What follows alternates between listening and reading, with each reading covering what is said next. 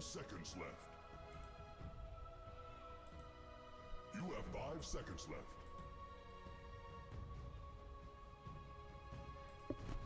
Dire team, Radiant team, pick Lion.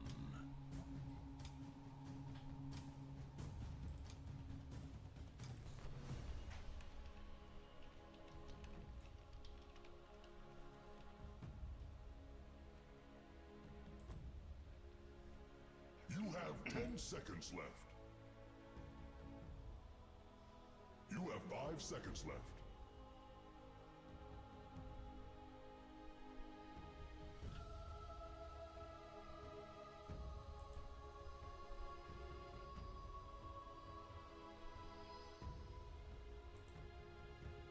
Dire team ban.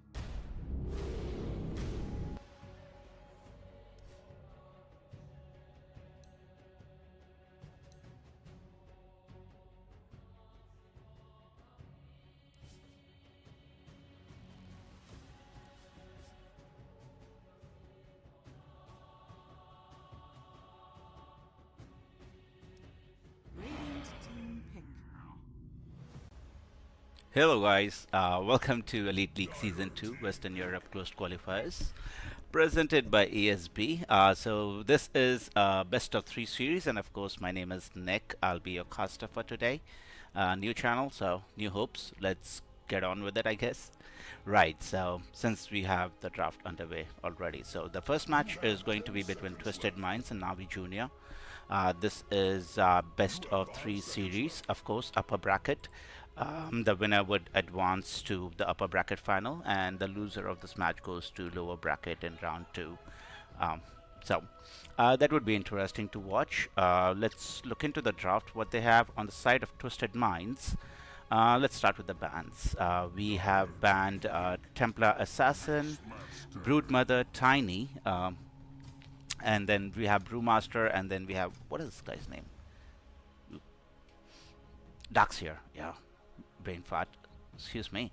And for Navi Junior, the bans which have come out so far is Sladar, IO, then we have Ryubik, Phoenix, and Night Stalker. In terms of pick, Twisted Minds have gone with Chaos Knight and Hoodwink. I'm pretty sure it's going to be position 1 Chaos Knight and position 4 Hoodwink. On side of Navi Junior, we see a position 3 Beastmaster and position 4/5 Lion. However, their draft suits them.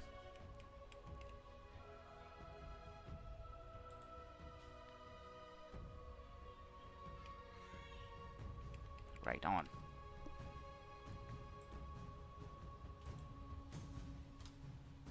Radiant team, pick Disruptor. Right. Wonderful. We get Disruptor at position 5, I guess. Nothing much happening. I don't know. What are they lacking? In terms of Navi Junior, well, the draft is still pretty early to actually think of what heroes could suit their draft. Well, we'll have a bit of picture after. Well, 20 seconds, I suppose.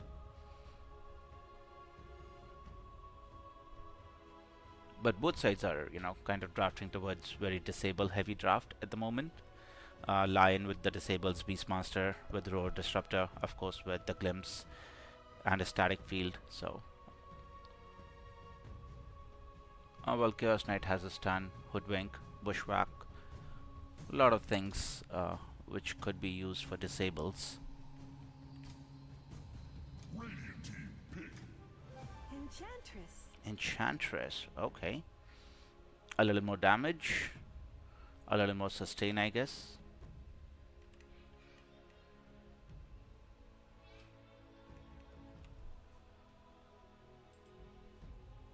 You have 10 seconds left. You have 5 seconds left.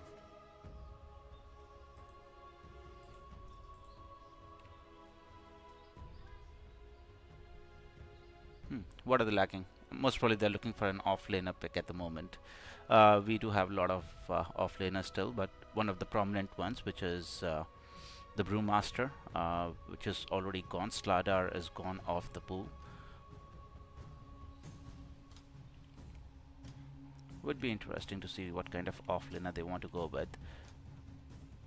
I'm sure some beefy boy, I suppose, since they have some support / damage dealers in terms of Hoodwink and Enchantress, who scaled really well into the late game.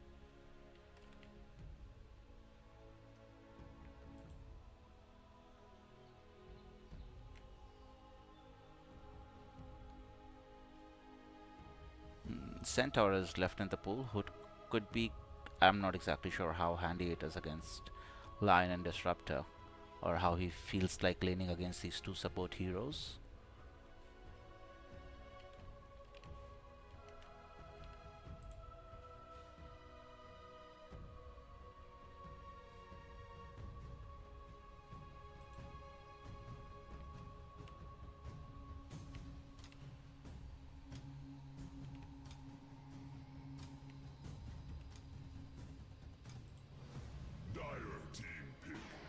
Right on.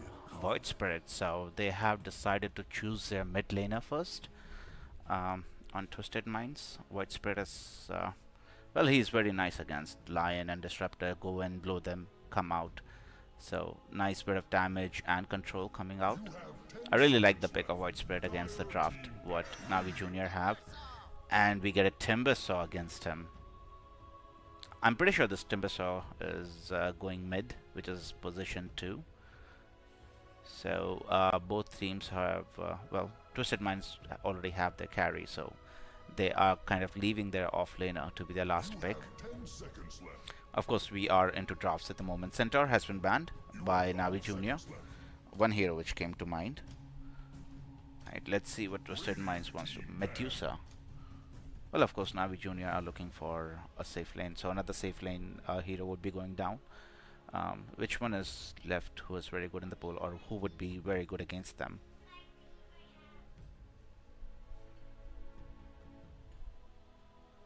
You have 10 seconds left. You have 5 seconds left. Dire team back. Troll. Interesting. Anywho's, last ban coming out of Navi Jr. and then we'll be picking off lane for Twisted Minds and safe lane for Navi Jr. They would probably want to ban out some sort of off laner, I'm pretty sure, on Navi Jr. Yeah, Doom is banned out, one of the other contested heroes. Lifestealer was still left in the pool, so yeah, Lifestealer. Not exactly sure how much he does against Chaos Knight or what kind of itemization he wants to go with. Pretty sure Radiance would be a priority. Mjolnir could be one, which could help him. And let's see what Twisted Minds want to do. You have 5 seconds left. Off laner. Underlord against Lifestealer, I'm not exactly sure how much he does there. Legion Commander. I like that. It's not bad. Blink can kill off a hero, and then just if you have enough damage in this laning phase or with duels, then you're just pretty much you can solo the entirety of the opposition team. Right. So looking at the draft now, Radiant draft looks like Chaos Knight, Hoodwink, Enchantress, White Spirit, and Legion Commander. For Navi Junior, we're going to see Lion, Beastmaster, Disruptor, Timbersaw, and Lifestealer. Right, this is going to be very interesting best of 3 series. This is of course game 1, and we'll be looking at the entirety of the series since it is the upper brackets we are watching at the moment. And next, after the series, we'll be moving on to the lower brackets, and we'll see what happens there.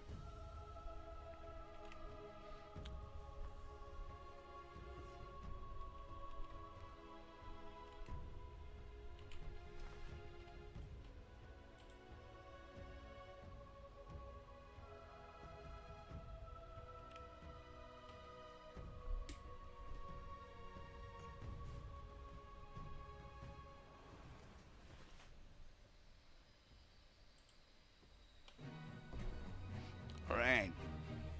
Whoa, that Hoodwink had about 18,000 games in Dota. I'm not too far behind, I have 12.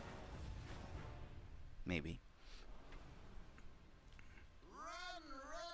Alright, so yeah, we are starting off game number 1 in a best of 3 series in between Navi Junior and Twisted Minds, of course.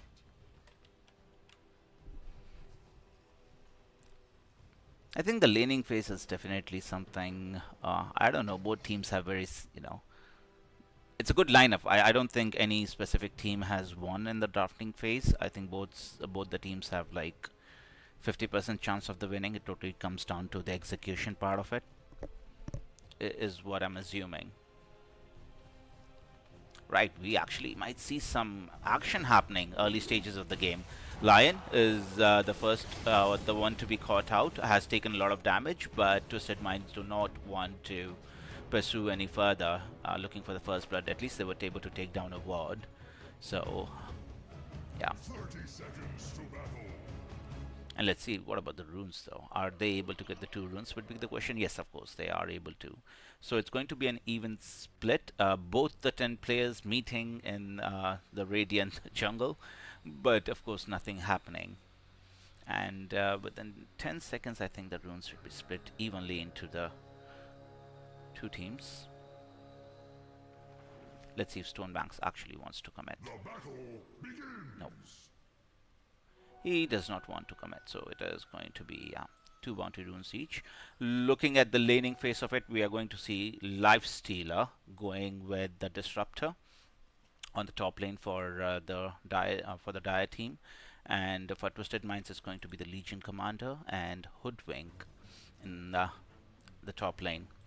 And in the mid lane, we are going to see Void Spirit going up against the Timbersaw, as we suspected in the draft. And in the bottom lane, we are going to see the Beastmaster paired with Lion going against the Enchantress and Chaos Knight. Right, so I think it could be an action-packed laning phase, just because both the teams have kind of, the tools once they get a couple of levels to have a kill threat on the opposition team. So that would be really interesting to see. In the mid lane, White Spirit should be doing okay, and in fact, it is in the bottom lane where we might see first blood onto the Enchantress. Does have the spirits out, but yeah, they are enough in order to sit in. Just survives with 24 HP, but surviving is what counts at this point in the game. So not giving away first blood to the opposition team. Well done by Enchantress, just securing her life and not giving away that chunk of gold into the hands of Beastmaster. Right, a slight bit of pull coming out from the Enchantress. Lion and well, Beastmaster want to contest the stacks for sure. Moving on to the mid lane, it's well, pretty even Steven. It's like 9 last hits to 8. Couple of denies additional for Timbersaw, but it's pretty even throughout the map at the moment. Both teams are really content in getting their farm or getting their last. Well, we actually might see first brother on the Disruptor. 1 more hit required, and yes, well, Pablo on Hoodwink is able to successfully get a kill on Disruptor, and on the other side, Navi Junior lost their Lion, and that kill went to Oh, that was actually the first kill, wherein Chaos Knight had gotten the kill on Lion for first blood. So right on. Uh, nice bit of moves coming out of Twisted Minds just to get some, well, kind of early gold, getting into the getting the move on in the laning phase. And we're seeing White Spirit is actually doing very well against the Timbersaw, not facing many problems. Timbersaw being Timbersaw. How many stacks does it have in his reactive armor as of now? Just one stack in it. So, well, he is able to sustain himself in the lane. He should be pretty okay against White Spirit. So, pull shenanigans have happening everywhere on the map. I just said the mob. Anyways, Chaos Knight just doing pretty well for himself, as is at 12 last hits. His Legion Commander is having a really good time in the top lane though, with 17 last hits in comparison to their counterpart on Beastmaster, who is at 17. So technically both the mid laners are having a really gaga time at the moment. And a move on to the Chaos Knight. Let's see if they have enough damage to bring him down. A stun coming out. He has used his Fairy Fire as well. A little bit of HP to help him out. And yes, he does manage to survive at the end there. A nice bit of harass coming out from Navi Jr. though. And it will take about 30 to 40 seconds for the Chaos Knight to get back into, near the creep wave at least. Or he has to be scared for his life for sure.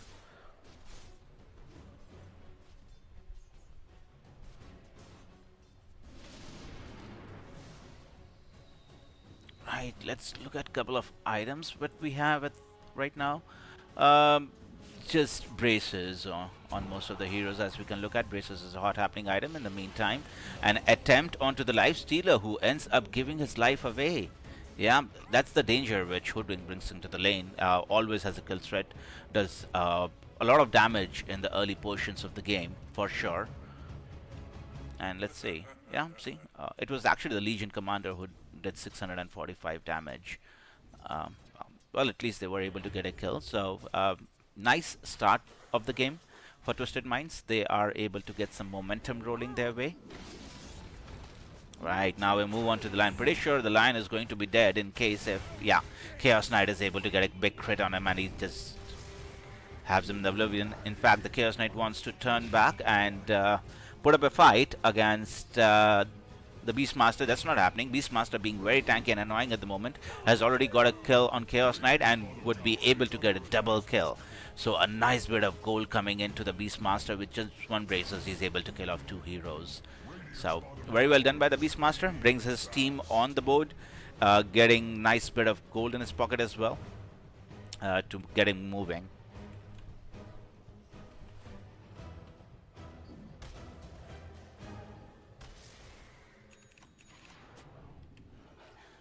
Okay, right, so that bit of gold exchange from both the teams here. Let's see how Beastmaster did. Well, we just lost that.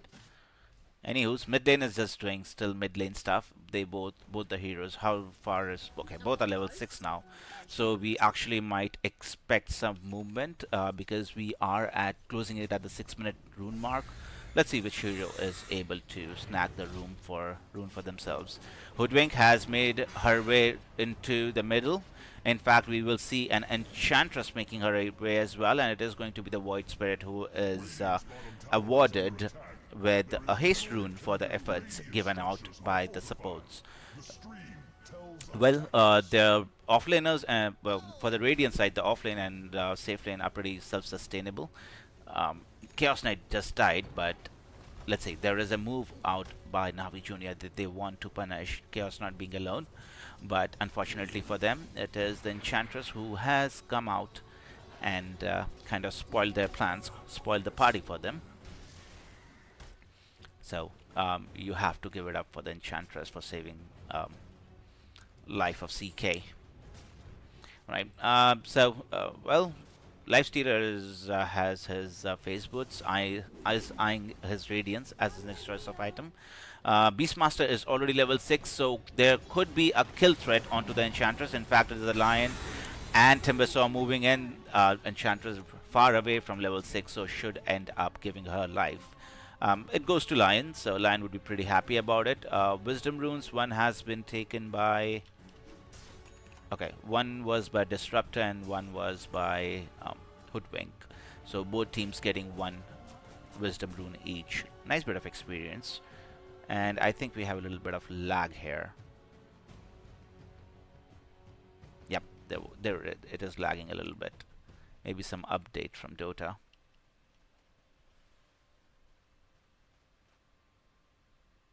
And here it goes. Alright, Twisted Minds Navi Jr. Let's get back in. Not sure why the DC was, but... Right on, it's still not working, is it? No, it is. No, it's not working. Of course it's not working. What's up, Dota? What's wrong with you?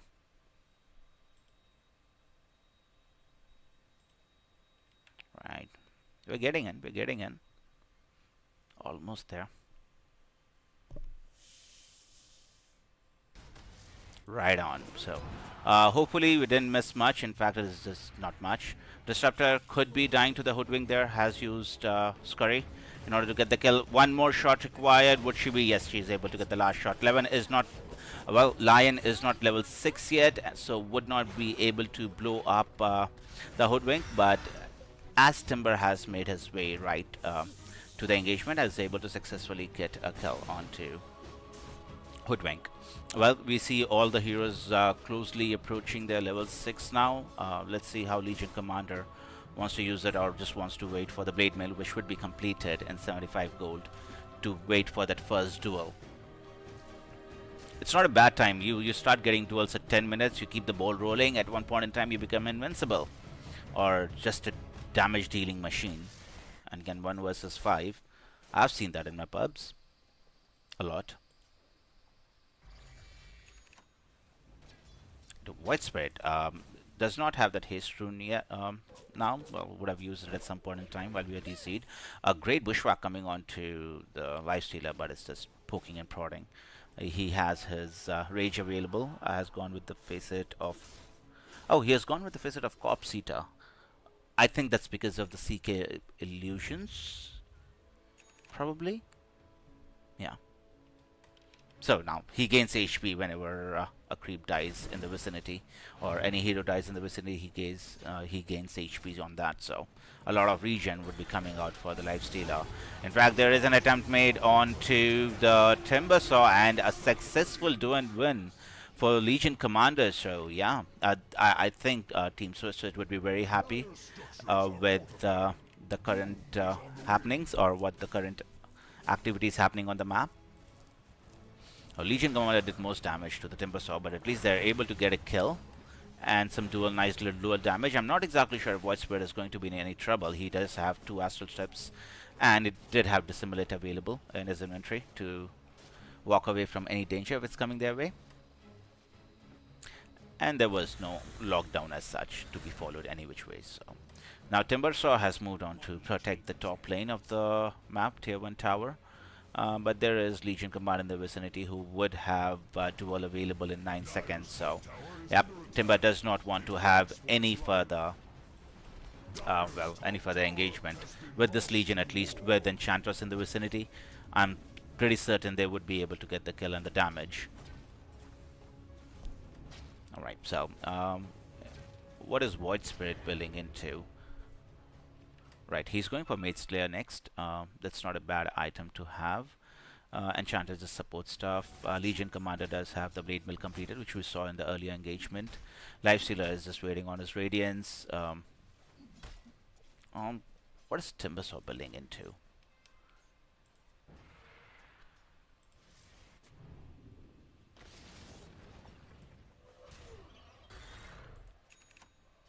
He has his Blink Dagger completed as his first choice, okay. Right. And about Beastmaster, well, he's going for it as his Aghanim Scepter. Great item to have against Chaos Knight, I would say. Right, and Disruptor is going for a how often do you see the blink dagger on a disruptor come in just because he's just scared, to get in range with the Chaos Knight and the jumps coming in from Void Spirit, so he needs to maintain that distance before the engagement starts. So yeah, heads up play, man. It's like, most of the disruptors would want to go for an Agram Scepter instead of a blink dagger, but let's see if they are able to blow up this enchantress. I think they should. They don't have any physical damage. No. Oh, did he get the finger kill? I think he should. Yeah, it died within say 3 seconds, so he did get the stack on the finger stack. Finger stack. Right on. So Lifestealer is not too far away, about 1200 gold away from his. No, especially. Well, yeah, around that much away from his radiance. So it's just the farming phase of the game. What we are looking at. 30 minutes into the game, no real net worth difference in between the both teams. Kill score is 6 and 6 for each of them, so no major difference there.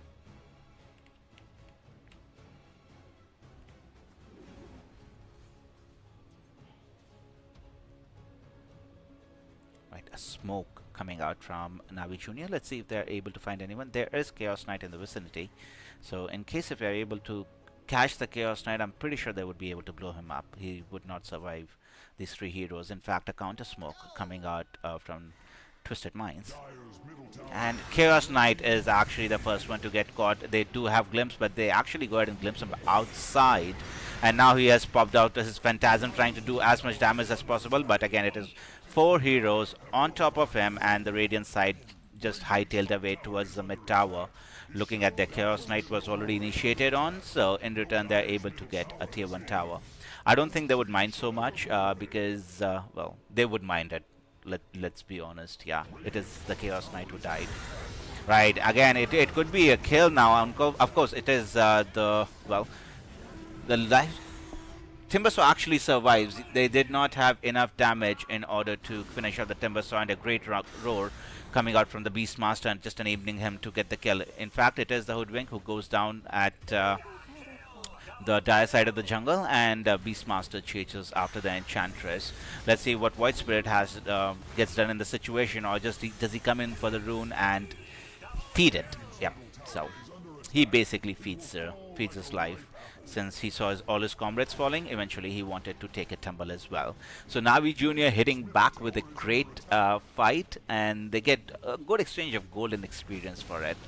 So they would be very happy with the previous fight which has just happened. Radiant's middle tower is losing its foundation.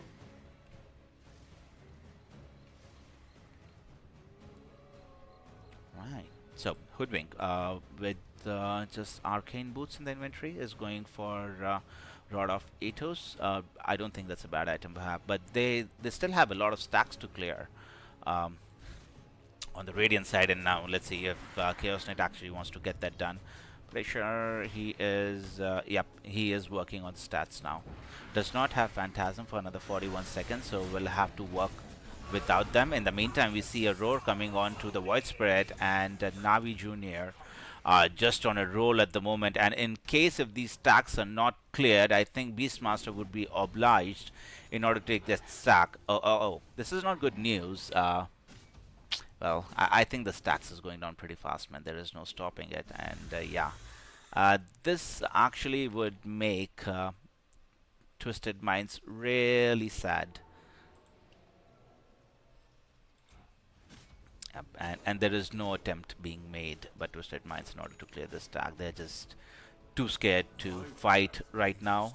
Legion Commander just had that 1-12 victory, and then the attempt on the Timbersaw went wrong. I think that completely changes their mindset too. Let's get on the defensive, boys. We need farm.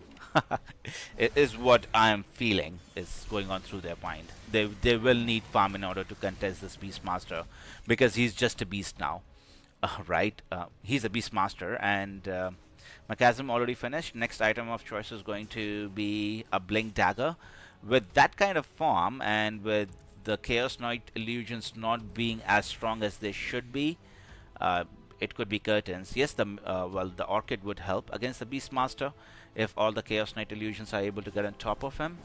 But if he survives, yeah, all the illusions would end up dying and there would be no respite. Now Lifestealer is in charge of defending the tier 1 tower. He does have his friends nearby. Let's see if they're able to get something done. In fact, it is the entire Dire team who have converged here. Hoodwink just able to nothing happening. It's a 5,000 net worth advantage for Navi Junior. The rest they were just able to actually go ahead and TP out from there altogether.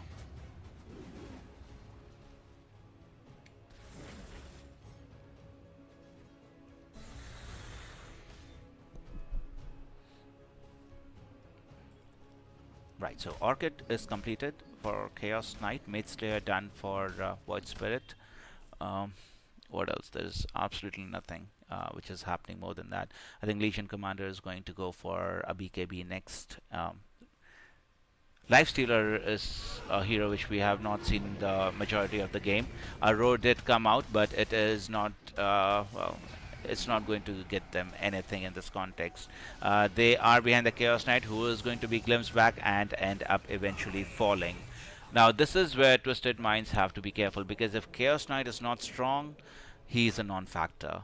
So basically all that Chaos Knight needs is farm right now, and the rest of the people from his team can just go ahead and, you know, sacrifice themselves for the greater cause. Roshan being attempted by the Beastmaster. In the meantime, they did lose the life on the Enchantress as well in the mid lane. But the more important thing is that they are taking down Roshan for Ages of Immortal. I foresee the Radiant's top tower falling. Roshan has fallen to the Dire. Mortality.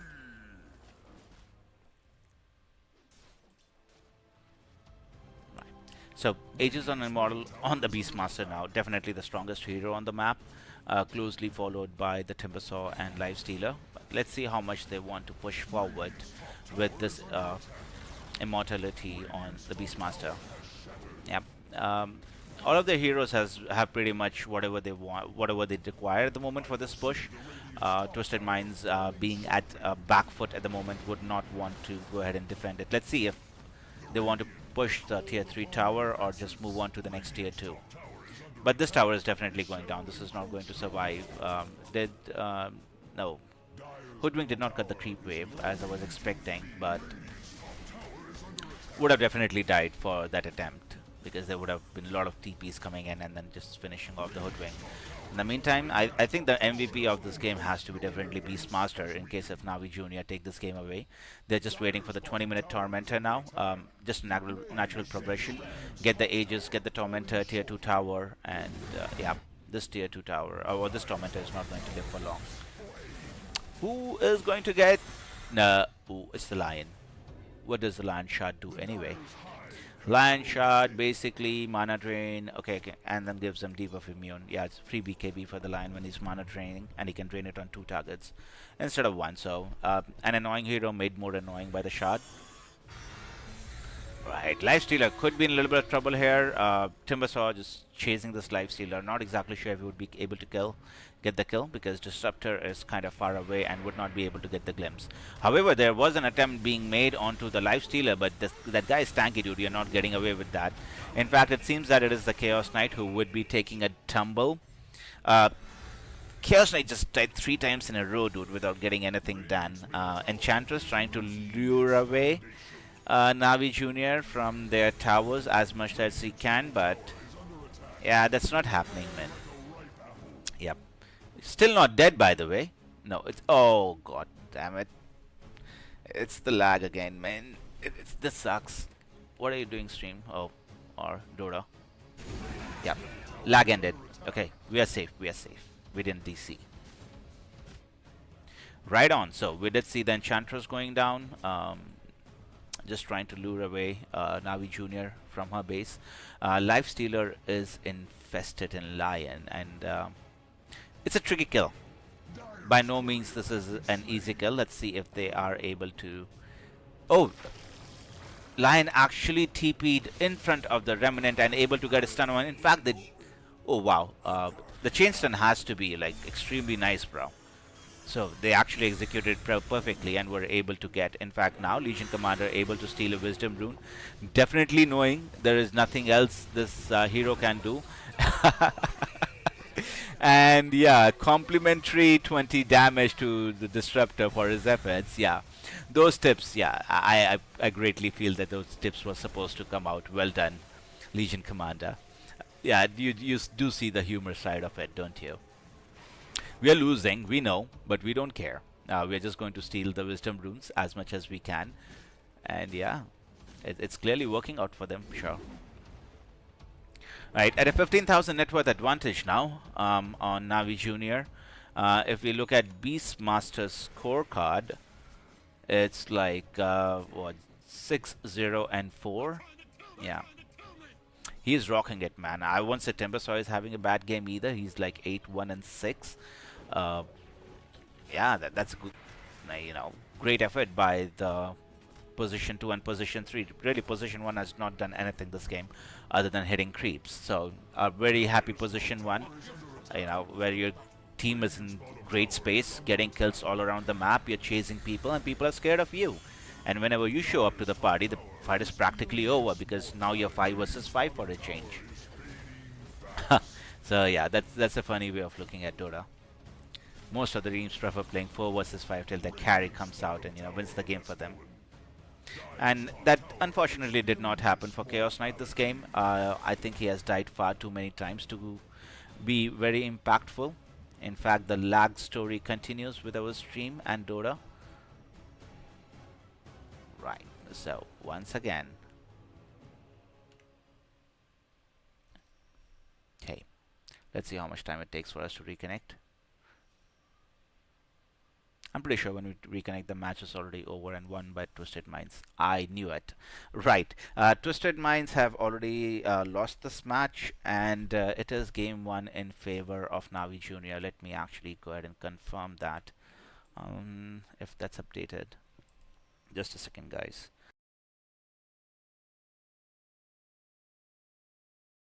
Yep, it's confirmed. Navi Junior did win match number 1. It actually lasted only 24 minutes. So, yeah, Navi Junior soon gave up on, well, Twisted Minds soon gave up on the match, how it was progressing, and said GG. Right, so we will be moving on to game number 2 in this best of 3 series. Would be very interesting to see how that match goes out. In the meantime, what happened between the match between Mouse and Team T? Let's look at that. Right. That match ended in about 25 minutes. The winners of that match were Team Mouse. So we have Mouse winning on the other stream happening, or in Group A. And for the second match happening, it is Navi Junior who have taken a 1-0 lead in the series. We are waiting for game number 2, guys. I'll be taking a short break. I'll be continuing with the stream when the game 2 starts, or slightly before that. Yeah, do leave a like, follow the channel, subscribe, all the good stuff. That would be really helpful. And yeah, we are going to be here for a long time. After this, we have the lower bracket, round 2, which would be happening.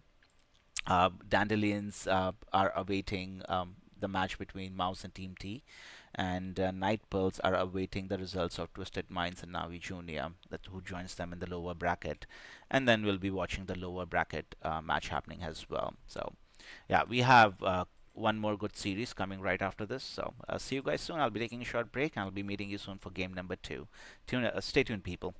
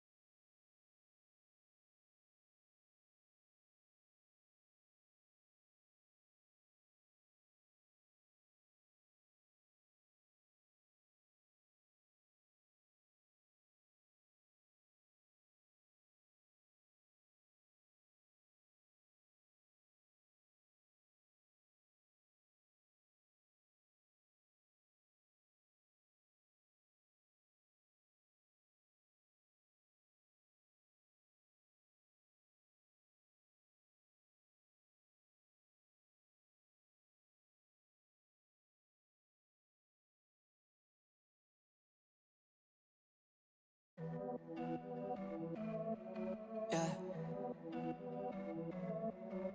They love to make a scene, so they do the most. Sipping on the lean just to fill the void. I might charge a fee just to be at home. I get everything that I want and more. And I had a freak, yeah, yeah. I had a freak. She made me a fiend, yeah, yeah. She made me a fiend.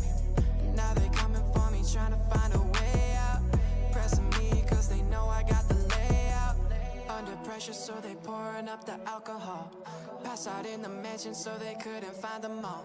A bunch of thugs sipping on a glass of gin and juice. They all do the same thing, all in rhythm and fools. Yeah, rhythm and fools. Yeah, oh, rhythm and fools. Yeah. Rhythm and fools. Rhythm and fools. Rhythm and fools. I just dropped a record no one ever would. Try to make it sound like this, you never could. Yeah, paving out the way again. Yeah, y'all can't wait for the weekend. And you have a dream, yeah, yeah. And I go to sleep. You try to sing, yeah, yeah. And I make the beat. And now they coming for me, trying to find a way out. Pressing me cause they know I got the layout. Under pressure, so they pouring up the alcohol. Pass out in the mansion, so they couldn't find them all. A bunch of thugs sipping on a glass of gin and juice. They all do the same thing, all in rhythm and fools. Yeah, rhythm and fools. Yeah, oh, rhythm and fools. Yeah. Rhythm and fools. Rhythm and fools. Rhythm and fools. A bunch of thugs sipping on a glass of gin and juice. They all do the same thing, all in rhythm and fools. Yeah, paving out the way again. Yeah, y'all can't wait for the weekend. Yeah, rhythm and fools. Yeah, oh, rhythm and fools. Yeah, rhythm and fools. Rhythm and fools. Rhythm and fools.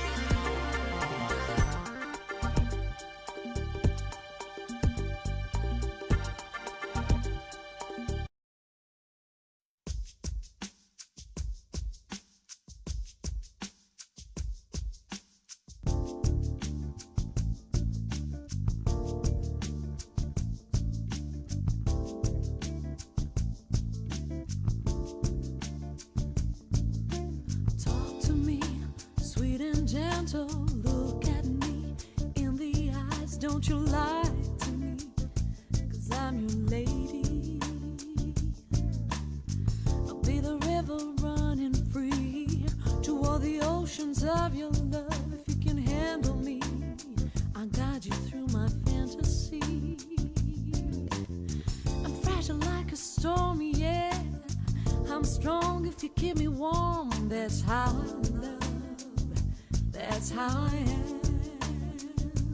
I'm a real woman, true as one can be. I'm a real woman, I'll make you see. I'm a real woman, true as one can be. I'm a real woman, I'll make you see. I've been wounded in 100 ways. I'm not sure of all the things I say. It's not easy to encircle me. I'll show my passion with no reserve. If you don't play the one who hurts, 'cause I've been hurt before, I'll take no more.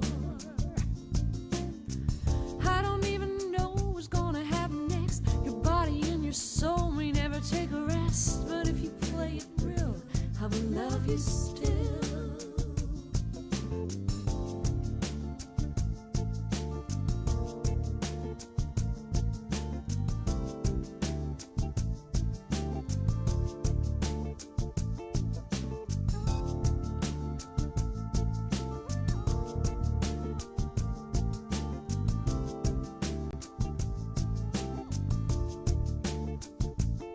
I'm a real woman, true as one can be. I'm a real woman, I'll make you see. I'm a real woman, true as one can be. I'm a real woman, I'll make you see. Well, I guess you understand me, baby. I'm a flow of emotions in the river of life.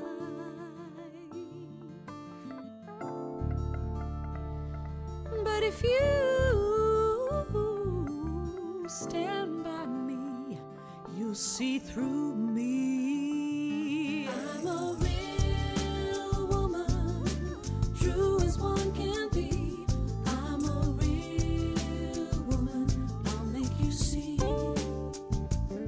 I'm a real woman, true as one can be. I'm a real.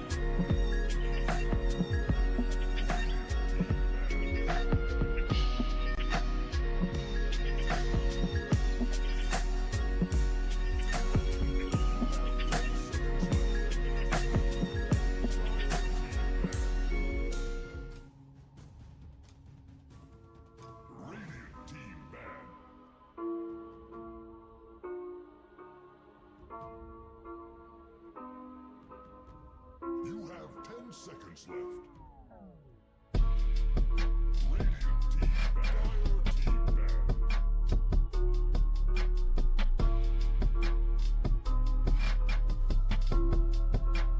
You have 10 seconds left. You have 5 seconds left.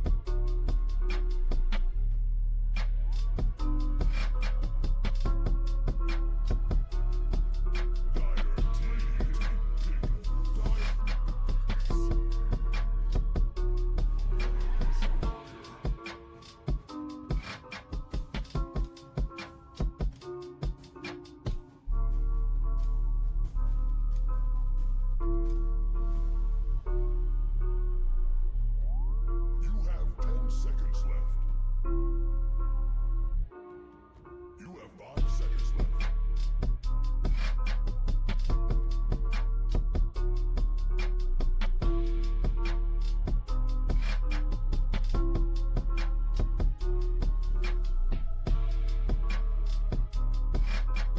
Dire team banned.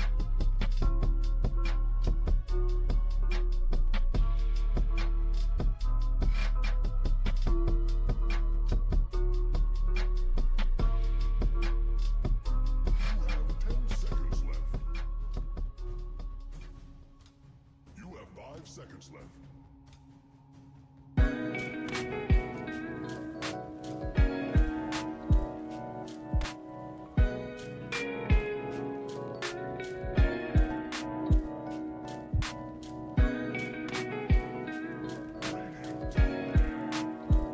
You have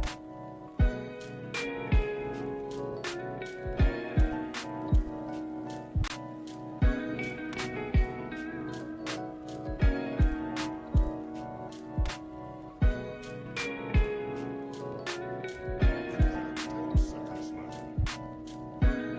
You have 5 seconds left. Radiant team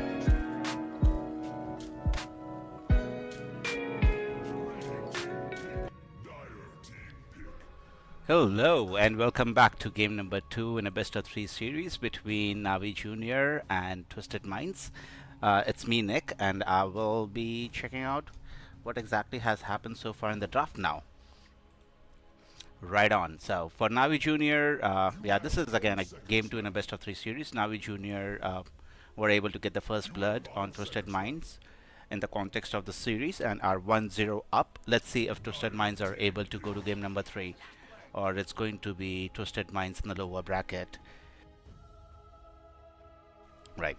So for the bans, we are looking at Templar Assassin being banned by Navi Junior, IO, Sladar, Night Stalker, and Baratham, Spirit Breaker. And for Twisted Minds, it's Tiny, Broodmother, Beastmaster. They really don't want to play against a Beastmaster for sure. Primal Beast. And so they're basically wanting to ban out all the beasts as it seems. So along with the Brewmaster being banned. And moving into the draft, Ursa was the first choice for Navi Junior as position 1 hero. They are going to go with Rubik, Timbersaw, and Disruptor as their first 4 picks, and Twisted Minds have to pick their next hero before they move on to the banning phase of it. They have an offlaner, they have a safe laner, they have a position 4 clockwork. I think they're looking for their position 2 and position 4/5, whatever they want to choose to go with.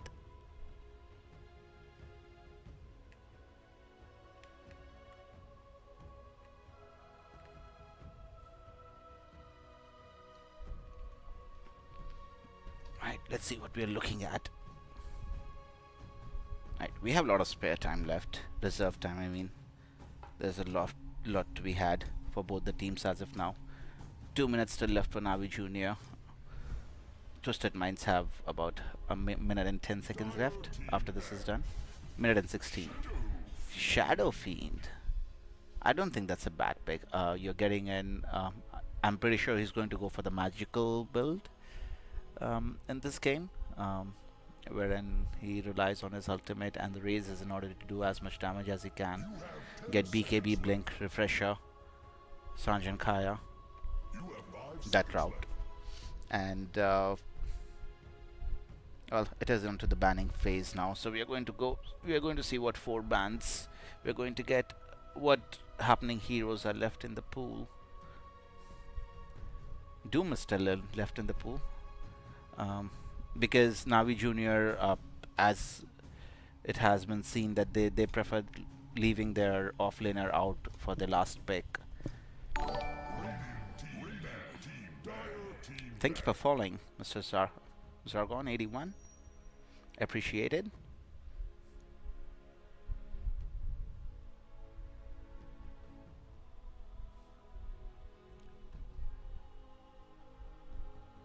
Right. So we see the bans on Phoenix and Ancient Apparition from Navi Junior, and for Twisted Minds, Arc Warden being banned. Yeah, we saw an Arc Warden getting out of control yesterday, so I don't mind that ban overall. And I think Twisted Minds are, I'm not sure that they probably want to ban out off laner now, or Timbersaw can be moved to off lane if required. So I think Twisted Minds have already figured that out, that Timbersaw might be position 3 instead of 2 this game. So let's see what they want to ban out.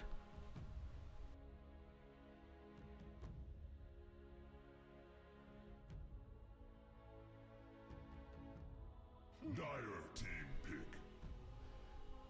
Right, so Zeus has been banned out by Twisted Minds, contrary to what I was thinking. Right, it's the time for final picks now. Twisted Minds are looking for a position 5, I suppose, or position 4. Let's see what they can pull out of the hat here. You have 5 seconds left.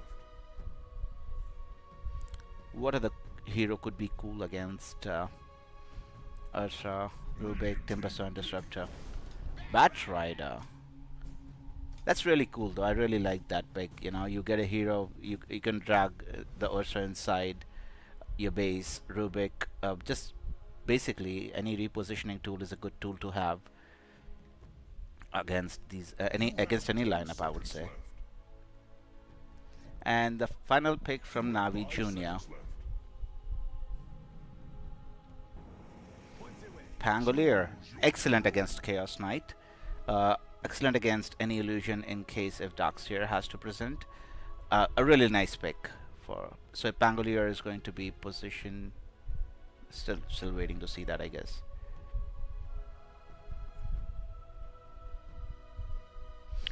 And in terms of draft, I think I favor the draft coming out of Twisted Minds, provided they have to have a good early game. If Shad and the Chaos Knight does not have a good early game, it could be really curtains, and they might end up going to the lower bracket. So they really will have to emphasize on their early game, because if they lose that, it's going to be really difficult for them to actually go ahead and claw their way back into the game. You have 5 seconds left.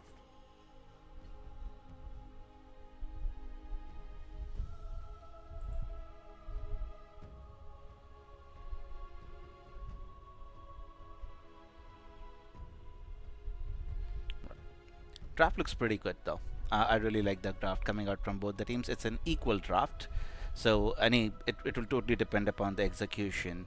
In case what teams comes out on top in the laning phase, and post 10 to 15 minutes how they are going to carry their game, is what. Otherwise we might just see another game which ends in 24-25 minutes and Twisted Minds loses. So they really have to avoid, be careful around that 10 to, I would say, 25-minute phase, wherein they don't give up too much. Are If they are on the aggressive, well and good for them, but at least they have to be even once the 20-minute phase ends in this game.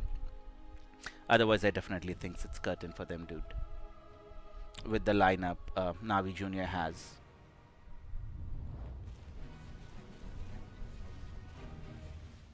Right, so we are beginning game number 2 in a best of 3 series between Twisted Minds and Navi Junior.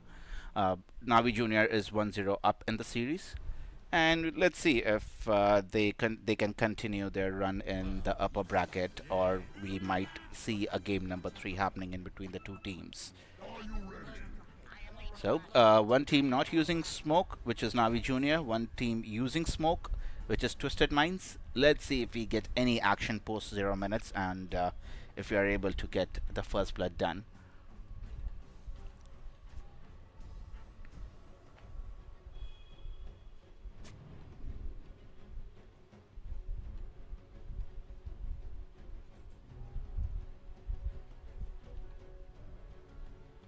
Right, so just a little bit of movement from both the teams towards the mid lane, but I'm pretty sure it's going to be no first blood pre 0 minutes. None of the teams are actually invading the other side of the map, so looks like a peaceful time.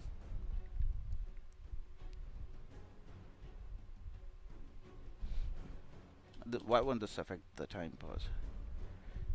Oh, okay. Admin has actually paused the game, and it does not affect the team pause time, so that's pretty cool.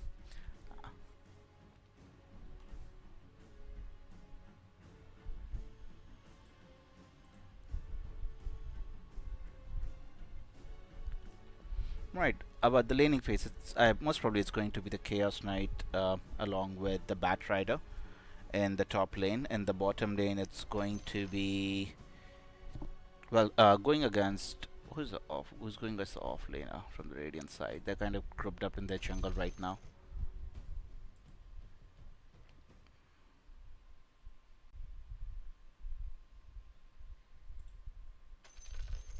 Right, couple of tips going out. Nothing very special.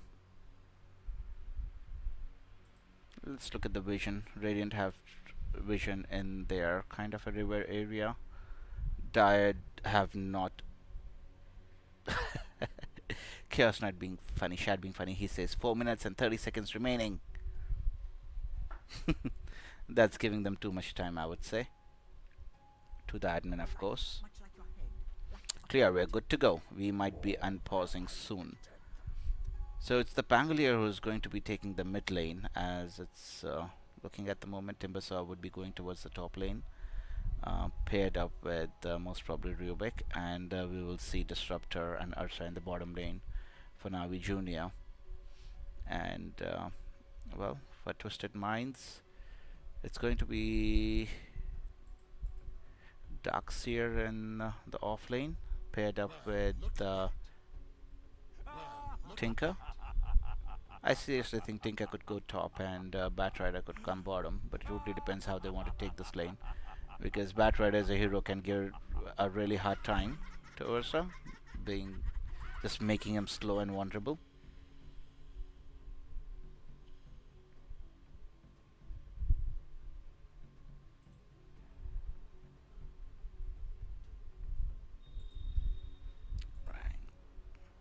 So Darkseer with nothing but gauntlets of strength. Likes that item pretty much, I guess. How much strength is he getting? 3 from each, right? So 3, 4, 12. So 12 strength additional.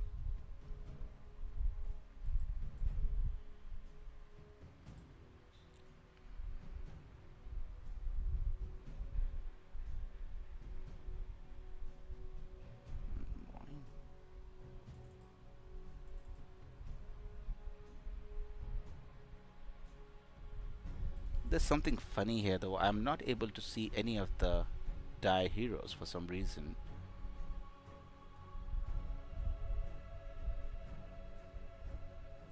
They're not even smoked. Why are they not visible? That's so funny, dude. That is really funny. Alright. That's more like it.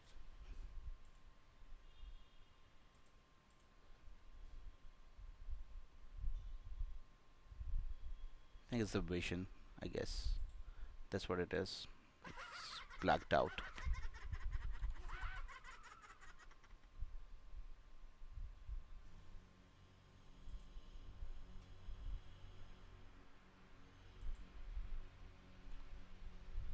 Come on, Edmund, start the game. It's getting pretty boring. It's actually the start of the game.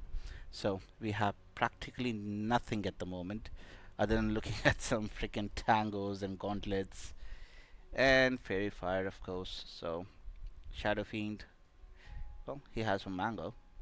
He can use those for the rages. Bit of HP regen. 2 blood grenades on the radiant side, 2 on the dire side, so that's one underrated item, I guess, at the start of the match. Use blood grenades were very, very handy.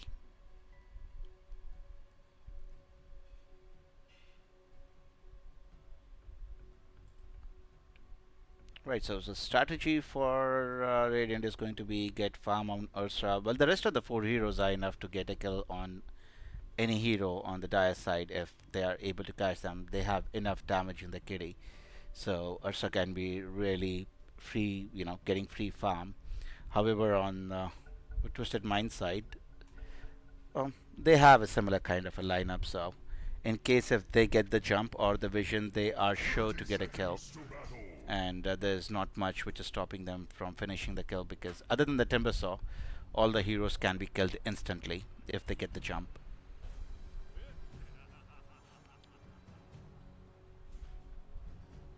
Right, and we are right back in it. But 13 more seconds before the bounty rune spawns. There could be some action in the bottom bounty rune, but no, there's not going to be any action.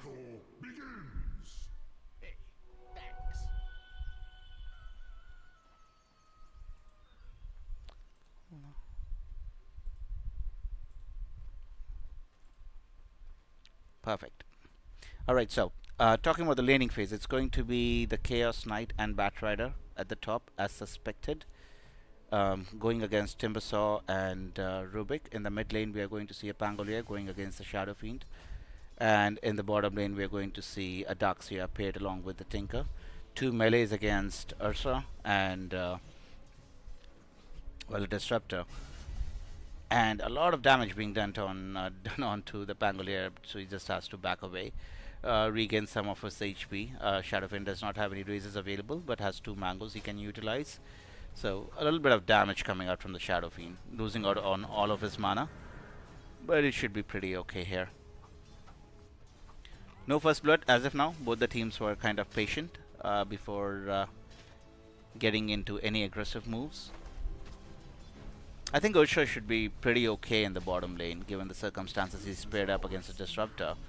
Against these 2 melee heroes should be a lot of fun. Right, an immediate glimpse back. Ursa trying to... I'm not sure they will be able to get a kill on it. There's just a little bit of harass damage which is coming out, and nothing else. In the mid lane, yeah, it's just point of trading now. And getting the last hits. Ursa actually enjoying his time at the bottom, and even the Chaos Knight with 7 last hits each.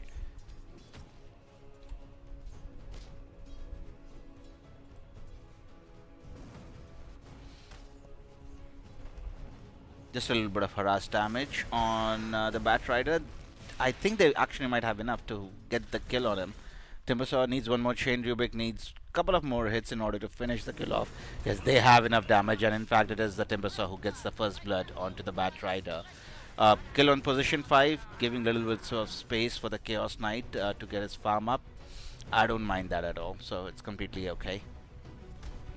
Though it is first blood and a lot of gold is going into the Timbersaw's pocket, so that's one bad thing. But other than that, Chaos Knight would be happy. At least it's not him going down. Right, looking at the mid lane, well, Shadow Fiend is actually having a great time against the Pangolier. Pango with 10 last hits, Shadow Fiend with 13, which is 2 additional last hits, so I guess it's even, right? It's pretty much even.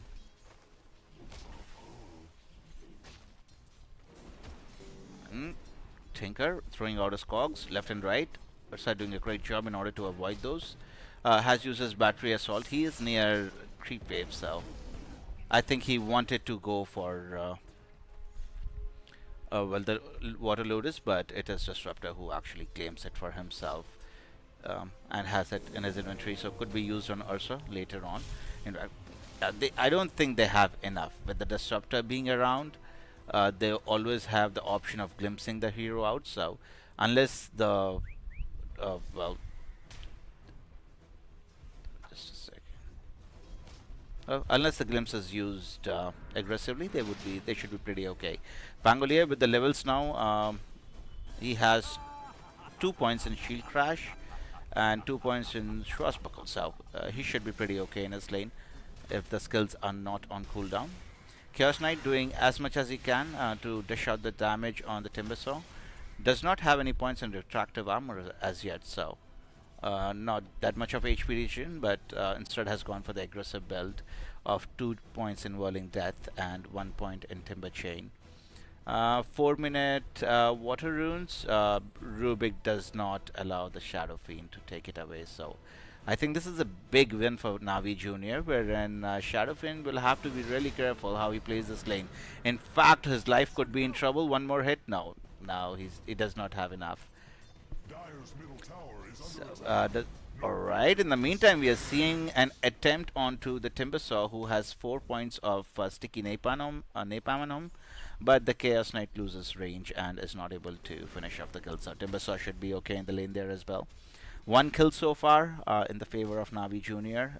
As of now in the game.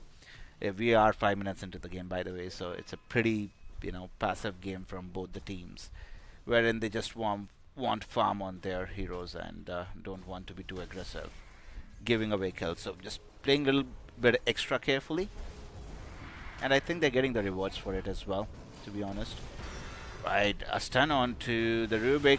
Yes, with 5 stacks of sticky napalm on the Rubik, he was not surviving that much damage. In fact, a move being made onto the Ursa, it's not a move, it's just from stopping him getting the last hits at this point, I suppose, because he's right at the top of net worth chart with 34 last hits. So he's having a great time, as we expected, with Disruptor being his support. So yeah, he's going to be pretty okay in his lane. And now it is the Shadow Fiend by the rotation of Rubik goes down to the Pangolier, so the lane becomes worse for the Shadow Fiend now. In the meantime, a glimpse onto the Clockwork is just he's dead. He's 100% dead. There is no way he survives.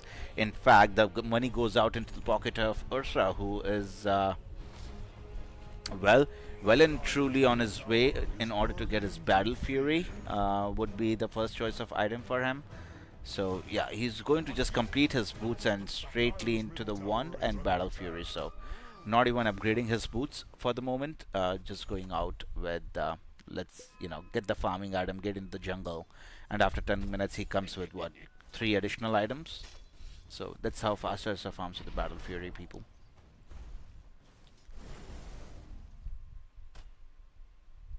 Right, so we did see 2 kills going out on the side of Navi Jr.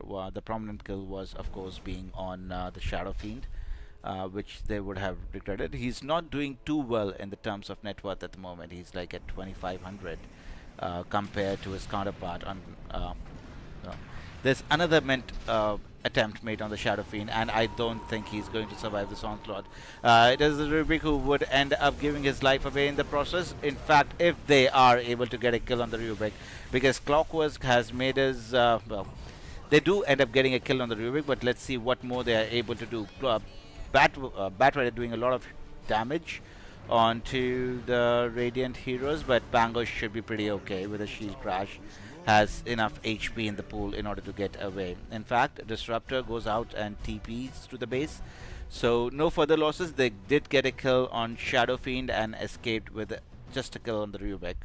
So yeah, pretty good events for Navi Junior. Once again, they have taken a slight net worth advantage, but it's less than 1,000.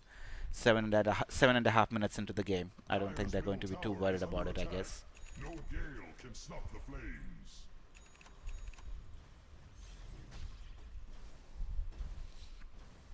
Okay. So as we are approaching the end of the... what happened to the Wisdom Runes? Who took what? Stonebanks took one. Both the Wisdom Runes were actually taken by the Dire team. By Twisted Minds. Right on, dude. No, it's Disrupt... oh, okay, it's Disruptor. One by Navi and one for Twisted Minds. Right, they were able to get a kill onto the Chaos Knight on the side of Navi Junior, and Navi Junior are chasing after the Pangolier. In fact, Pangolier, why didn't he use his role though? Why did he stop? Because he had used his role, right? What stopped it? Something did. He was already halfway into his role. I think it's the raises from Shadow Fiend which got him. In fact, it's the top net worth hero Ursa who might be in a little bit of trouble here. Let's see if he's able to survive. It is the Clockwork who is on top of him, and he is surged along with... but, yep, eventually it is Ursa who does not take a tumble, and it is Clockwork who is going to pay with his life, and closely followed by the Darkseer as well. So, a great fight coming out from Navi Junior, wherein they were able to protect their Ursa, and in return they got a kill on both the Darkseer and the Clockwork. So, nice chain of events for Navi Junior. They are feeling very confident at the moment, I suppose, because well, is Chaos Knight? A lot of spells thrown out on him, but I think Navi Junior have to tail back because there were a lot of TPs coming in. Let's see if Timbersaw... no, Timbersaw is just able to TP chain away, maintaining a distance. Did he have level up? Well, they did not have any stuns, to be honest. So, Disruptor is still hanging around in the area, does not know where to go. He has a TP scroll, so he can TP out anytime he likes, but let's see where he wobbles onto. Alright, he's just going to go to the bottom area of the map near his Ursa. He's not even doing that, dude. He's just hanging around the area, I suppose. In the mid lane, however, there are 3 heroes converging from Twisted Minds. I think Batrider should get his level 6 before showing himself in the lane. I think it was for the 10-minute bounty rune. Well, the 10-minute rune they wanted to go with, wherein Shadowfin does manage to get a bottle, invisibility rune bottle for himself. Straight after his treads, he's going into Yasha next. So, I think he's going the physical build this time around. Is what I'm guessing, but we'll have to wait for what build he goes into. Chaos Knight would be following his standard build, going into Armlet and then into whatever items he chooses, Orchid or Manta. That would be his choice. And in the meantime, we see Ursa could be in a lot of trouble. There are not very many heroes of his team nearby him, but he uses the Enrage immediately, and the Dire side have to tail back. He is going after the Clockwork. He does not have... he does have Enrage available, so he can use it in case if he feels threatened. And in fact, this might be the time he actually might have to use it if he's silenced. No, he goes down without using his Enrage, just gets silenced and not able to do anything after that. In the meantime, we see Rubik has lost his life in the engagement as well. But the Batterer, the Clockwork going down. I think it's an even fight at the moment from Twisted Minds. In fact, I think they are the benefactors. Shadow Fiend falling a little low on HP, but there is a Chaos Knight in the area as well. They are actually able to get a kill onto the Timbersaw with the help of the razors thrown out by Shadow Fiend, but now he has to back away since he's very low on HP and mana. In fact, the entire team of Twisted Minds would be very happy with what they have achieved in the last couple of minutes. In terms of damage numbers, Timbersaw did shit ton of damage onto the Dire heroes, eventually ended up dying, and from the Dire side it was Darkseer and Chaos Knight who actually ruled, dude. So I would say most definitely it is Twisted Minds who are coming out on top of that engagement, since they did get a kill on the top net worth Ursa, who's still, even after that death, is at top, but he is very close to Chaos Knight now. Where I think Chaos Knight really wants to be in case if Twisted Minds really want to, go ahead and make a fist out of this match.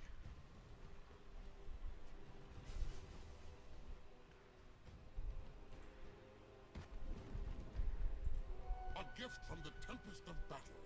Dire's top tower is under attack. Right, so back to farming, I suppose. This tower is still the bottom tier 3 tower for Navi Junior is still a long ways away from actually dying. So let's see how much more resources they want to commit onto this tier 3 tower. Well, as we are looking into it, the Radiant team is hovering around near the tier 1 tower as well.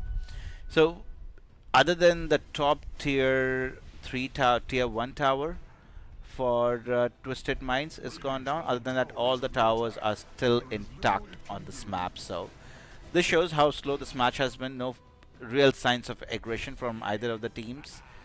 Ursa has completed his Battle Fury in about 13.5 minutes. Right, so a complete Battle Fury in the Ursa is going to speed up his farming by a lot. We say at least by 50% more efficiency, maybe 60% more efficiency. So we'll be looking at his net worth just jumping up and up. And I don't think hopefully Chaos Knight is able to keep up with them, because after Ursa gets his Blink Dagger under the Basher, in terms of, a BKB and a Basher, he's just good to go. He'll be just killing his heroes in blinks. In fact, we see the Batrider trying to defend his mid-tier tier 1 tower, is not able to successfully do so. Ends up giving his life away to the hands of Disruptor. Dire's middle tower is under attack. I see. We already see the net worth difference of about 500 gold in build Ursa and CK after Ursa gets his Battle Fury, because I don't think CK can farm as fast as a Battle Fury Ursa for sure. With his illusions, he might get, might challenge him a little bit, but we'll wait and see. Clockwork is in a little bit of trouble, but he has cogs in order to step away from Ursa. So we'll just take the last hits on the cogs and be very happy with what he has received. In the meantime, there is an attempt coming out and a glimpse onto the Clockwork. I don't think he would be able to survive this anymore, since it was a Disruptor getting small kills on the map on the side of Navi Junior. But I think Twisted Minds would be very content with what is happening. They are not ahead of this game by any means. Navi Junior is leading by 2,000 net worth, but they are not out of it. They have not given away too much in the early portions of the game. Just one tier 1 tower going down in the top lane. Other than that, they have retained all their towers. Their heroes are in okay space.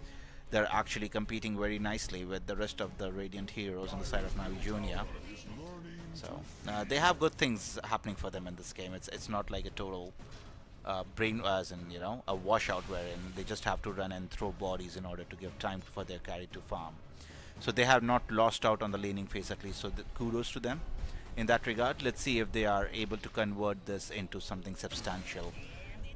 Would be the question. Dire's top tower is under attack. Right, pull on. They are able, if they get a kill on the Pangolier, that would be big, and in fact they are able to get a kill on the Pangolier. So nice set of moves coming out from Twisted Minds. They would be able to get a kill on the Disruptor as well. So lead already cut down by 1,000, and if they're able to take down this tier 1 tower mid, that would be a huge positive for them. In fact, it's already a huge positive for them. Bringing down the Pangolier, the mid laner of Navi Junior, getting good good amount of gold for that, in fact. Right, they have smoked up. They are wanting to kill this Ursa in case if they are able to. Are they able to get a stun? No, Ursa would be able to successfully TP out. Dude, that's just nice sense of, where the map is and where the heroes could be. He just TP'd out at the perfect time, just maybe knowing how, if they're coming to them. Maybe this would help him. This ward could have helped him in that context. He knew that heroes were diverging towards him. Right, Chaos Knight does have his Orchid completed now. So that's additional bit of damage for the Chaos Knight. In the case if he's able to get his hands on Rubik or the Disruptor anywhere during the game with his Orchid, he'll just blow them up, dude. Okay, let's see the item progression for Shadow Fiend. Yep, he has gone for Yasha and Kaya as his choice, so he is going for the magical build. The next item of choice is going to be the Blink Dagger, which he will have completed in the next 250 gold. And after that, I'm pretty sure he'll be going into his BKB. So that's where Shadow Fiend actually becomes a threat and does shit ton of damage.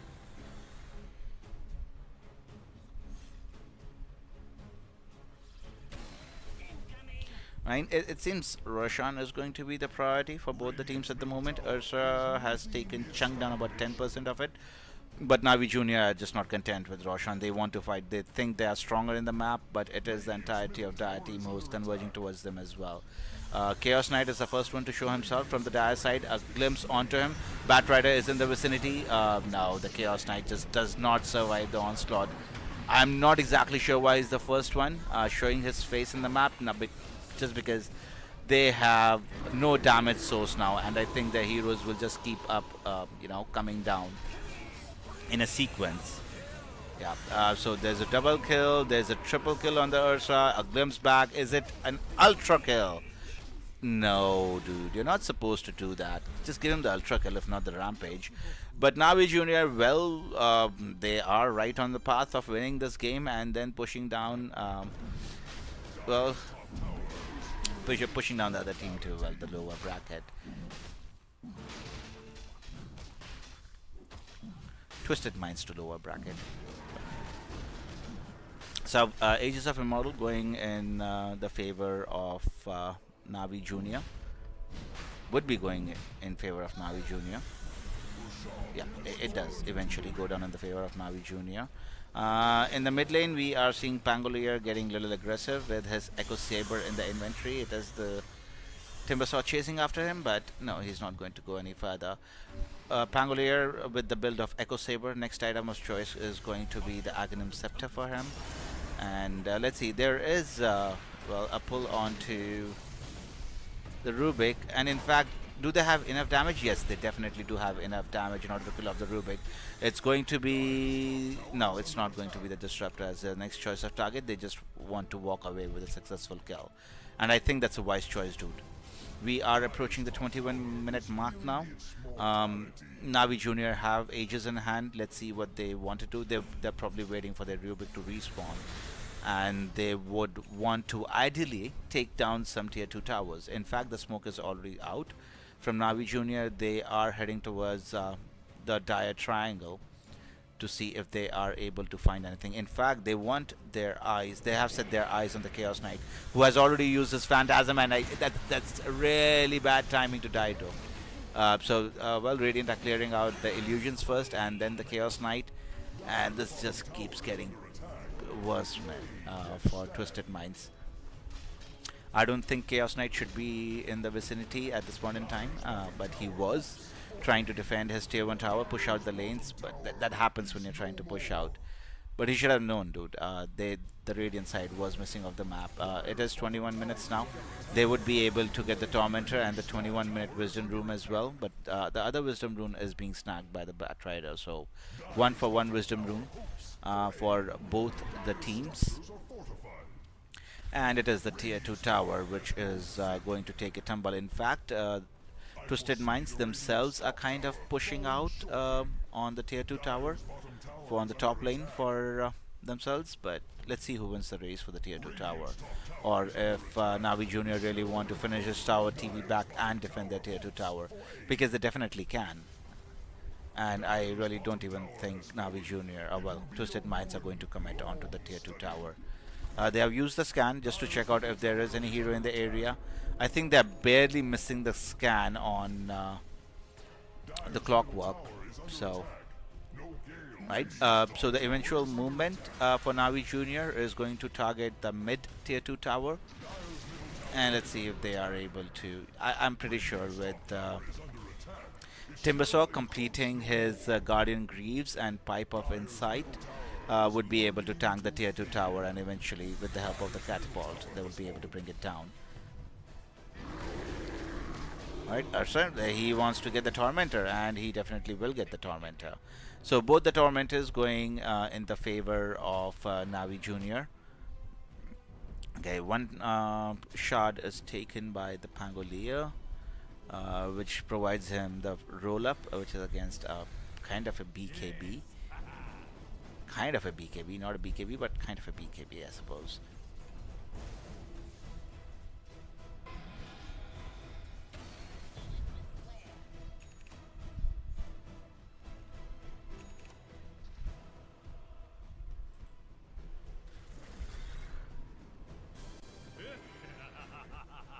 Right, so it is the top tier 3 tower, which is going to be assaulted now. 1 minute left on the Aegis. They should be able to comfortably take this tower down, and I don't think there would be any resistance coming out from the side of Twisted Minds, since Ursa is still living with an Aegis in his inventory. Dire's top tower has fallen. The earth seems really Right, so since we are going to see... he is not able to get the jump on it. Ursa has used his BKB now. Does have a basher completed as well. Darkseer could be in a little bit of trouble. Ursa will have his Blink Dagger in another 8 seconds. So I'm pretty sure he's going to keep up with the chase. Darkseer has used his Surge in order to get away. Let's see if he's able to make enough distance. Darkseer himself with a Blink Dagger is able to comfortably walk away from the Ursa. But he just needed a couple of more swipes, dude. And the Darkseer would have been Donzo.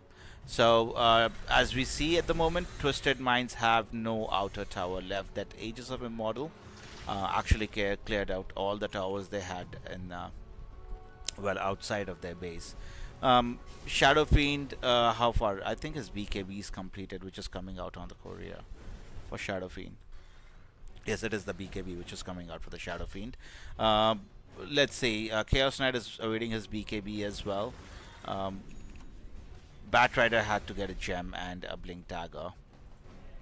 Clockwork has an Eul's, and Darkseer has, well, he does have Guardian Greaves completed. The next item of choice is going to be Agnum Scepter, which gives him the ability of normal punch. Yeah, it's a punch.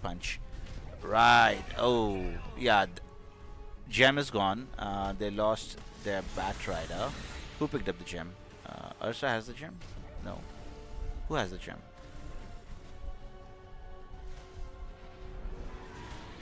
Right, in fact we are seeing a jump onto the Chaos Knight as well, who does not have his BKB as yet. Ursa using his BKB, putting a lot of stress on the Chaos Knight, who has been glimpsed as well. So basically he did not get to hit anyone, he just wanted to run, and he successfully ran away. But it is going to be the Clockwork who is going to be in a world of hurt, wherein he is kind of dismantled by the Ursa. Pangolier is jumping around the base, going inside the base, coming out of the base, but he takes no damage whatsoever, as none of the heroes from the side of Twisted Minds want to do any damage, I suppose. Yeah, by the looks of it, this game is pretty much over. You know, it's just the formality now, which has to be completed by Navi Jr., and the series will probably be taken by Twisted Minds, by the looks of it, but we are waiting to see what exactly happens. Because if it's going to be a comeback, it has to be a comeback for the Aegis, right? Right, and dominating, because just one swirl and the Batrider disappears. That's what the situation of Twisted Minds is at the moment. Yeah. So the gem is on Shadow Fiend now. Still trying to keep up with the vision. We are most probably waiting for Roshan number 2 before Navi Jr. decides to go ahead and assault the base or high ground for Twisted Minds, but we are still waiting to see. Yeah, I'm probably thinking they are waiting for Roshan to spawn. Right on. A nice bit of vision coming out from Twisted Minds in the Radiant side of the map, but I'm not exactly sure how much that's benefiting them. Yes, they are scurrying around the map on one hero, but majority of their heroes are kind of stuck in the base itself.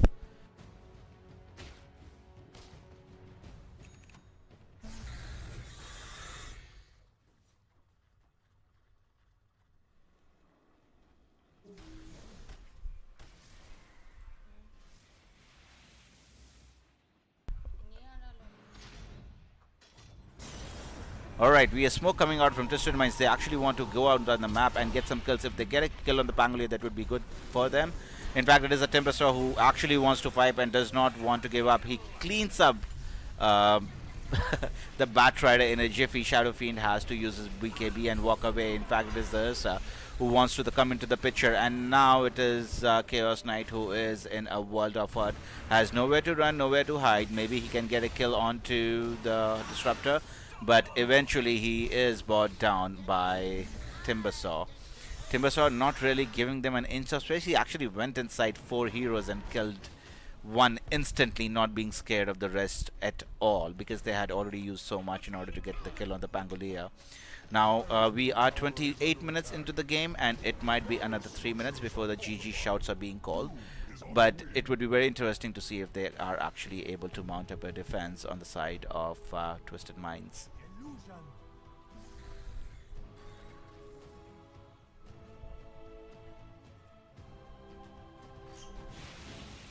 Okay.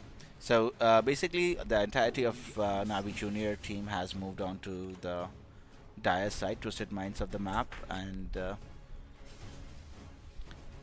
yeah, let's see the item progression since it is peaceful and we are waiting for Roshan to spawn now. Abyssal completed for Ursa. Pangolier is completed with his Aghanim Scepter and Echo Saber. Timbersaw with the Guardian Greaves, Pipe of Insight. What item is he going for next? He's just going for Shiva's Guard as his next choice of item. So life is going to get more difficult for the CK coming around. Clockwork was doing his best in order to get himself killed, and he was successful in doing so. So the efforts did not go in vain.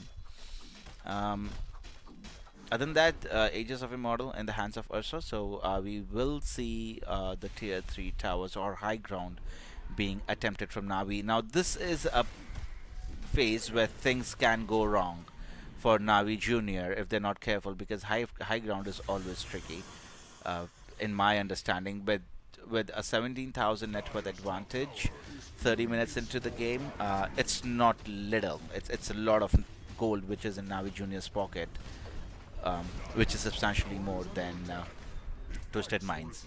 So not exactly sure if they are wanting to defend their base at all, because I think ideally they have given up on this top barracks. Okay, Clockwork just going to throw a couple of his cogs towards Ursa, trying to do as much as he can. As we see, it really did not even tickle him. Yeah, he's regaining 37 HP per second. Well, 37 HP per millisecond, I suppose. So it's not easy to bring down this Ursa by any means. Leave apart, he has Aegis of Immortal and another defensive item in terms of Ogre Seal. However, Twisted Minds have actually smoked out with all the CK illusions, which disappear instantly. And he's BKB'd. He has not hit a hero even once. Does he even get... No, he did not hit a hero once and has actually died. Clockwork would be very soon to follow in that regard. Ogre seemed total committed in order to get that kill. In the meantime, Shadow Fiend ends up going down. He does get a kill on the Disruptor, but I think that's too little too late. They have not even started dealing with the Timbersaw as of now, who is extremely tanky in his own regard. So yep, really fun events coming out for Navi Junior. They are feeling themselves. They are very confident in how this game is going. And Twisted Minds will have to really walk away from CK Carrymen. When they are, when they'll be playing their next series in the lower bracket, I really hope they pick another hero other than the CK, because at this point in time, as we looked at in the series, is not up to the mark. And it's just not really working out for them. So they will have to really change their approach in the lower bracket. In the meantime, congratulations to Navi Junior taking the series 2-0 against Twisted Minds, and they will remain in the upper bracket. The upper bracket run continues for Navi Junior. The next series we are going to watch, let's see.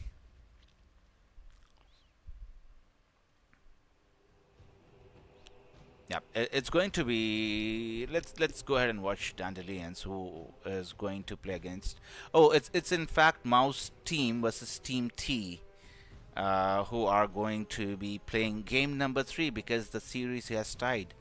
I reckon let's go ahead and watch that series because there is about an hour to go before the game starts between Twisted Minds and Night Pulse and Dandelions, and the loser of the game between Mouse and Team T is the name, right? Yep. And well, the loser of that series would be playing against Dandelion. So let's go ahead and see how that series is looking at the moment. And that is the game number 3, I suppose, in between the two teams. Yeah, this is game number 3, most probably. Yep, that's the starting of game number 3. Alright people, I'll be taking a short break before the game number 3 starts between Team T and Mouse. So stay tuned in, follow, like, subscribe, all the good stuff. And thank you so much for watching. It was fun watching the game with you, and I'll be seeing you back in about, say, 10 minutes when the game starts. So see you soon then, guys. Ciao.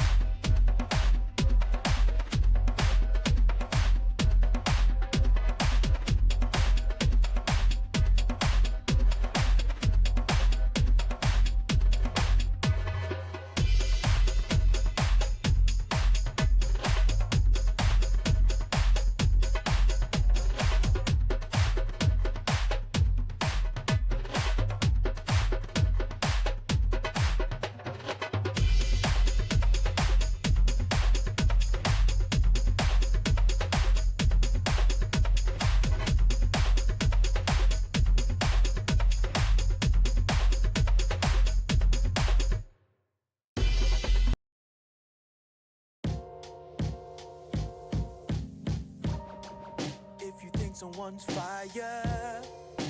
Don't be afraid to tell them. Give me my flowers while I can smell them. I feed off of energy. I don't pretend to be someone who doesn't need it. I'm talking about love.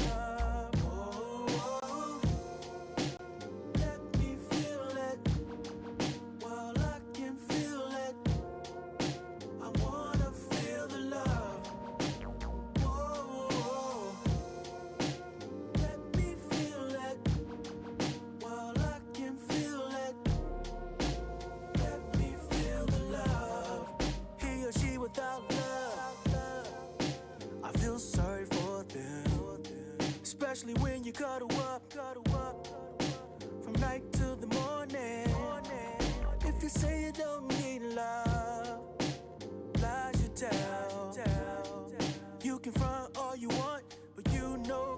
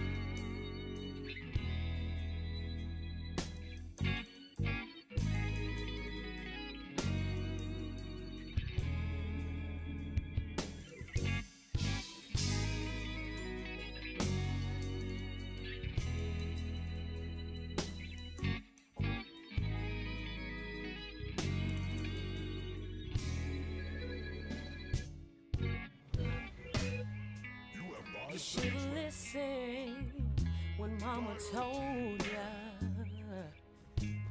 everything that glitters sure ain't gold. Hey. Now what you wanted, what you thought you had to have, is just what you got now. Playing grown, now you're singing a sad song. I tried to warn you, but you didn't listen. Singing a sad song. Oh, look what you done. Singing a sad song. I hate to hear you singing a sad song. Sad song, yeah. You out here crying a river just because somebody broke your heart, broke your heart. You asking why didn't I realize when you already knew from the start. Oh, oh, oh. See, I know it's true what they say. Everybody plays the fool. You see, I've been there.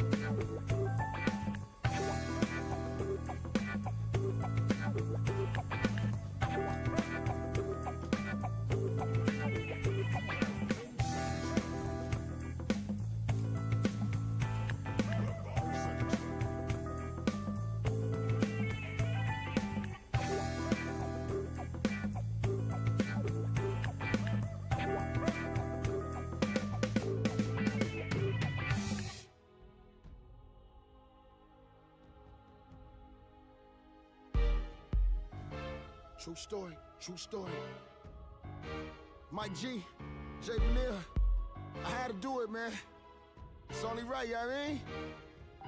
You got me gone when I think about you and the love that we share, baby. What we gon' do? You got me gone when I think about you and the love that we share, baby. What we gon' do? Hey. Damn, lil' mama know she fine and she looking like a diamond. I'm gonna make her mine. My little shawty kept it real and she always hold me down. Hate that she's not around. And I miss the way she feel, cause the sex is so amazing and crazy. So what's the deal? And now that I get back around, I'm trying to ice your fingers, so baby, let's put it down. I can't lie, the first time I saw her, I was gone by the way she wear her hair and her mocha skin tone. With a smile of an angel sending chills through my bones. Had to dish the other chicks to put her number in my phone. Hey, real introduced, so I stepped like a G. Kissed her on the hand and told her I'm the man you need to meet. It was love at first sight for her, I had to leave the streets. Cause she's a queen, she a dime, so sexy, so sweet.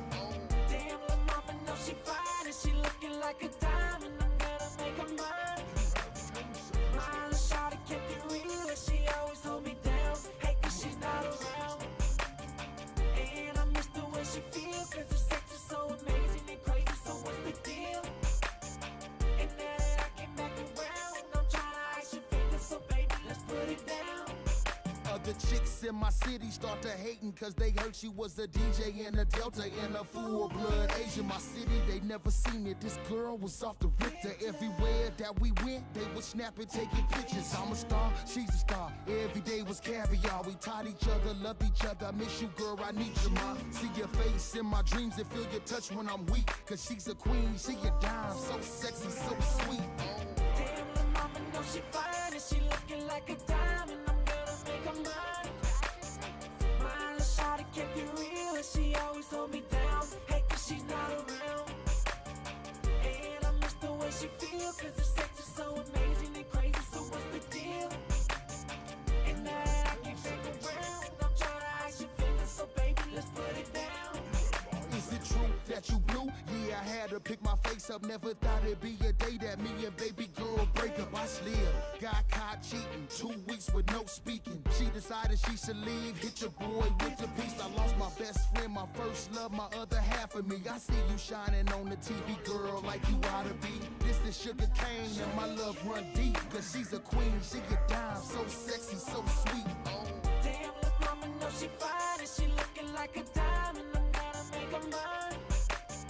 My little shawty kept it real and she always hold me down. Hate that she's not around.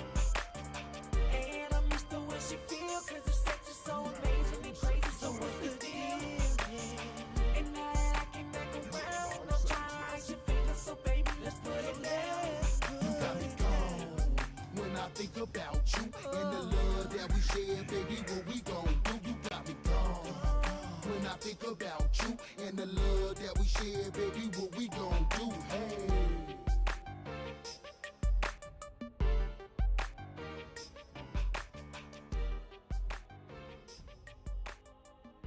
You have 10 seconds left.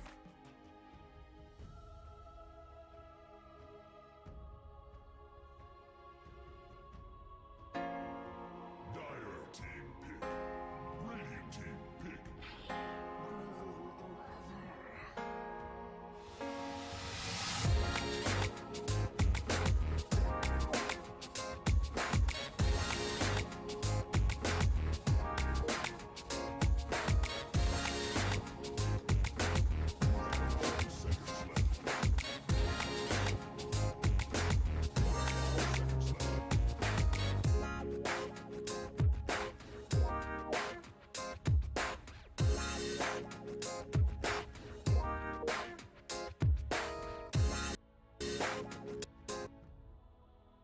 Hello people, welcome to game number 3 in a best of 3 series in between Mouse and Team T. Again, the winner of this series is going to remain in the upper bracket of Elite League Season 2, and the losing team would move on to the lower bracket and would be facing Dandelions.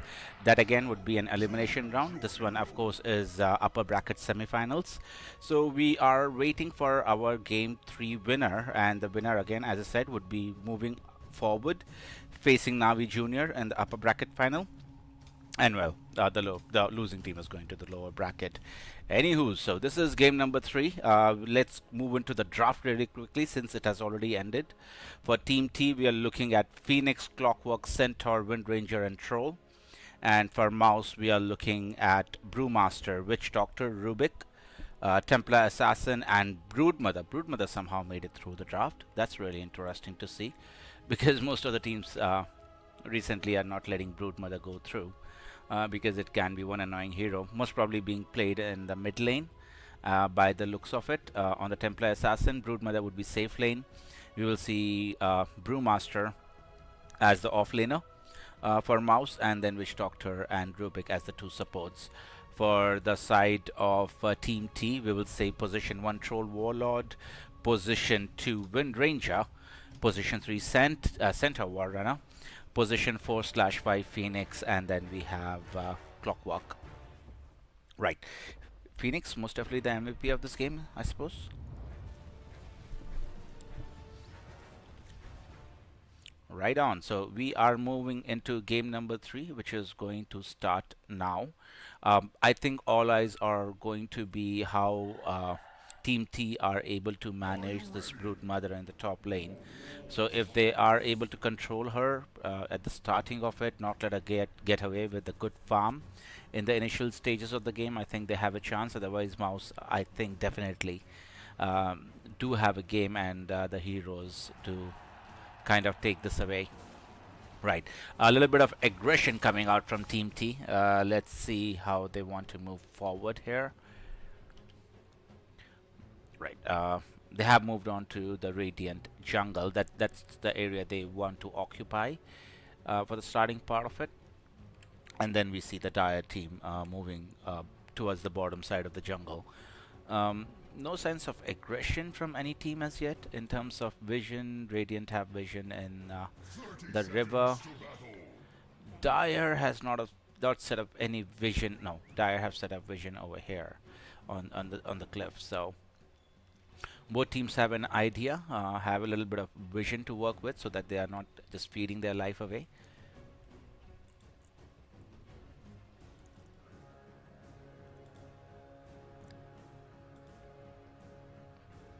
Right, so it's apparently going to be... The battle begins. Ooh, there was a fight, and Brute. Yeah, so it's going to be 2 rune siege for each team, so an equal trade. No, as such, benefit for either of the teams or moving forward in this match.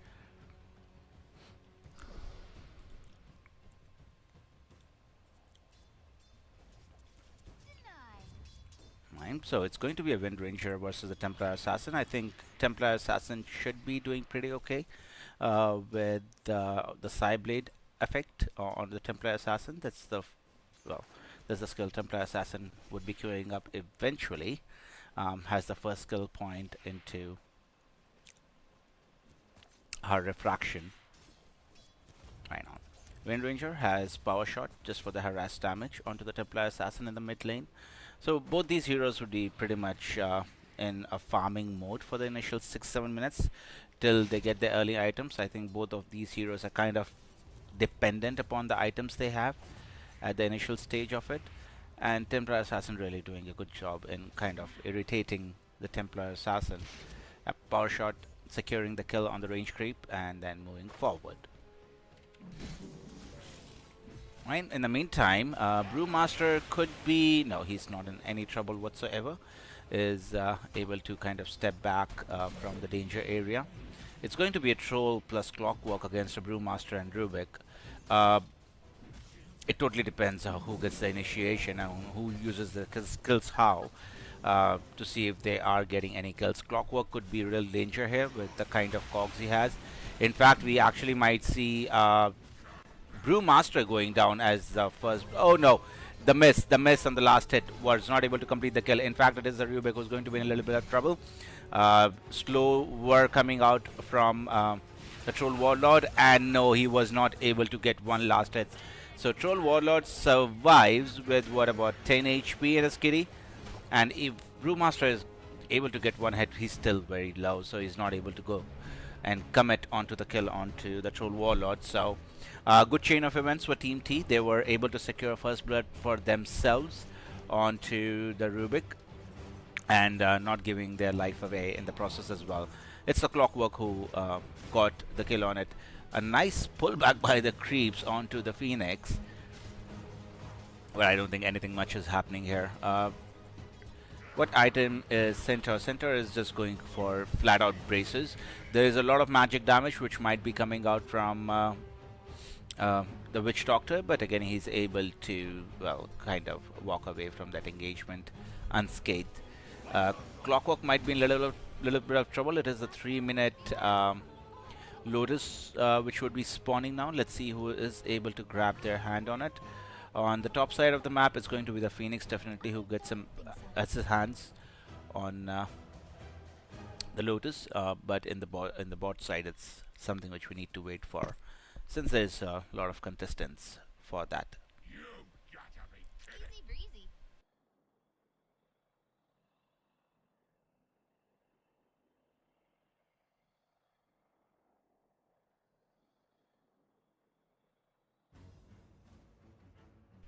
In terms of items, it's pretty much all the early items in everyone's inventory. So let's look at Phoenix, the normal items. Right, Centaur has something coming, so he's just queued up another bracer for himself. This is a good opportunity. So 2 braces for the Cent, just making more tanky, gives him an additional bit of magic resistance. That could prove really handy for him in the long run.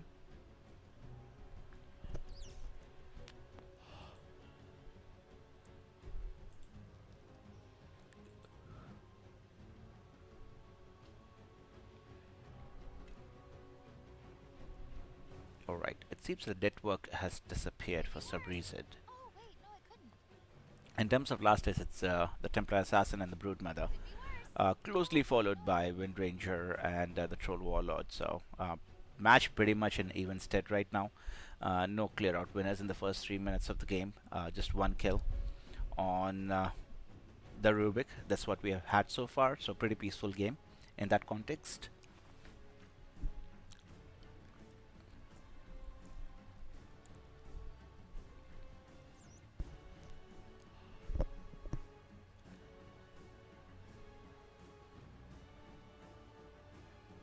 Right, so in terms of skills for Broodmother,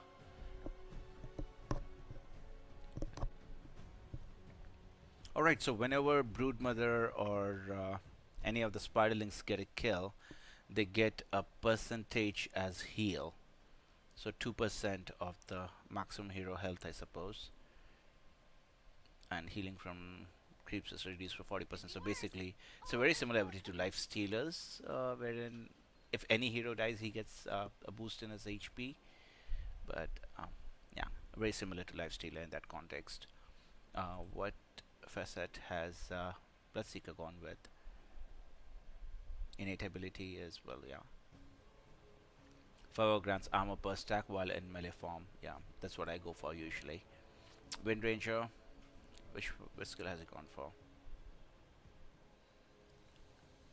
Right, this is the one. The other one is pretty crappy on the Wind Ranger, where it's random fires.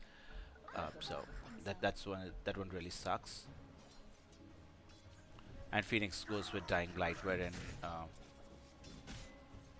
for one is missing health as magic damage to all enemies in 450 radius every second. Right on. So the lower he is, the more damage he does. He's a hero who does great deal of magic damage, so that's something Mouse will have to be careful about, because a Phoenix can carry a game by himself if given the right opportunities and right farm. In the meantime, Lane kind of pushing in, Troll falling a little low on health, is able to use a solve and get back into fighting shape. or to step into the lane rather.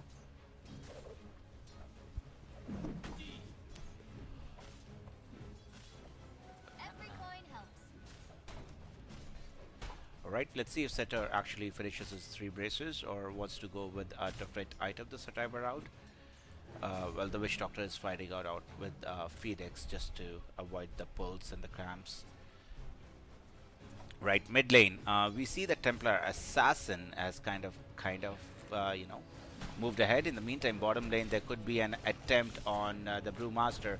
A lot of damage being dealt by the Bloodseeker. In the meantime, Witch Doctor does to go out in the top lane, but still in the bottom lane, fighting it out against the Troll Warlord on the Rubik and Brewmaster. Not doing enough on him, so he would just be able to walk away from that fight. Right, we did see the Witch Doctor going down in the hands of Rubik and the Center War Runner. Tinker, well, Clockwork doing his best in order to do as much damage as he can on the Brewmaster and Rubik. But little low on resources and HP pool, but they should be pretty okay in the lane here. In fact, it could be the Brewmaster who could be in a little bit of trouble, but no, it's just some trading of skills happening at the moment. And apart from it, both the teams are kind of walking away and would like to regain some HP before they step into the lane again.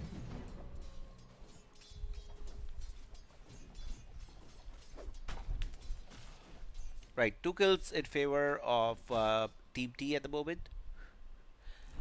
Let's see if they're actually going to make a move out of the Phoenix in combination with just the speed slows are too much to handle. Phoenix did have the Icarus drive in order to walk away from any damage being followed by the Broodmother or the Witch Doctor. Well, he had used all his skills, so there was no further damage coming onto him any which way. So Center with the 3 bases completed along with the Windlace is pretty tanky, should be able to sustain himself nicely in the lane. Has 2 points in Hoof Stomp, 1 in Retaliate and 1 in Double Edge.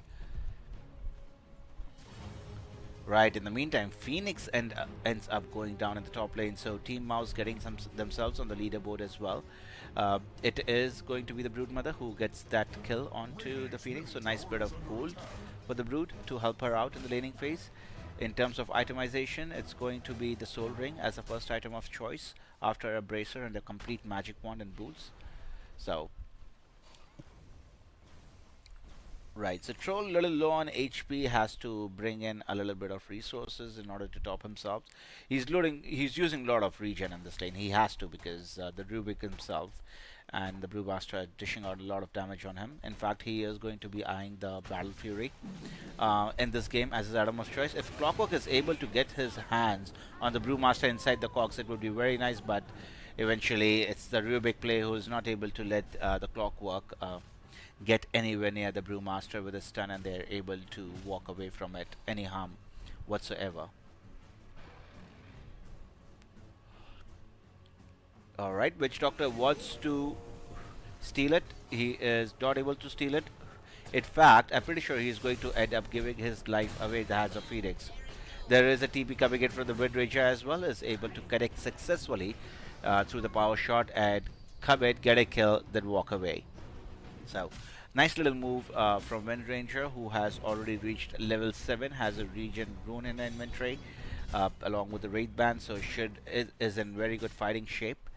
If he's able to get a hand on any of the heroes at the moment, I'm pretty sure they would just end up dying. In terms of Templar Assassin item progression, going for a Dragon Lance as a first choice of item with just the Blightstone in the inventory for some negative armor. So that's what the Templar Assassin has. Still a long way to go in this game, so we'll see how it works out.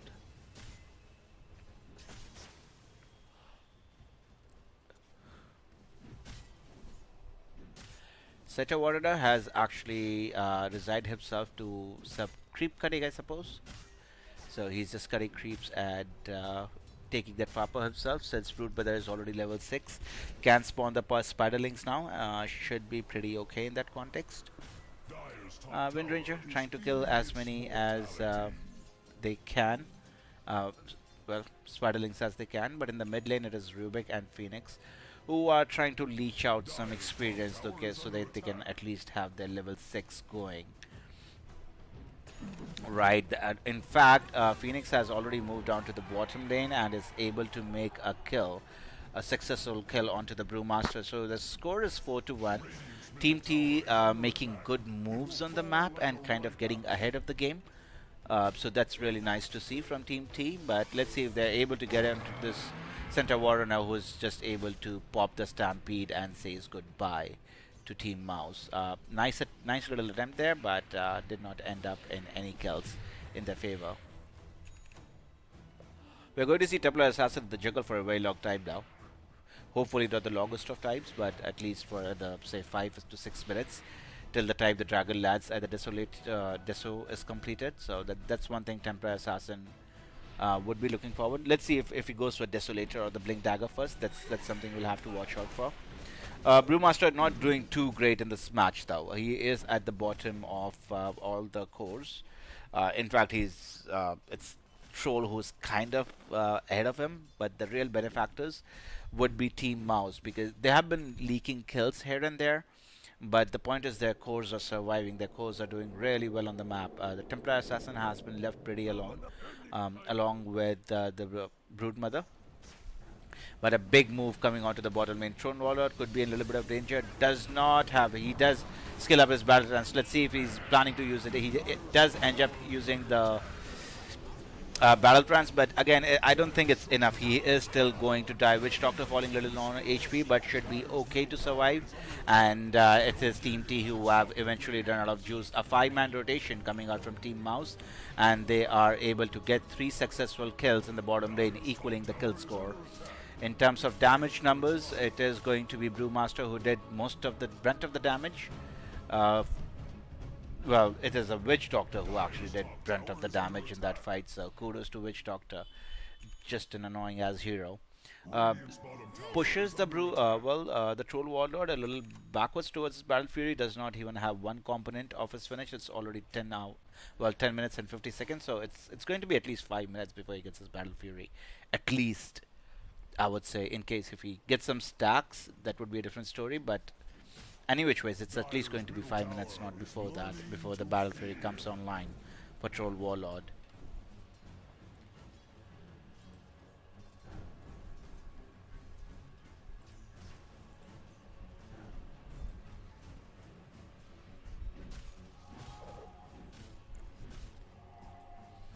Right.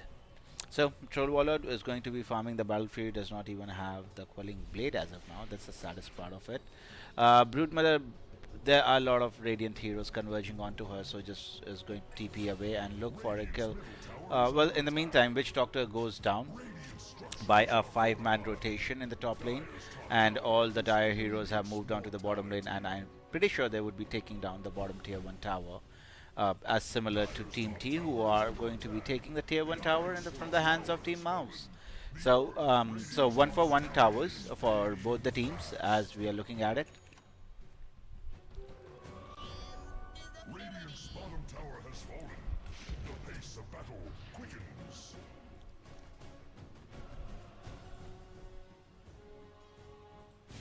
In terms of itemization, pretty much to what we had similarly at the start of the match. But now, well, it is the life of Rubik, which is going to be forfeited in the mid lane. However, well, it is a Brewmaster who has jumped in, bought an order, someone has used his ultimate. They are able to kill. Well, Troll Warlord died somewhere on the map. In fact, it was by the Witch Walker who was able to finish the Troll Warlord. Egg being committed by the Phoenix. There are no Dire heroes nearby except the Brewmaster, who would be able to walk away undamaged from that engagement. So losing the Troll Warlord is a big thing, dude. How did you lose your Troll Warlord to the Witch Doctor? And this Troll Warlord is actually getting poorer and poorer by all means.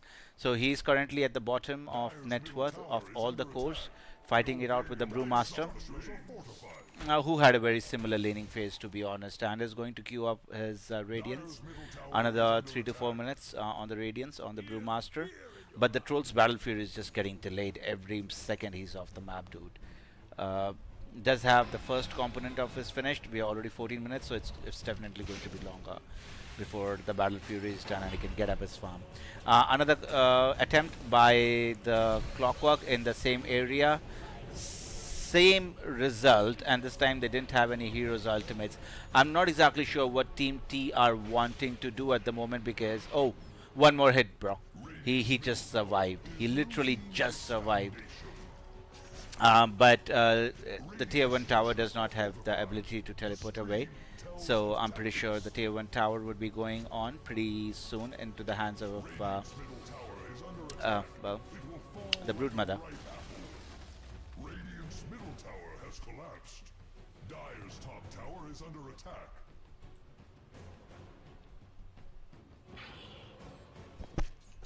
Right, 14 minutes into the game, wisdom runes have spawned. One was taken. No, the second wisdom rune is still online or what? One is taken by the Wind Ranger. Other one taken by who?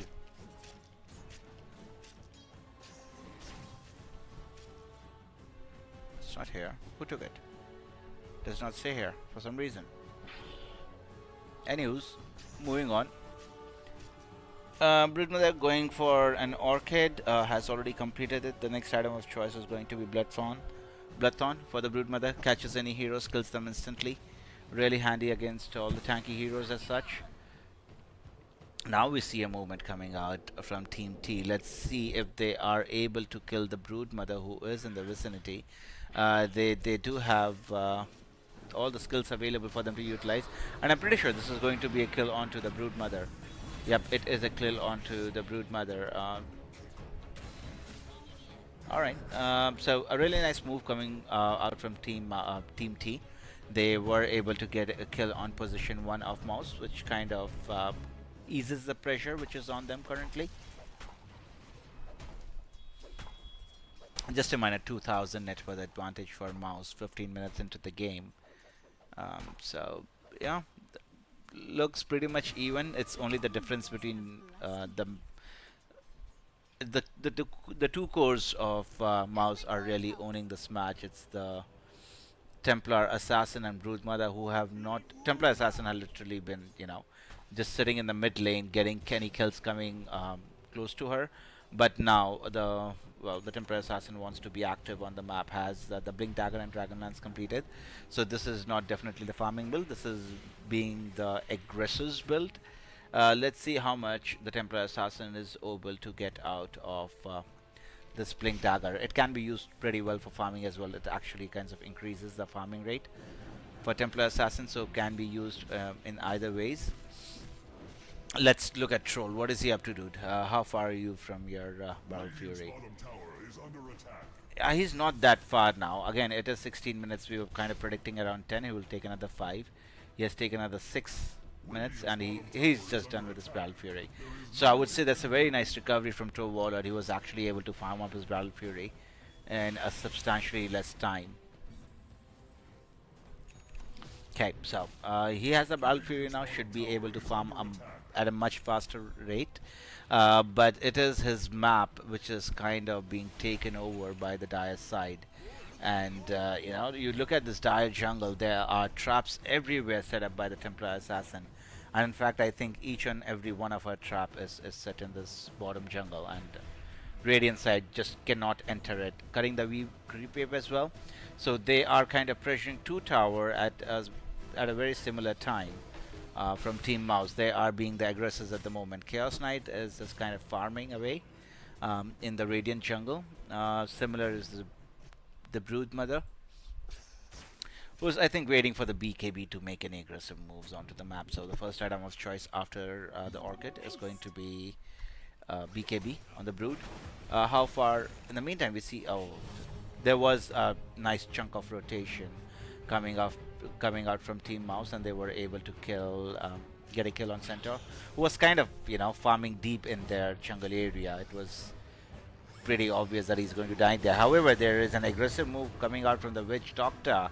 He should be able to get a kill on the clock. In fact, I don't think Phoenix is going to live here. Does have a lot of mana, but does not have any further stats to survive on his HP pool. So 3 kills in continuation from Team Mouse, and they are being really aggressive. And Yeah, now Troll is going into a BKB next. Well, of course he needs this BKB in order to survive. An amplified damage rune in the river. Templar Assassin is going to be very happy bottling that up for herself in case if they're able to find the next engagement. In fact, they're looking for a fight right now. They don't want to sit back. They have moved on to the Radiant Triangle. Let's see if they're able to achieve something. Both the teams are kind of in the same vicinity at the moment. The entire map is empty other than this area of the map wherein all 10 heroes are present, and we might be even looking at a fight now.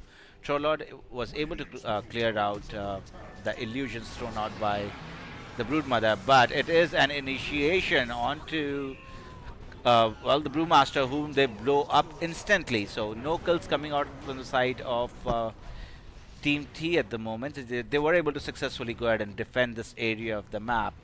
And Brewmaster, before even he could use his ultimate, was kind of blown away. A nice blink stun onto the Templar Assassin, but with the double damage rune, they're able to clear away. And then the stun stolen by Rubik onto the Phoenix, stunning him, and then yeah, the Templar Assassin following it up and getting a kill. So 2 return kills for the side of 2 Mouse. They would be very happy with that engagement. Yeah. So yeah, Team Mouse, they don't want to give this area up. They really want to be in this area, take control of the map. They already have the mid lane and the bottom lane covered in terms of Brewmasters covering that up for them. And in the top lane, we see that the Broodmother is just doing Broodmother stuff. And the entirety of the Radiant heroes are kind of stuck inside the bottom 20% of the map. The rest 80% is absolutely free for Team Mouse to go ahead and farm away in glory.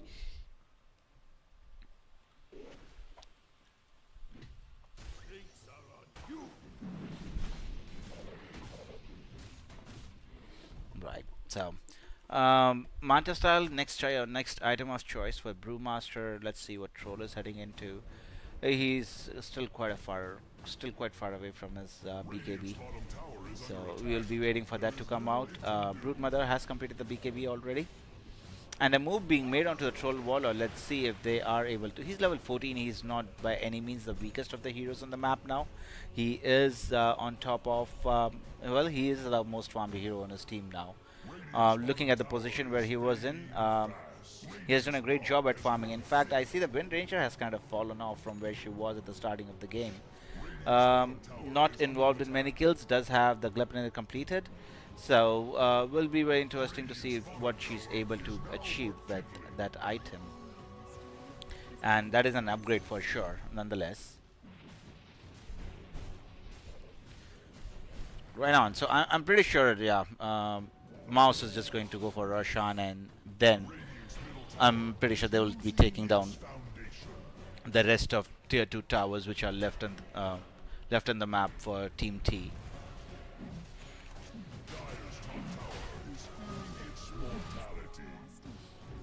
Centaur, he has completed his Lotus Orb. Is very handy against the silence coming out of Broodmother. And what else is the silence good for? Yeah, basically that's it.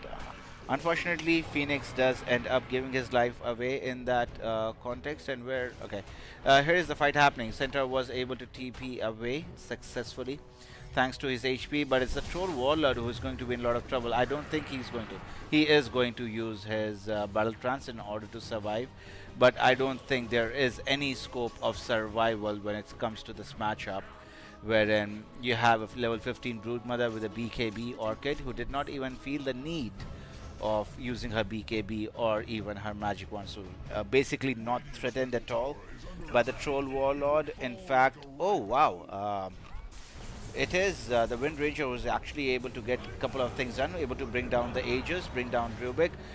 Now let's see if they have enough juice in the tank to get something else completed. In fact, the Templar Assassin could be in a little trouble. Broodmother making her way in. This could be problematic. Now is the time for the Radiant team to step back from the engagement, because it is a 3 versus 4, and Phoenix would be the hero of choice for Team Mouse, whom they are able to bring down successfully. They did lose their Rubik in that context, along with the Aegis of Immortal on the Templar Assassin, but at the end of the day, they're going to be very happy with the turn of events, because for hardly losing anything, they get a couple of nice kills, and now the tier 2 tower is the one which is going to be assaulted by them. Radiant's middle tower has fallen.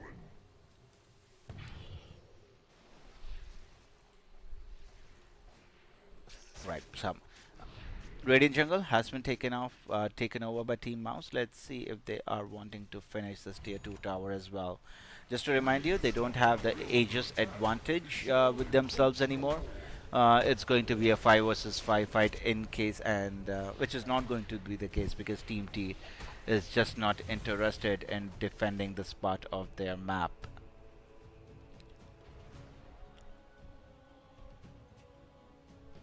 No. Yep. They are kind of stationed in the Radiant Jungle. Team Mouse is looking at if someone wants to come over and kind of take over their ancient area back, but that does not seem to be the case. Wind Ranger is silenced at the moment, trying to do her best in order to get away. A little bit of body blocks coming out from the Brewmaster, who does not have the split available for another 21 seconds, so this could be a good opportunity for Team T to get something done on the map. In fact, Troll Warlord comes in, uses his BKB and the Battle Trance, and he just finishes off 3 heroes on the side of Team Mouse. They did end up losing their Phoenix, but it is time for Team Mouse to hightail away from this area very quickly. So BKB definitely works for Troll Warlord. He just comes in, finishes off 3 heroes in an instant. So a little sign of life coming out from Team Mouse, but losing your centaur is not the best of the ideas in that context. But it's a Broodmother who had to commit her BKB in order to get that kill. So yeah, I don't think Team Mouse is going to feel real bad about it, but it's something to, something to cheer for Team T. Because the Troll Warlord is, let's see what damage he did. This is the previous fight. This does not show the fight before that. We lost that, I guess. Troll could be in a lot of hurt here because it is a silence which is being thrown out to him, and yeah, this hero is a problem for them, bro. Broodmother getting out of control is hard to handle. So if Troll does not have the BKB and Battle Trance, he is pretty much in the mercy of Team Mouse. That how they want to handle him altogether. So he has to have those couple of things ready for him to fight. If he gets caught out like that, he's just dead. And in fact, if any heroes gets caught out in that fashion, is pretty much dead. Alright, so Wind Ranger has a complete 9-second BKB to her disposal, so this should make a little difference in the fight as well. For Team T, they would feel a little confident going into the fight, so that the Wind Ranger is not instantly blown up by the Templar Assassin or the Broodmother. Right, an attempt, a dewarding attempt coming out from the Clockwork, but it is just an attempt. At the end of the day, it's not anything real that would be happening soon, because Team Mouse is just playing around in that area itself. They don't want Team T to step in that area whatsoever. Right, I'm probably thinking it's going to be Roshan number 2 who we are waiting for before we see any sort of team fight happening, and it's just gathering more gathering of resources for the Radiant team before they can actually show up in a fight whatsoever.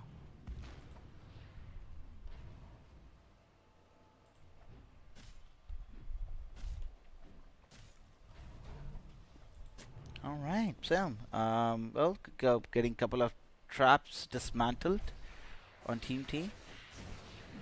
Dire team will always have that vision advantage playing with the Templar Assassin. In fact, Troll Warlord could be in a little bit of trouble here. Does have his BKB available along with his Battle Trance, so should be pretty okay. Has not have used it as of now. Little bit of damage thrown here and there, but no real kills coming out. Witch Doctor has eyed himself onto the Clockwork, who is the first hero to go down, closely followed by the Phoenix, who really does not get the opportunity to do anything. Silence and one hit from the Templar Assassin, who has the Desolator with 4 charges on it. It's just going to melt heroes. So Phoenix, Wind Ranger, Clockwork, these heroes have to be very careful if they're stepping into the vicinity or attack range of the Templar Assassin. Yeah, because that's not going to be a good sign. They would end up losing their life pretty fast with all the damage coming out from the TA. How much gold do you have, bro? You have 787 gold on the Witch Doctor. Uh, is he going into an Aghanims on the Witch Doctor? No, he's going for a Crimson Guard because he has the facet wherein Witch Counter gets a Grisk. No, this is not the one. Paralyzing cast deals more damage each bounce. He has not taken the other one, which causes, which heals himself only, and does that much damage to any heroes in his surroundings. So, a couple of skills which have a very like-to-like similarities with the Radiance. Radiant's bottom tower is fading fast. Hey, smoke coming out from Team T. Make or break situation, dude. If you're able to do well, get a couple of kills, you're back in the game. Otherwise, you're just, kind of hastening the inevitable of them losing this game. It is a 16,000 net worth advantage in the favor of Team Mouse. 29 minutes into the game. Really curious to see if Team Mouse throw away the advantage or Team T is able to capitalize with the heroes they have for their disposal.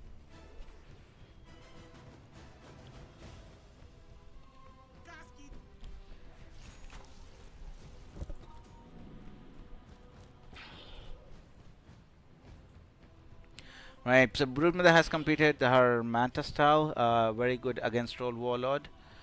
In case if she gets, taunted, not taunted, enraged, I guess. Yeah. Anywho's, well, we are still waiting for Roshan. I'm pretty sure it's just Team Mouse kind of putting pressure on T for the moment, not allowing them to get any sort of farm whatsoever, just choking them out It fights for its life. in the middle of the game. It's like 5 Radiant heroes in the single area of the map. We could see a fight happening because there are a lot of heroes, except the Wind Ranger in the vicinity.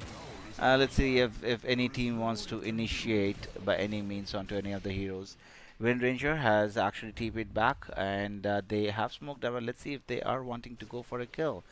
Dire heroes are kind of, protecting each other. There has been the cogs used onto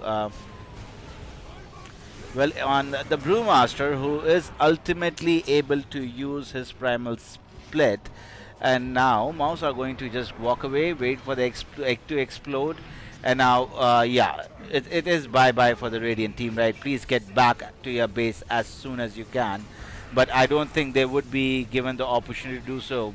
Troll Warlord and Broodmother fighting it out against each other. But yeah, Troll is not going to stand a chance against Brood, who has used a BKB and just fighting it out.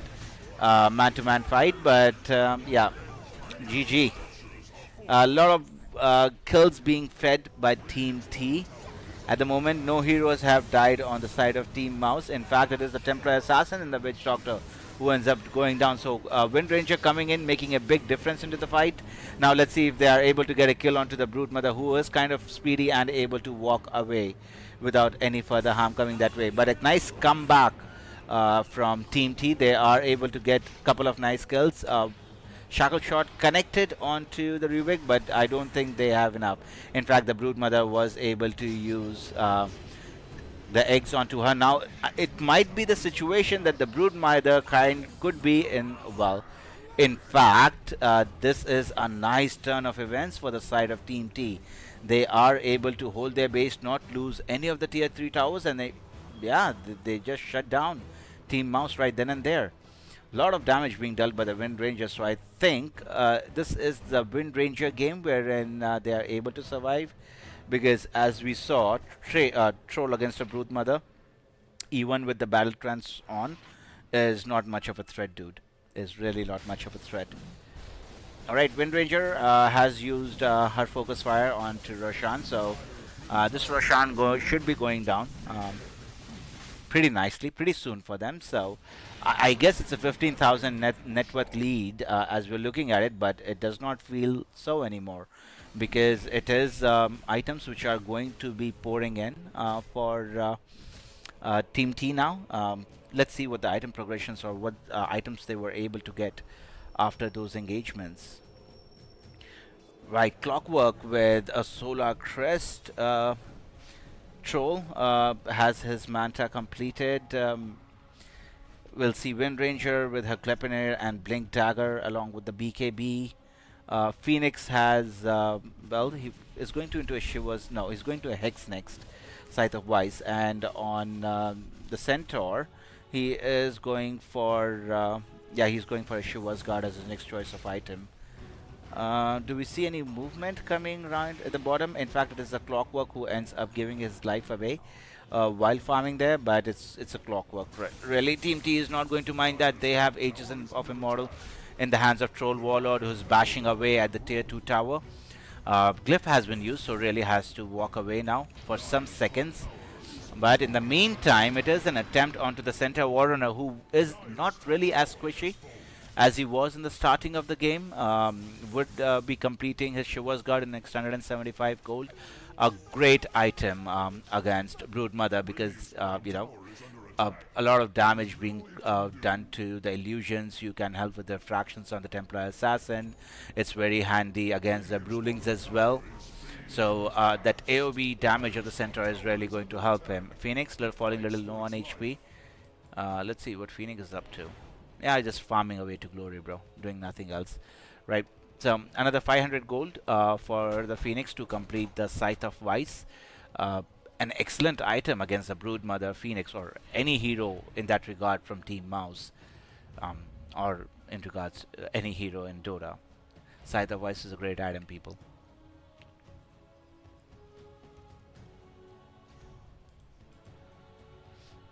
Right. Do like and subscribe to the channel, follow the channel. That would be really appreciated and helpful while the stream is going on. And we have a kind of a slow phase now, wherein Team Mouse are rethinking their strategy to barge into the Radiant base. In fact, they're still hanging around in the Radiant area. Let's see what they're able to do. Troll Warlord does have his Aegis of Immortal, can anytime BKB and TP away. In case if he's threatened, there is no BKB piercing stun available as yet on the side of Team Mouse, so he should be very comfortable in doing that in case required. Many heroes moving down bottom. Yes, that's what Troll Warlord does. He just BKBs and TPs away. That what he was meaning to do. They were able to get a kill onto the tier 1 tower, a little bit of gold for his team as well, and now it is Team T who have actually smoked up, knowing where the entirety of the Dire team is. Now, if this moves goes successful for Team T, this would be a really big advantage for them. They are able to get a good grab onto the Templar Assassin. They are able to blow him first in the engagement. Next is, of course, going to be the Rubik. The egg was actually popped, and they would be able to get a kill onto the Witch Doctor, who has been, well, slowed to a crawl, actually, and then following it with great damage coming out from the Wind Ranger. So Mouse are kind of slipping up at this point, to be honest. They were about 16,000 net worth advantage in front, and if we look at the bidding meters, they must be going bonkers, because the net worth advantage has been cut down by half. So let's see. They Broodmother does have a BKB to kind of go high ground, low ground, has a Blink Dagger as well, so able to walk away from the damage. Not sure if Team T has the legs in order to catch up to the Broodmother. Now there is a Centaur who is making his way as well. They do have the vision of the Broodmother, though Centaur has already used his blink, but now Brood had her blink up as well and able to kind of walk away in that engagement. And they should be feeling really lucky, because in case if the Broodmother had got caught, yeah, that would have been really bad for them. It was really bad for them anyways, but things would have gotten really worse for them. Dire's bottom tower is under attack. Right. Every coin helps. Itemization point of view, Radiance AC completed on the Brewmaster now. New items, Witch Doctor has his Crimson Guard. What item is Brood going into next? That would be the question. In fact, it is going to be the Brewmaster who leaks away another kill in the favor of Team T, and the rest of the Mouse heroes have to hightail it back to their high ground. Still a lot of farming. I would say this match is back to 50-50, and the net worth lead is no more anymore. It's just at 4,000 in the favor of Mouse, but 4,038 minutes into the game is practically zero lead. Right. So, butterfly? No, it's going to be the swift blink as the next choice of item after completing the butterfly on the brood mother. So most probably you will have soul ring replaced. Dire's middle tower has been uprooted. So nice little pause coming there. I'm not sure why TA is just kind of their team T is getting nice jumps on the Templar Assassin, are able to finish her. Not able to get any hits in at is that a 12 Desolate Charge stack, so her damage is kind of outrageous at the moment at this stage into the map. But again, they have to be really careful on the side of Mouse how they face this next engagement, because if they lose the same way the next time around as well, yeah, things are going to get rocky for you, bro. Right, back into the match. Now we see the tables completely turned. Mouse are going to be playing defensive Dota for quite some time now. Roshan would still not be up. We'll have at least 2 to 3 minutes more before he respawns, I suppose. It is still quite ways away before the Roshan respawns. In fact, is there any move? No, there's no move. Radiant heroes are kind of backing away to their part of jungle. They have already farmed up all the Radiant side. They have left nothing for a Mouse to farm on the map. Yep, all the stacks. Oh, all you look at the map is completely no. It's not empty. They have creeps to hit. They do have creeps to hit. So I thought they would have cleared the creeps and then went back, but they did not actually clear the creeps to start off with. Anywho's, let's see what Team Mouse are going to do now, because they are clearly on the back foot now. They are not cruising along this game. Net worth is dead even in between the two teams. Now it's about who gets the first jump and who gets the first kill would be the question which needs to be answered.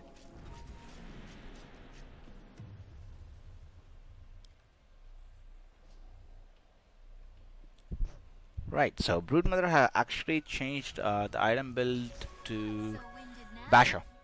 Abyssal Blade is the choice of item, and soon followed by the Swift Blink and then the Refresher most probably. Right. Now they have smoked up. They know that the Radiant team is in the vicinity. Wind Ranger shows herself by taking over the outpost. Right.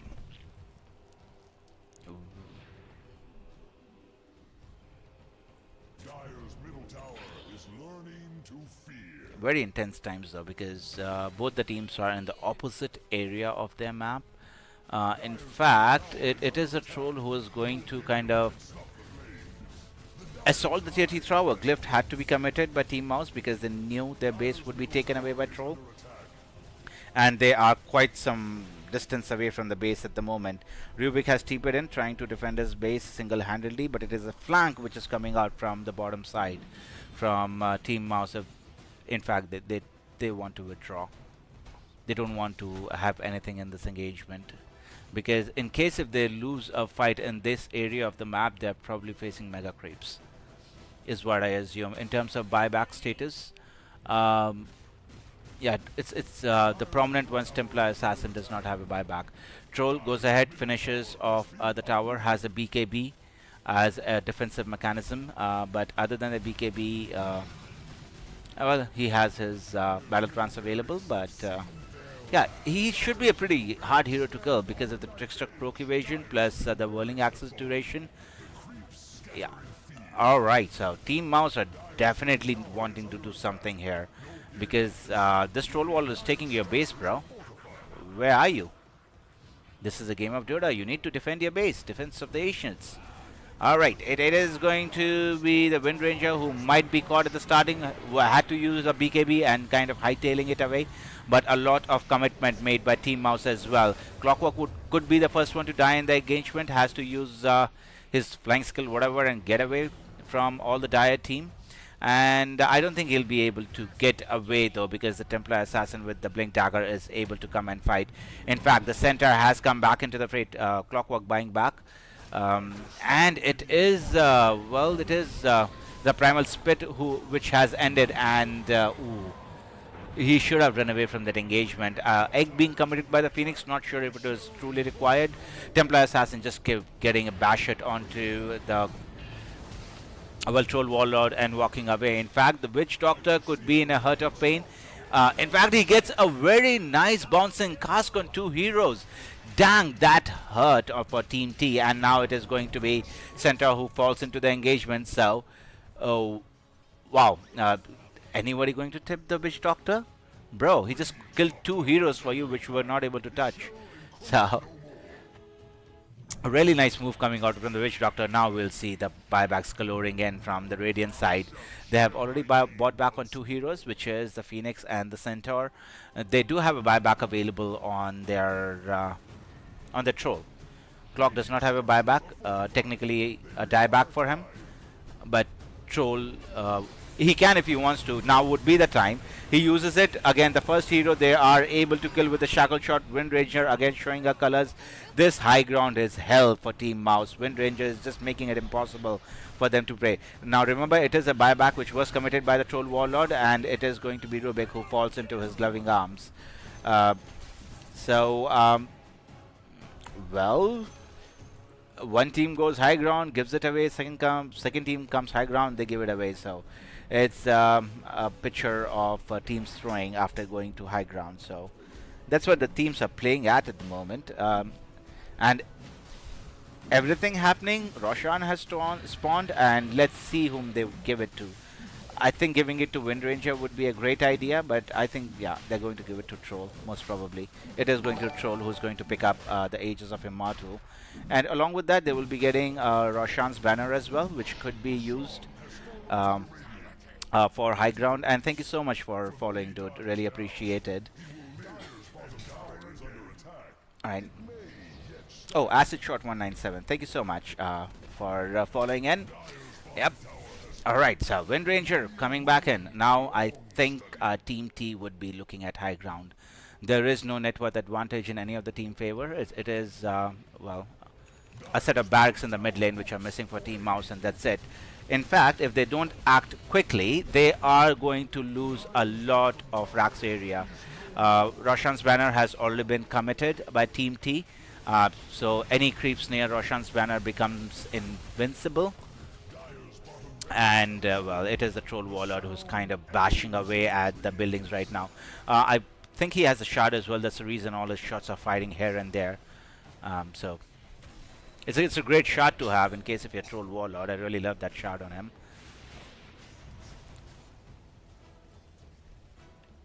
Right, so they have been able to take the melee barrack from the bottom side. That's still hanging around in the area. Troll Warlord just pushes out his Manta illusions, but the Witch Doctor is being a pain in the butt. In the meantime, ouch! The MVP of this match has to be Wind Ranger for Team T, dude. That's what I feel. And this game is pretty much at its final legs, unless Team Mouse are able to do something magical. An attempt being made on the Windrunner, who gladly gives her life away and now is able to buy back into the engagement. Now let's see what actually the entire team are able to do. Wind Ranger has already come into the match. Templar Assassin could be in a lot of trouble. Phoenix actually putting a lot of sunburn onto the Templar Assassin, but I think they are going to focus towards the racks and secure mega creeps for themselves. Because they have, Templar Assassin who has practically no HP, and the rest of the skills for the entire team is on cooldown. Broodmother could have helped, but let's see if they're able to save. No. Troll Warlord does not give them the opportunity. In fact, he uses his BKB and is kind of bashing away gladly at the Witch Doctor, at the Brewmaster, who is able to survive. Rubik tries to do something against the Troll Warlord. He's not able to. Troll Warlord still at full health. Let's see what he's able to do. Does have Aegis of Immortal again for 2 minutes and 20 seconds in his inventory. Is there any backup coming from Team T? Clockwork tried to do as much damage as he can. Wind Ranger has walked in, is do a lot of damage, but no, it is a chain feed coming out of Team T. So Team Mouse successfully defending their base. One buyback on Templar Assassin, one buyback on Broodmother, but at the end of it, I think Team T are going to be pretty happy with the outcome of that engagement. Now we are going to look at Team Mouse just barging towards the mid lane. Where are all these fucking couriers going, bro? Look at this. This is just a courier fest. Oh, they're trying to delay the creeps. They're trying to pull creeps. Hey, hey, creeps, creeps. Two creeps. Oh, another courier. Wind Ranger, go for it. Not able to get the aggro. Okay, there are no practical buybacks on Team T at the moment. Yeah, they have no buybacks, bro. Have they just lost the match? Really? Oh my goodness. Shits, bro. That's so fucking sad, man. They did all the hard work. Ouch. That sucks, right? I feel so bad for fucking Team T. But nonetheless, excellent moves made by Team Mouse. They are able to gather their resources. They're able to close up this game, and Mouse finally win this match and continue their run in the upper bracket. Team T would be falling down to the lower bracket, facing Dandelions, is what we are going to see as the next match. So Team T and Dandelions is going to be our next game. Let's go ahead and see who did what. Yeah.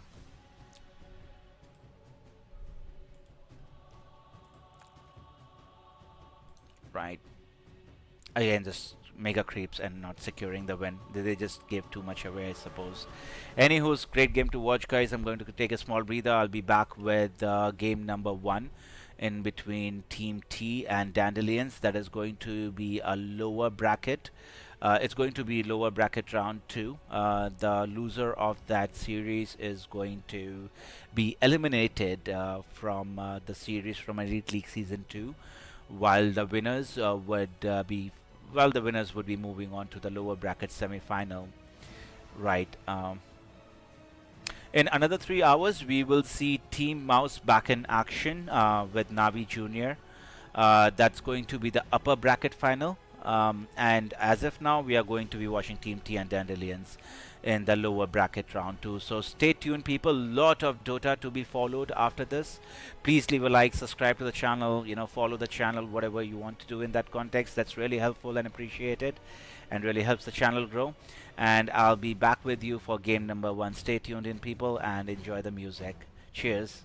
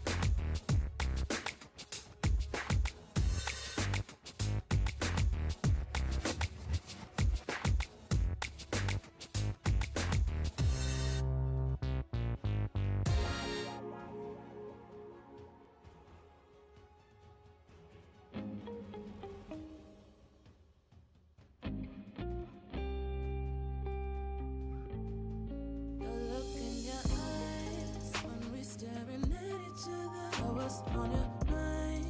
You ain't gotta say nothing. You're so good to me. Yeah, I don't wanna be with nobody else. Today we gonna celebrate. It's the lovers' holiday.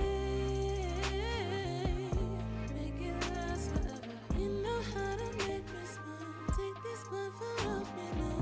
I can't wait to see what you plan for today. 10,000 roses on the walk-in. Candlelight dinner made my favorite. Start off with a massage. Champagne, pop the top. Spoil me, now you're speaking my language. 214, 143. I love you, you love me. You're my favorite Valentine. Oh, baby, love so strong it can't be broken down. You deserve the world and I know it. Just all the years that we've been down. Relationship goals, yeah, we made it. Today we're gonna celebrate. It's the lovers' holiday. You know how to make me smile. Take this blindfold off me now. Show me what you plan for the day. Yeah. 10,000 roses on the wall. 10,000 roses on the wall. Candlelight dinner made my favorite. Candlelight dinner made my favorite. Massage, champagne, pop the top. Spoil me, now you're speaking my language. Now you're speaking to me.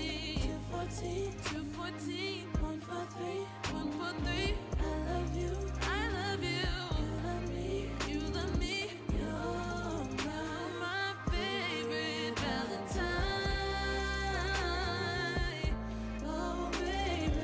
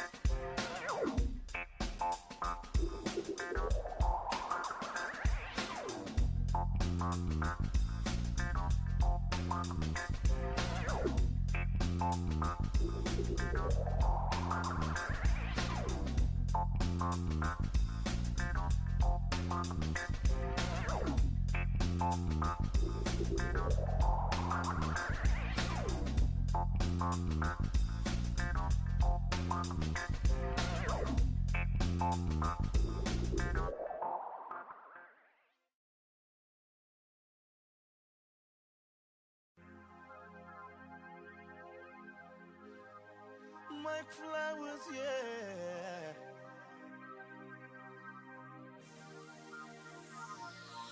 Yeah. You see, I've been here before.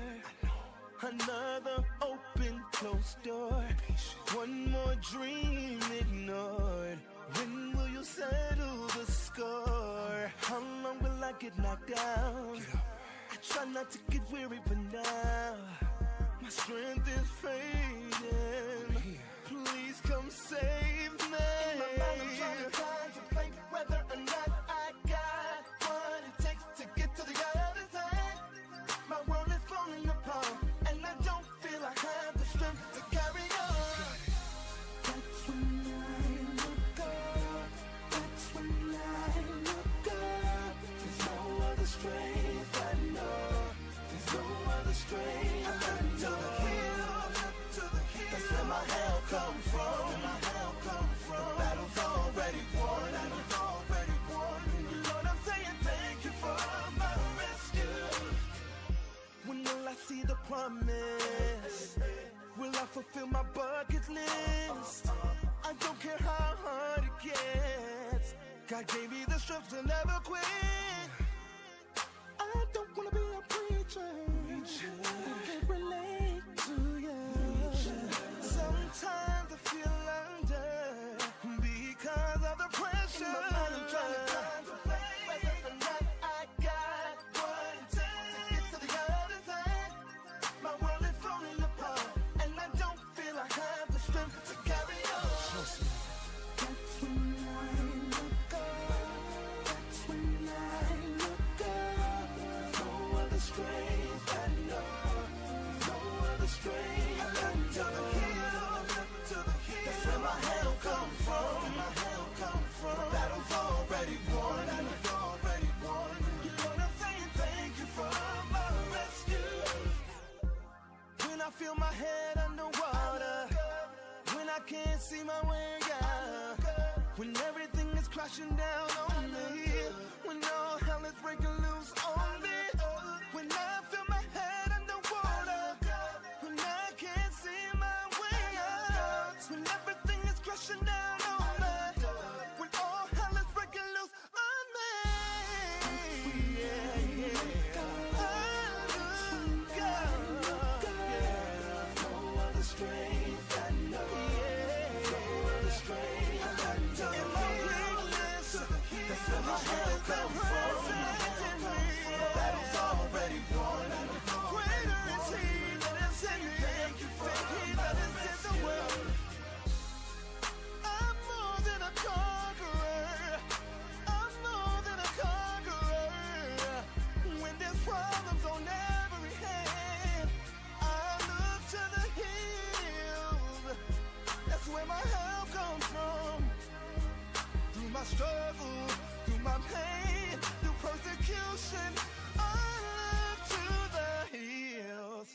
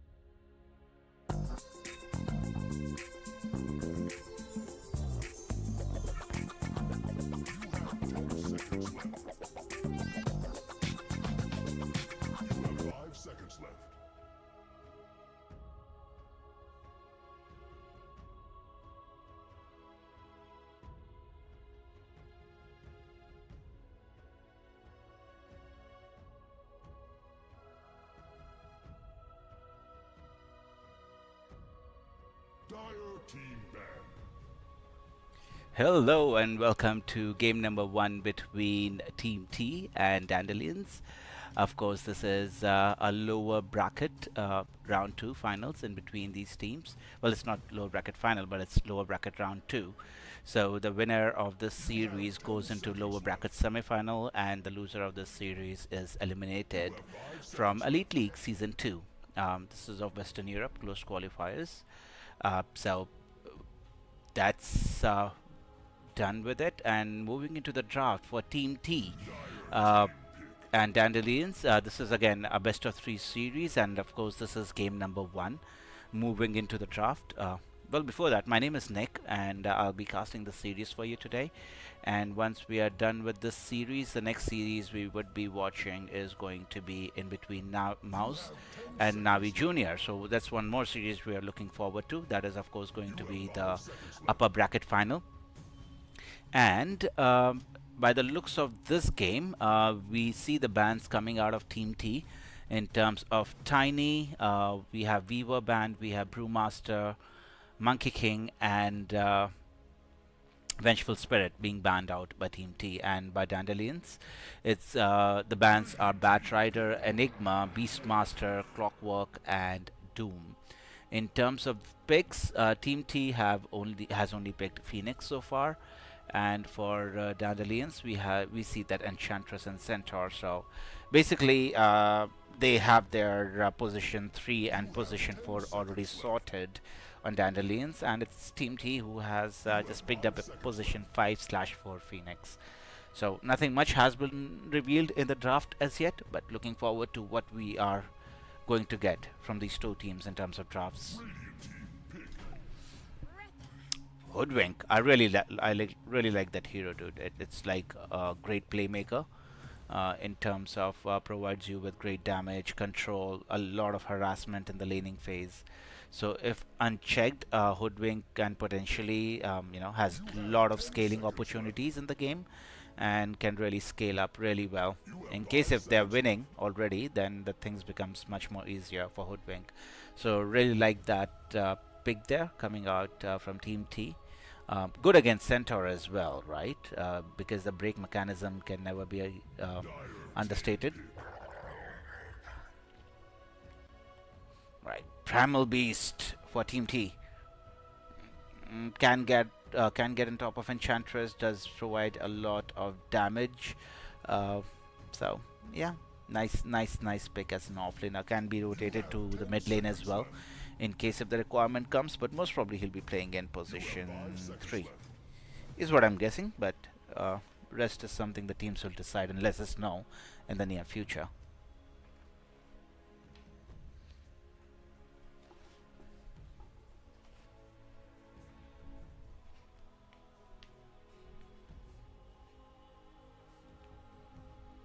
Right, it is the turn of Dandelions to select a pick.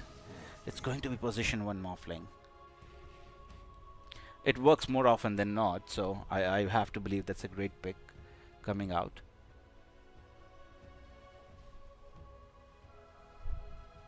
Right, and it's time to pick their position. Well, they still have their mid laner and well, another support to pick on the side of Dandelions. Let's see whom they want to pick. Do they want to leave their support as the last pick like they usually do? No, they are going to pick their support, Mirana. Could be sent to mid lane potentially if required. It depends against if they think that the Primal Beast is going towards the mid. They could probably send out the Mirana to face against him. Not a bad idea. You have 5 seconds left.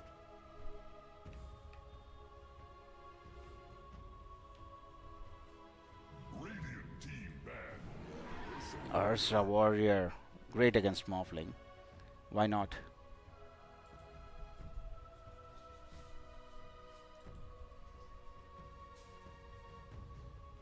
I like the draft coming out of Dandelion so far.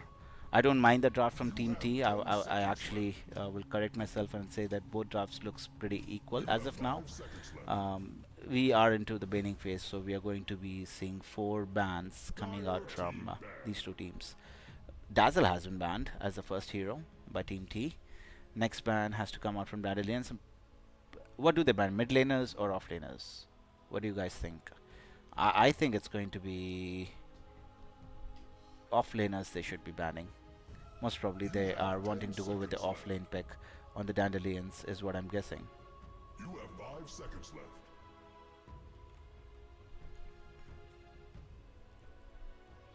A lot of reserve time left, 1 minute and 22 seconds. So that gives them a lot of breathing room to select what they want to ban first. Alright, Dandelions, ban off laners. We want Primal Beast position 2.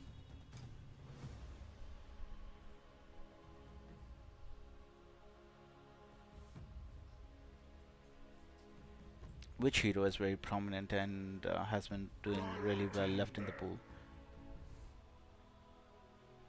Okay, yeah, offlaner has been banned. Somehow I still Brood is still in the pool somehow, but You have 10 seconds left. Slardar is in the pool. You have 5 seconds left. What other offlane? Doom? No, Doom is banned already. Enigma, Beastmaster, those all have been banned out. A lot of banning going on for the offlaner position in this match. Radiant team banned. How could we forget? Yeah. It's going to be the Darkseer as the next ban coming out of Dandelions. Team T's turn to ban. They are probably banning out some mid laner.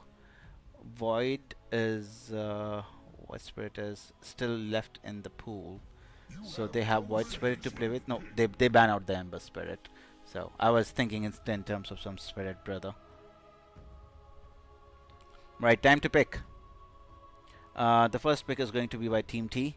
They are going to want an off laner if they are not going to surprise us by putting Primal Beast as position 3. Seconds left. Woohoo. 5 seconds left. Predictions going right, people. Good news, good news. Dire team pick. Tide Hunter. Right on. So, Dandelions looking for their position 2 mid laner.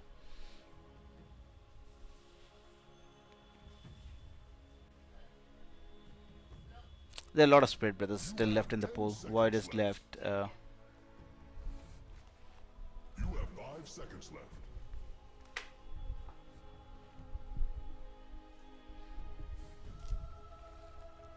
30 seconds of reserve time. What are you wanting? Control? They have a lot of control in the team already. I think they would want some magic damage. They have pure damage. They don't have any magic damage instances as yet, other than the Morphling. So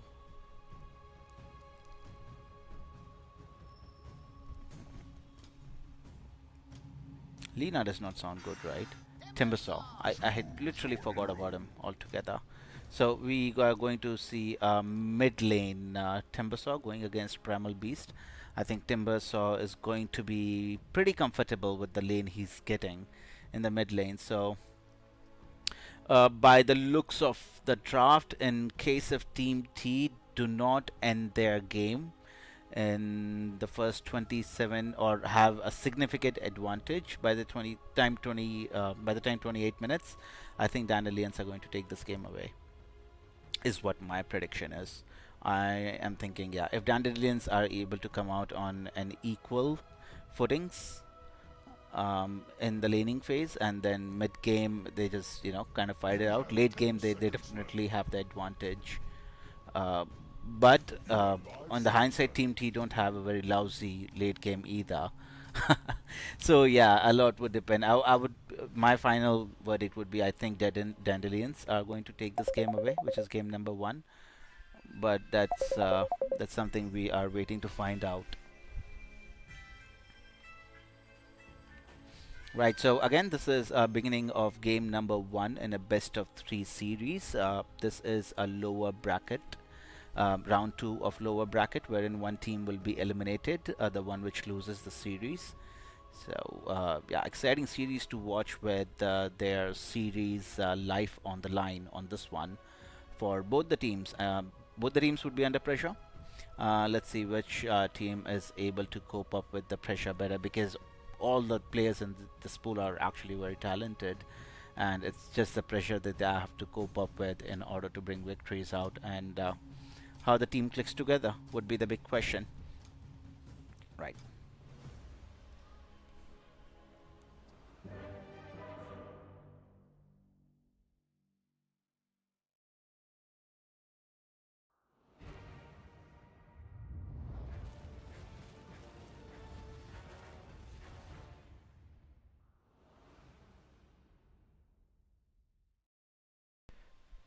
All right, so this starts the starting of game number 1, wherein we are starting with a pause and says 1 minute. Spring already? I could eat all walls.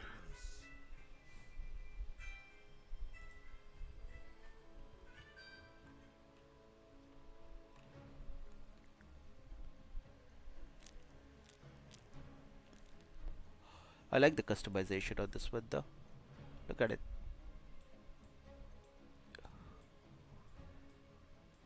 It's like a very nice godly vehicle you have.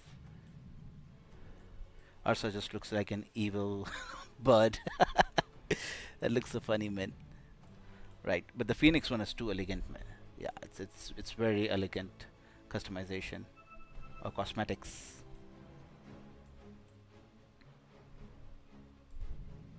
Ooh, yeah, this is a thing of nightmares, I suppose. You can barely see the hoodwink. All right, a smoke has been used though. Righty, let's get on with it, people. Both the teams have used. I think both the teams might get aggressive pre 0 minutes, and we might actually go ahead and see a first blood happening before that. So that's going to be really exciting to see if we get first blood pre 0 minutes. The tide has turned. The tide has turned. I like what I see. Neon Shrimp, thank you for following. Appreciate it. High five by Mickey and Mose. Right, so it's going to be 1 rune each by the looks of it. No aggression coming out from either of the sides, as if now 30 seconds. they're kind of hovering around this mid bounty rune. In terms of vision, Mirana has put down a vision in the bottom jungle area. Nothing too significant. Right, and Radiant do see where all the dire heroes are. So in fact, we might see a little bit of action coming on to the Hoodwink, who would be the first blood in this match. So first blood comes pre 0 minutes. Always a nice thing to watch. In terms of runes, it's 2 runes for each side, so just a little bit of advantage coming out from Dandelions, and we have first blood out of the picture now. I don't think Tide Hunter would be able to solo kill Enchantress at level 1, so chasing there would be futile.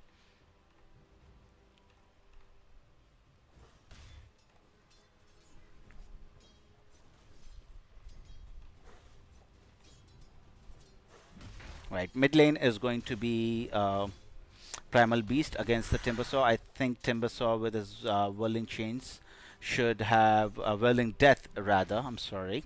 Whirling Death should have a really nice Gaga time against the Primal Beast. But again, if he gets some, very well. Is with us. Oh, something died. A courier died.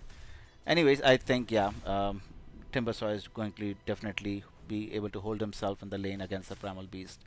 In the bottom lane, we are going to see an Ursa paired up with the Phoenix going against Mirana and the Centaur Warrunner, who is just queuing up a couple of bracers to start off the match. Little bit of harass damage coming out. The first skill he has gotten is actually the home stomp, so just to stop Ursa does have, decaying his health and giving him a mischance. In the meantime, no further action happening in the top lane. Mikey internet is down. Mikey internet is down. Sorry if I pronounced the name incorrectly.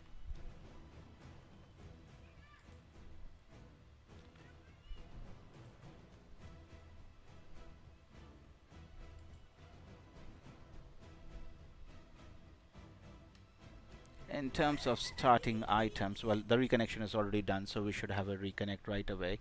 It's lot of iron branches, man.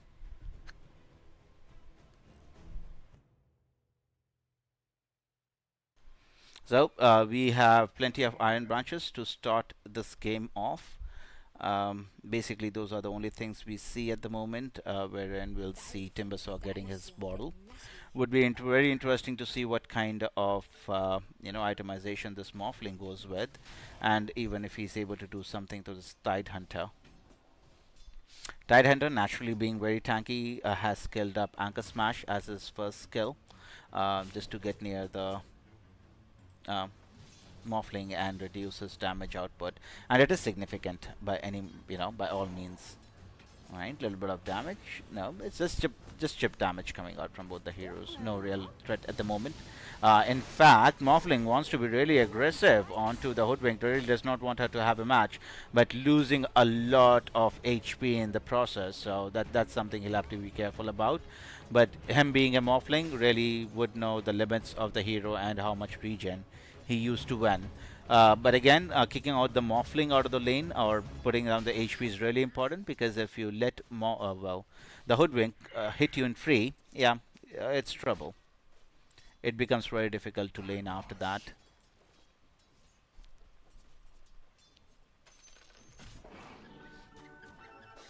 And Ursa should have a pretty okay lane there. Should not be facing many problems in that context. In fact, we did see... No, nothing is happening here. It's just a little bit of pull and prod.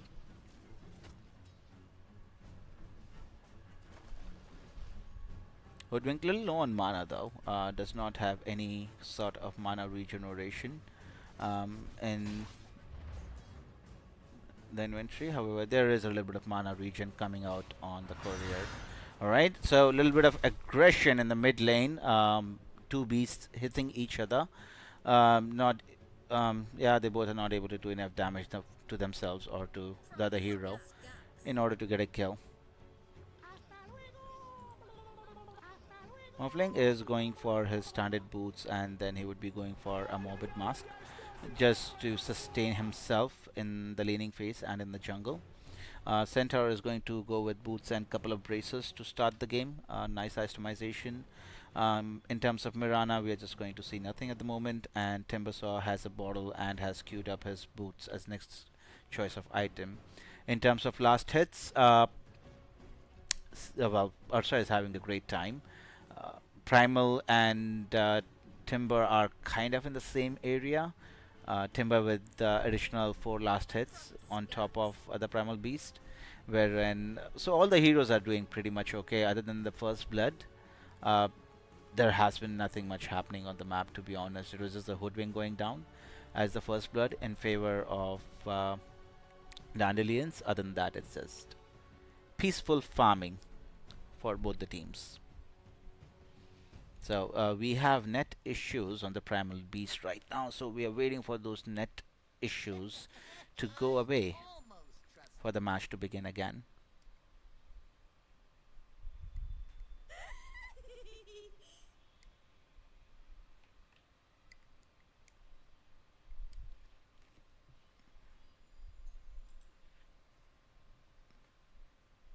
I think there should be some sort of stack happening for Dandelions. I think they have great heroes in order to clear out stacks. Timber, Centaur, Morphling himself can do it. And similar for Team T as well. They have a couple of heroes who can actually take out the stack pretty quickly. In terms of Primal and the Tidehunter, they have a Phoenix as well with a Sunray. AoE damages.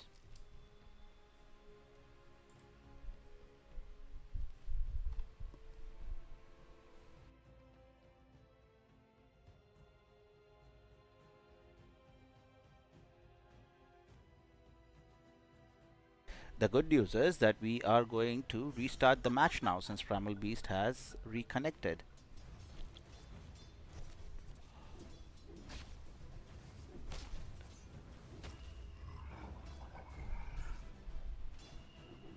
So the first item again is going to be Battle Fury for the Usra. That's the item he generally goes for as a hero. Just increases the speed of farming, can do damage to multiple heroes at the same time. Splash damage, always appreciated by heroes. Just hands down a single target hero, single target hero damage. The prize is mine.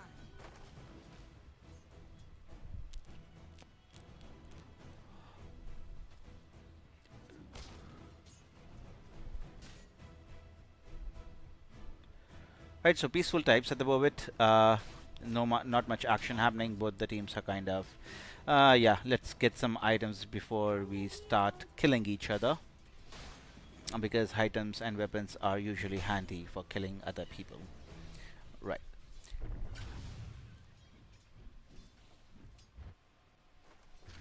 So in the mid game, I don't know. Both these teams are kind of okay with their mid game. If the game continues in this fashion, we might actually get a 60-minute game, because most of the games we have watched yesterday and today have kind of ended in the 23-24 minute mark, maybe 28 in some instances, or 30.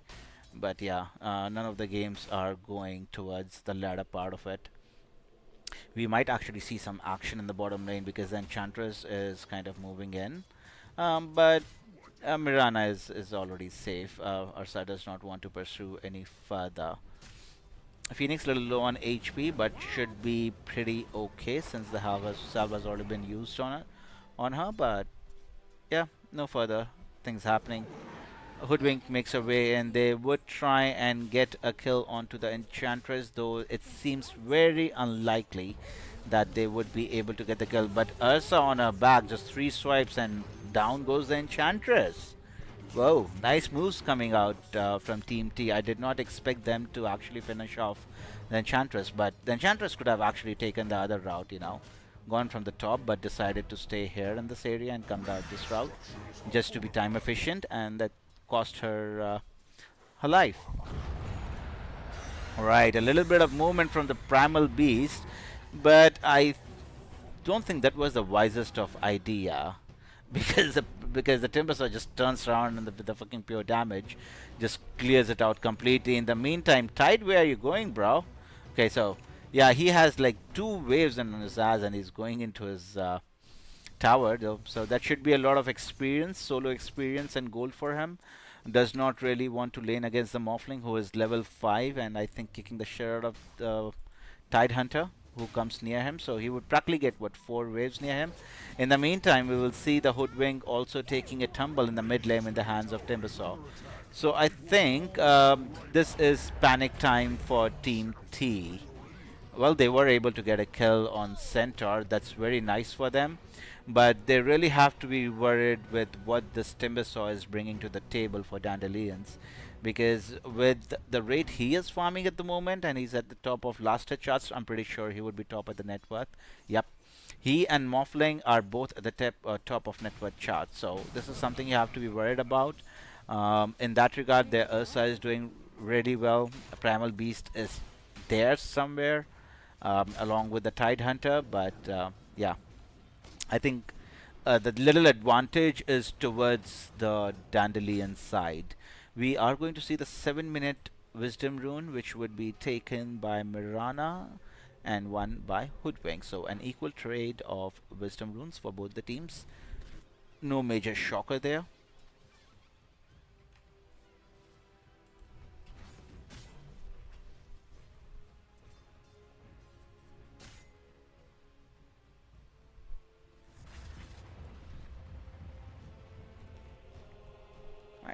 Will no. I think it's the Primal Beast is dead again, dude. This Timbersaw is getting too much out of the laning phase.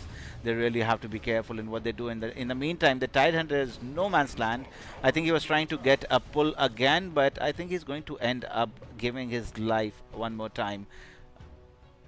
How much? Yeah, he has a lot of HP to work with, but in the end, Nande on his Morphling with the waveform and the magical damage is able to successfully bring down the Timbersaw as well. 8-minute runes are going to spawn. Let's see. What rune did he get? He got a region rune, dude, on a Timbersaw. Life is good, right? So I think Dandelions would be very happy with the, you know, with the current events which have been going on. He would be moving on to the Phoenix. Does have Icarus dive. So as I'm in no means in danger of dying there. Dyer's middle tower is learning Like Mirana in the other jungle just dishing out, clearing out big creeps. So, right.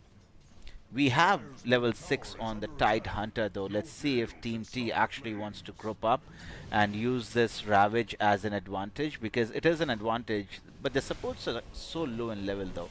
Right. Oh, nice. They are actually able to surprise the Morphling with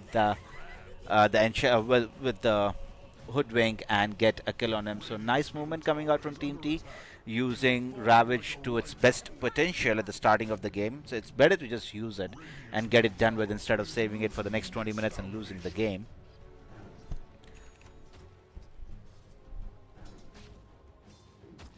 Radiant's middle tower is losing its foundation.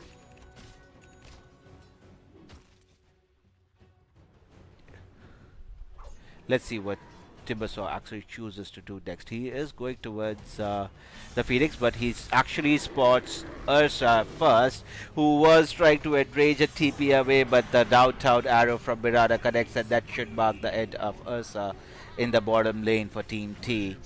Right, they did make him a nice movement, getting a kill onto the Morphling, but in return, they have to lose out on their Ursa as well. So, nice movements coming out from both the teams. And let's see what next is in line for them. I probably think both the cores are going to be pretty much retreating to the jungle now. Ursa is kind of okay with this BKB, not too far away.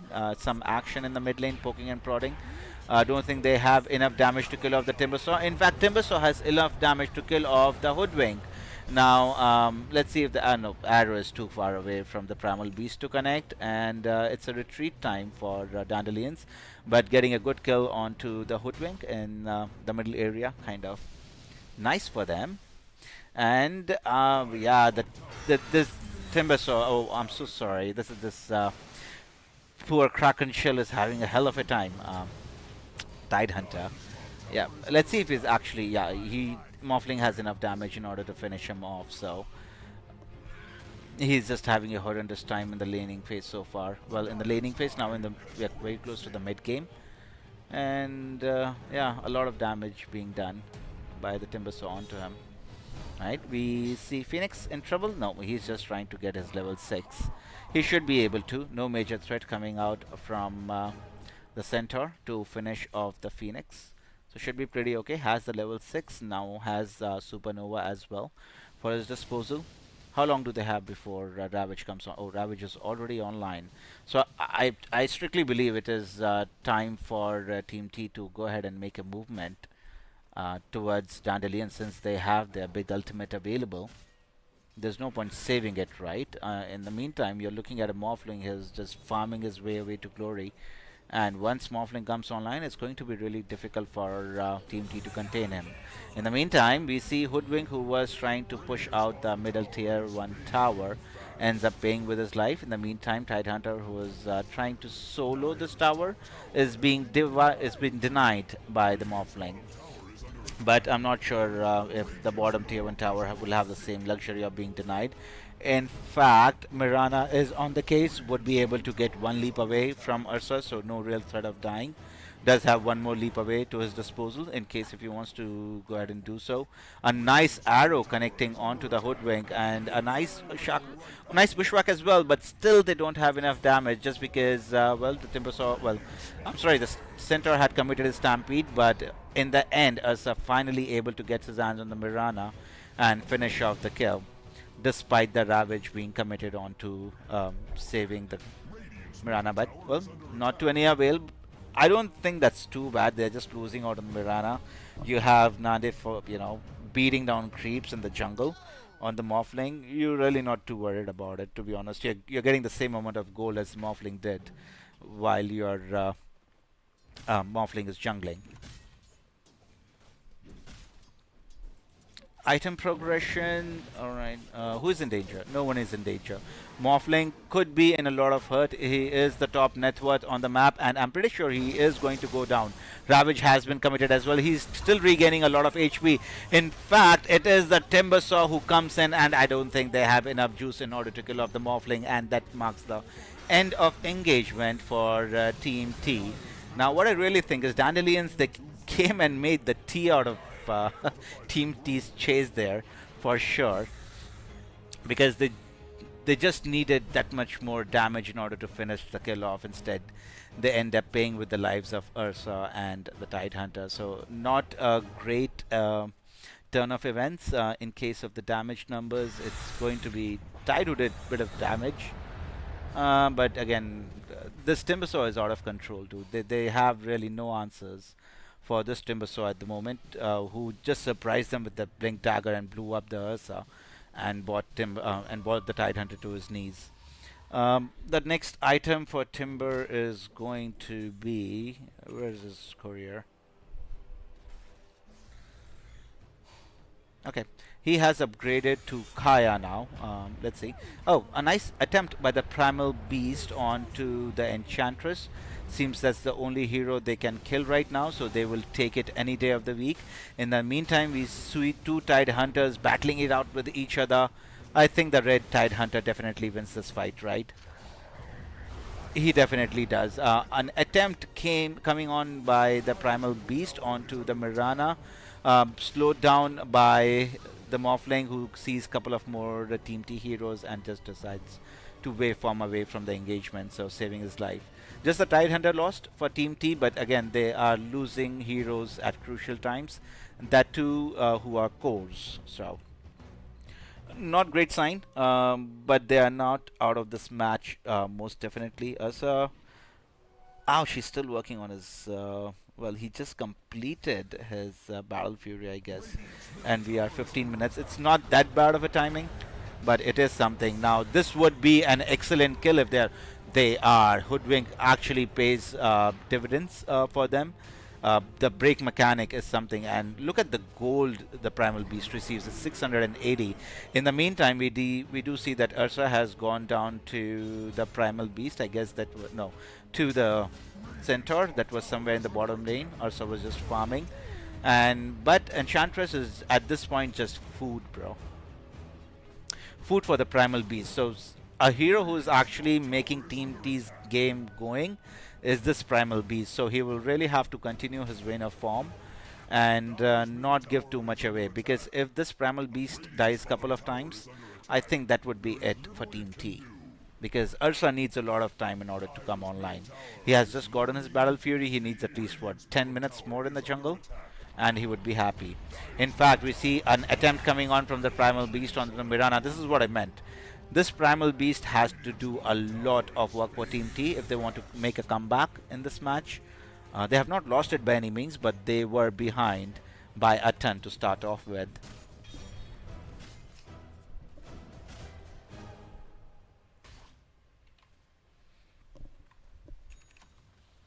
Right. So I don't think they would be able to complete their push onto the tier 2 tower. They're just going to back away pretty soon.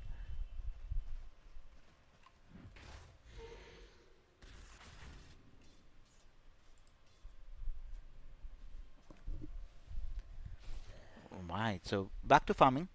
Enough action happening. 17 minutes into the game, we are at a 4,000 net worth advantage in the favor of Dandelions, who are are in a good space right now.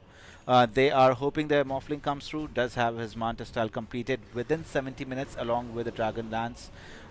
We might see a little bit of action happening at the top part of the map, wherein it is the Timbersaw. Ouch, that's a lot of damage onto the Timbersaw. Ursa actually turns back and does a lot of damage onto him, but does not have enough health to go near the pure damage. In fact, finally they would be able to bring down the Timbersaw along with the Centaur Warrunner. Now it is up to Nande in order to see what his farm can bring to the table, and he's able to get the kill onto the Ursa immediately. Now we will see if Phoenix goes down. She is by kind of followed by Mirana, and they are able to get a kill onto the Phoenix as well. Next would be the Primal Beast, who would be the choice of target for Dandelions, and they are able to get a successful kill. Tidehunter is able to come and blow up the Mirana in that context, but I don't think there is any further follow-up coming from either of the teams. But the big winner of this fight, I would have to say, would be the Morphling. He did about 3,000 damage out of the 9,000 damage, so 1/3 of the damage came out from the Morphling in this contest, and on the other side it was the Phoenix who did brunk of the damage. Excuse me.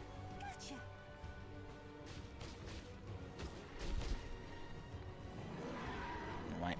So what item is our Ursa queuing up next is okay, he is straight going for a BKB and followed by a Blink Dagger.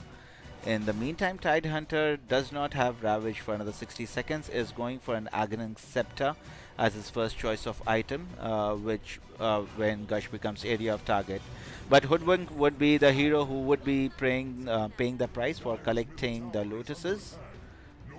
But nothing else happening. I think they're just trying to protect Roshan, is what they're trying to do, because there is no other reason why the entirety of Dire team is just hanging around in the area. We have about 40 seconds before Roshan change sides, and that's too much time for the Morphling and Timbersaw in order to chunk down Roshan. Team T has already given up hopes of any ideas of contesting, so we are going to leave it at that, and Aegis is going to come into the hands of Morphling, who would be very happy with the recent turn of events happening in this match. So it is up to Dandelions to go ahead and close this match without taking too much damage in terms of deaths. If they are able to achieve that, well and good. Otherwise, we might actually... There are ways Team T can come back into this game, because they do have the heroes for it. It's just the execution part, and if they are able to farm up the items, they will need to mount a comeback, honestly. Right. So let's see what Dire actually want to do. Dandelions, how many tier? Well, they still have a lot of towers to take. 21 minutes. We will have the Wisdom Rune spawning. Let's see if they are going to know. They're not making any attempt. In fact, they're heading towards the mid lane. So 21-minute Wisdom Rune, and well, the Tormentor would be forfeited to Radiant themselves, so they're going to be very happy with it. And Dandelions, they just want to clear out the tier 1 towers first before they raid anywhere into Team T's territory. In fact, we see an attempt onto the Timbersaw, who should be dying in this contest, because a lot of damage coming out from Phoenix and the Hoodwink with the break mechanism. So that's the end of Timbersaw. This is what I meant. They really have to be careful how they play. Tidehunter is dead. Yeah, he's dead. The Morphling is a problem. Morphling is a big problem for Team T. They really have to surprise and kill him. Killing him twice would be a problem. But I think Team T is actually making very nice moves at the moment. They are taking the Tormentor. They did take the 21-minute Wisdom Rune on the Enchantress as well. Trying to go... No. Who took the 21-minute Wisdom Rune? One was taken by... Oh, denied it. That's nice. Yeah, that was a cheap move, but yeah, it works. Whatever you need to win. Whatever you need to do to win. So, that's one mode of playing it. Right on. So, the net worth lead is not significant. It's only 4,000 in favor of Dandelions, and this game is definitely hanging in the balance right now. By no means this game is tilted towards one side, because Ursa is actually getting his farm done. Once he gets his BKB, he does, which he just does, and after, let's see if they are able to get a kill on it. has a BKB in order to protect himself. Let's see if he wants to pop his BKB. Ravage has been committed and BKB was not used. In fact, it is going to be the Enchantress who's going to be the next in line to fall. However, in the meantime, Dandelions were able to get their hands onto the Primal Beast. But I think Dandelions would be very happy with the chain of events. Morphling could be in a little bit of trouble since there is Ursa nearby. He does have his BKB. Phoenix is not able to, is able to actually pop out the Supernova. Now it is time for the Dire Heroes to make a run for it. In fact, Ursa dies. Oh, that sucks, ma'am. Oh, man, well, I really had big hopes for him. But in the meantime, it is the Morphling who is actually cleaning up the fight now. With a double kill, and yeah, no, Hoodwink is not going to survive. He has loads of HP to work with, does not have enough mana in his pool, does have Aegis of Immortal as well. Let's see if, how much physical damage he's able to do. But we see that Primal Beast has already respawned, so he actually might be in tons of trouble. Now, are they going to pursue for the second life? No, Enchantress has already made her way near the Morphling, so there is no way they are able to get a kill on this bulky Morphling who has the Khanda completed. Damage numbers, again, it's a no-brainer, bro. 6,300 by the Morphling.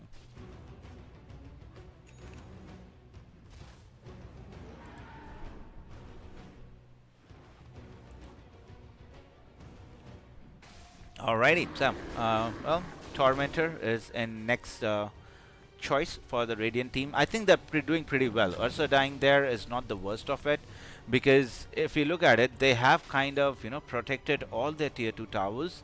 Aegis is not in hand of Morphling anymore, so they're pretty happy. But they don't have Ravage. I don't think they should be giving away their lives like this, at least. Yeah, Hoodwink is the first to die in the engagement, would be followed by the Timbersaw, who just melts. Right, Morphling would be lucky enough to survive. Ursa does have a Blink Dagger, would not be close to harm's way, so that's pretty okay. In fact, we might actually see the Phoenix going down as well. There is no escape. Dandelion's clearly on a roll after getting that Aegis of Immortal. Primal Beast coming in, finishing off the center Warrunner. So some sort of reprieve coming out for Team T there. And now the towers start going down, so after the Aegis has expired. So they basically used up everything they had in that engagement, and in case if the Ursa had survived there, they would have been really happy, but the Morphling finishing off the Ursa was just big kick in their butt. Right, Morphling still not scared of anything. Ursa would like to go ahead and finish the Enchantress first, which he manages to do so. Has already used up his Enrage. Now the Morphling could be in a little bit of trouble. Primal Beast with his Aghaning Scepter is showing it off. But Ravage also committed by the Tidehunter. Now let's see if they have enough damage in order to kill off the Morphling. They do! Oh my goodness. So the Morphling is dead now. It is time for Dandelions to make a run for it, which I don't think Team T will give the opportunity. The best part of it is they have not used any buybacks in any of the engagements as yet. So they are climbing up the ranks, and Ursa, once he gets his Basher completed, dude. In fact, he's not even going for the Basher, he's going for a Monkey King Bar, because he did see that, I'm sure. Is it just against, why is he getting the MKB? What sort of evasion is being carried out by the Dire team at the moment? Ryan, Enchantress should not be long for this world. Enchantress is just food at this point in time. If she's not doing damage, she has no right to stay anywhere near any of the Radiant heroes, because she'll just end up giving her life away. Right, I'm still not understanding the MKB. It's because of the evasion which might come in the future, because Morphling does have the Eagle Song, but I don't think he is wanting to complete it. He's just going for what? Right, this would be interesting. I'm really looking forward to what Morphling and these Ursa go into as we are moving into the latter stages of this game. Right, Primal Beast could be in a little bit of trouble. No, he's not in trouble. In fact, he's dead. Does not have his BKB. In fact, is not wanting to go for a BKB. Now he just changed to BKB, realizing there is no way that Hood of Defiance, well, the Hood is going to go ahead, well, it's going to save his life from that much magical damage coming out. They have a nice ward sitting here in the Radiant triangle, but they are going towards the second last tier 2 tower, which should be easily claimed by the Morphling with the damage he has. Morphling's next choice of item is still, it is going to be the butterfly, so I think it's the right choice by the Ursa then, going for the MKB instead of any other item, instead of the Basher, because that would have been the second choice of item. No further advancements. They have Ravage available in 4 seconds, 3 seconds, and Morphling does not have a second life, so if he gets caught, he probably could die from the damage coming out of Ursa Warrior.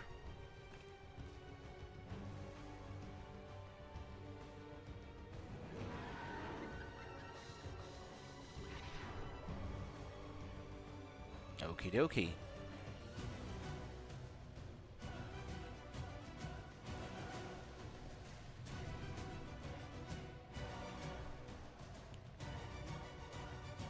So there's a smoke on smoke now. This is a fight which is going to be for Aegis of Immortal, which has not spawned as yet, but Team T wants to be on the aggressive. They have to be really careful how they want to approach this fight. Initiation done by Primal Beast, Ravage to be followed. Morphling has already lost a lot of HP, so the Ravage actually paying dividends.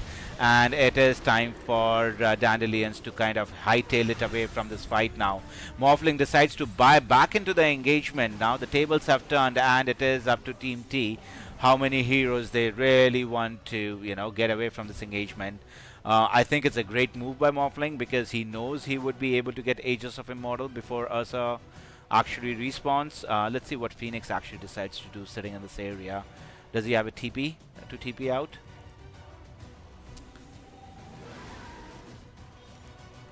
Phoenix does have a TP, but so Rosh is not up. We're waiting for Rosh to be up. Intense moments for both the teams. They don't have Ravage to commit anymore. I'm not exactly sure if they would like to commit for a fight, but from Dire's point of view, Dandelion's point of view, it's going to be Roshan who's going to be the next objective for sure for the carry Morphling, since his buyback was already committed.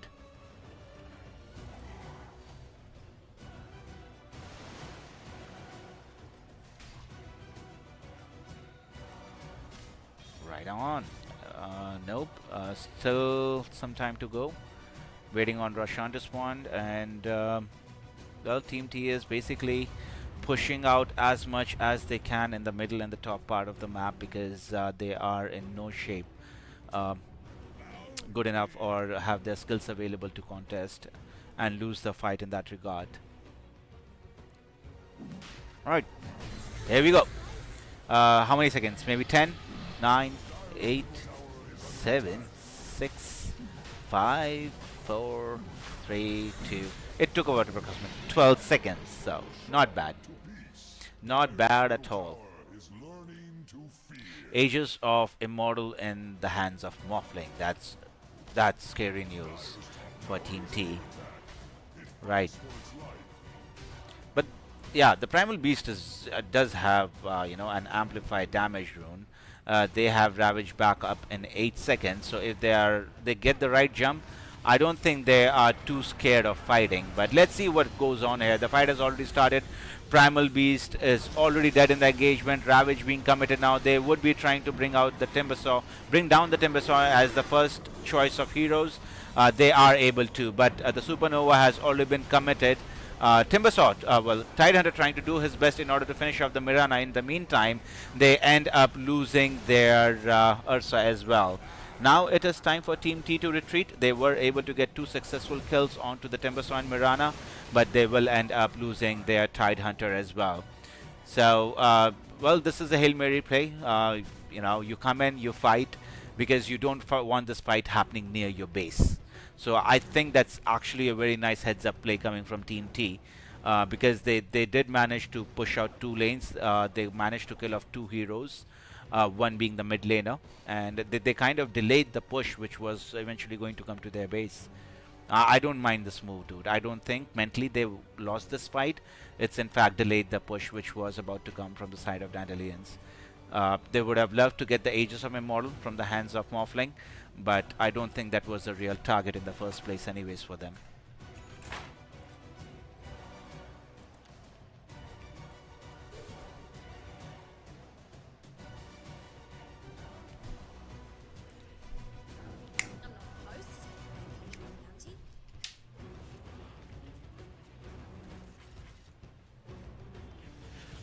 right on. So, okay, Hoodwink, bye-bye.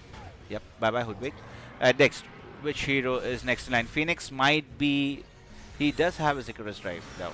Is he able to TP out? No, Timbersaw has Eul Scepter. Was able to put the Phoenix in the air as soon as the TP was committed, and they get 2 successful kills. This is basically a time for Team T to kind of spread out on the map, push the waves as much as you can, and not let Dandelions anywhere near their base. Would be name of the game. The next hero they are going to eye for is no one, because both Ursa and Primal Beast were able to kind of walk away from that area.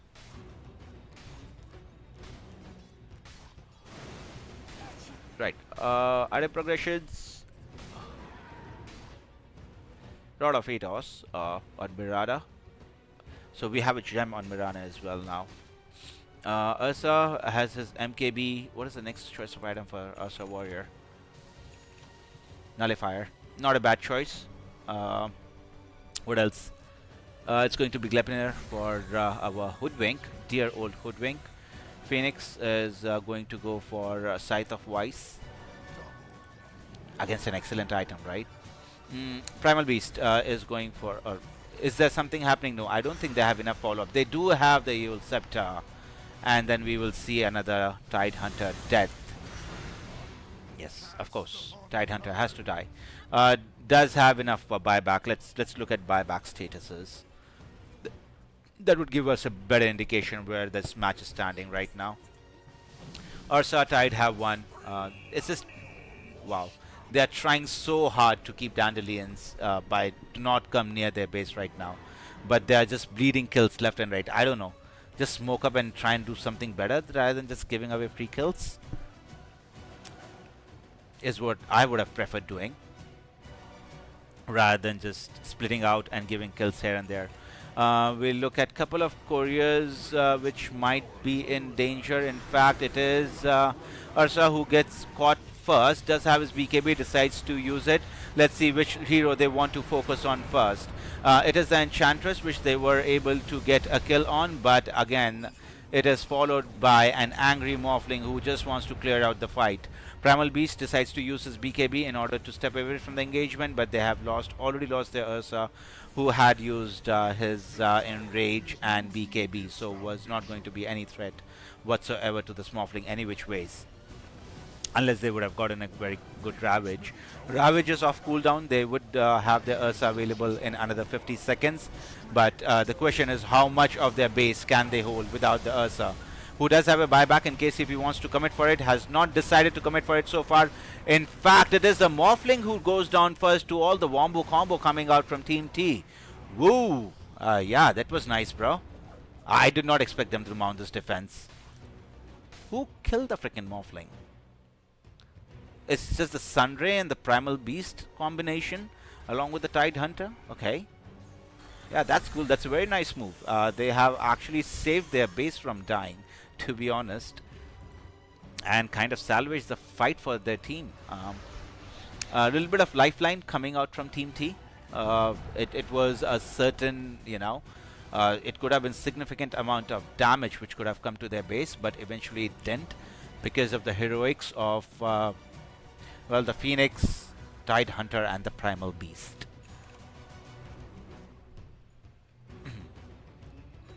Alright, Sanjan Yasha completed for the Primal Beast now. More slow resistance, health regen, and lifesteal amp. 25% status resistance. So this is the only item left in Dota which gives status resistance. If I'm right, there is not many items other than that. So in hindsight, this item has its own significance now because it gives you the status resistance. Right, Team T are wanting to be aggressors now. They're trying to push out all the towers they can while the Morphling is dead for another 30 seconds. So let's see how much they are able to get out of these next 30 seconds.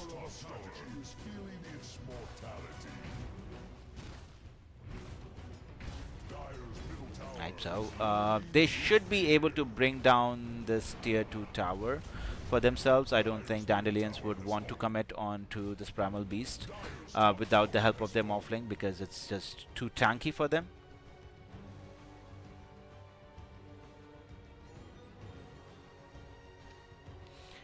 Right, so let's look at a little more of itemization, just because I think it's going to be the next Roshan who's going to be the next objective for both these teams, and we might see a big fight happening then.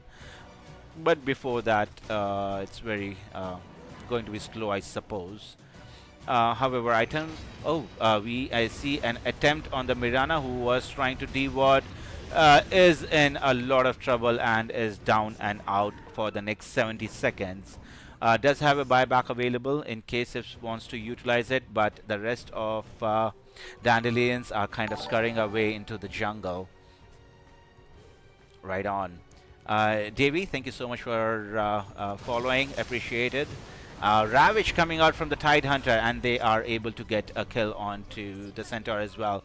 So now Team T really have the ball rolling. They are the aggressors. Dandelions have to be really careful how they step out on the map now and what kind of engagements they want to take, because one misfight that can actually cost them the game, because the entirety of the map is against them for now. But we have seen high ground is not the best place to approach from the opposition teams, because things can suddenly go so wrong so fast. But the Tidehunter Aghanims has really made a difference, has been causing a lot of issues. Now with double Ravage, ooh, that's going to be spicy. Yeah, if Dandelions are caught with their pants down even once, they don't have their Centaur, remind you, and they're facing a Tidehunter who has a double Ravage. Tidehunter, he's actually caught alone in middle of 4 heroes. From the dire side, they have popped the Ravage once. Second Ravage is still waiting to be popped. Morphling going after the egg, and I think he should be able to get a kill on the egg successfully. Morphling is actually doing a lot of damage onto the dire heroes. Now let's see how much he's able to continue though. Timbersaw is not lucky enough to survive that engagement, but it is the Morphling who has to actually hightail it away from this Ursa at the moment. Ursa would be, I think, eyeing towards the Enchantress next, but he decides to actually run from the engagement now. Is able to do a lot of damage on to the Timbersaw and brings him down. Let's see if Ursa is now dead. Tidehunter, Phoenix, and Primal Beast are the heroes to watch out for from the side of Team T. I think they're going to clean up, bro. Morphling dead, Timbersaw dead. I am not exactly sure how this poor Enchantress is going to survive these 3 heroes, magical and physical damage. Centaur wanted to come in and kill off the Phoenix, but decides against it, not knowing if he has enough damage. In fact, I think it could be the Centaur who could be in a little bit of trouble, but no. Team T has actually decided to go ahead and let go of the chase, and they are not going to pursue any further. But in the end of it, Team T are going to be very happy with the chain of events which has happened in that previous fight. So they did gain about twice, no, not twice, but a lot of gold from that engagement, a lot of experience, and yeah, they lost their Ursa. They had to buy back on their Phoenix. Other than that, they didn't lose much. And in fact, on Dandelions, was there any buyback? I'm not sure. I don't think there was. So a lot of committed from Dandelions to mount that defense. I think one more Ravage. No, there are no Ravages left. So we have still about what, 1 more minute before we see double Ravages. In the meantime, you see Roshan is up. Morphling is dead for another only 10 seconds. So this is a make or break fight for Dandelions. Ursa would be chunking down Roshan pretty fast if they are not able to get here in time. They are coming very near to the vicinity. Tidehunter does not have any Ravages, and we see that Hoodwink is kind of hiding around in the tree, plays Ringer Roses with the Centaur, and eventually he gets the kill. Morphling is sitting in the high ground watching at everything what is going on. Centaur has bought back into the engagement. They would like to kill the Hoodwink first, which they managed to do so. In the meantime, Primal Beast doing a lot of damage from the Morphling. Morphling has to walk away from the engagement, cannot stand against this Primal Beast. However, Ursa has come and wants to fight the Timbersaw. He is taking a lot of damage, has lost the Aegis of Immortal. Now it would be interesting to see, with the egg already committed by the Phoenix, they are able to go ahead and defend their Ursa. With another Ravage coming off cooldown, now it is time for Dandelions to retreat from this fight. Enchantress, a nullifier has been committed onto her, should not be long for the world with Ursa at her back. Yep, that's a dead Enchantress. In fact, there are no other heroes who can commit their bodies to this fight. So clear winners of the engagement are definitely going to be Team T, and they would be eyeing towards the tier 2 tower for Dandelions. A nice drawn-on fight. A lot of damage numbers too. 24 damage done by Radiant and 11,000 by the Dire. That's the reason, well, Dire lost that fight. But this game has actually turned on its head. So, Team T definitely in control of the map at the moment. 3-man smoke coming out of Dandelions. Let's see if they are able to catch any Stranglers which might be left in their jungle. It could be the Tidehunter who actually loses his life, but he is not an easy Tidehunter to bring down anymore. With the evasion and the invisibility in his armory, along with Shiva's guard, he's not the easiest of heroes to come down. In fact, it is going to be the Phoenix who would be losing her life in that regard instead of the Tidehunter. Tidehunter, let's see how much he's able to achieve. Is using the Anchor Smash onto the Morphling, but I don't think that Tidehunter is going to survive this onslaught. So 2 heroes, one of them, in fact both of them don't have a buyback, but I'm not sure if Team Dandelions are really want to go ahead and push the high ground with this minor advantage they have.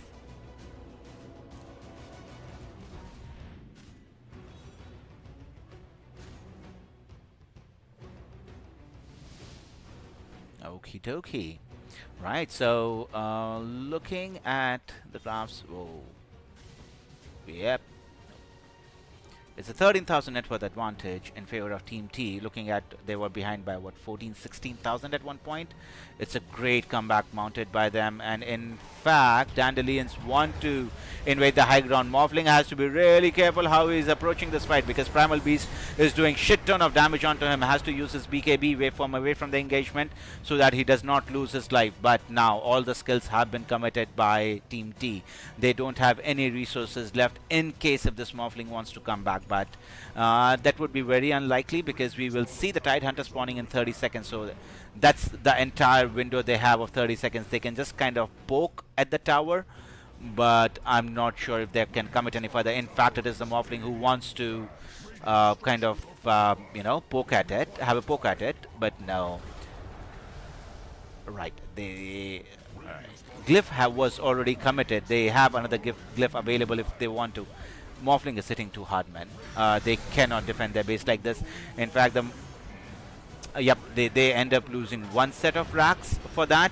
Let's see if they are able to get any kills. Mirana would be the first target of choice for the time of Team T, which they are able to bring down successfully. 1 Ravage by the Tidehunter, 2 Ravage by the Tidehunter, that brings down the Enchantress as well.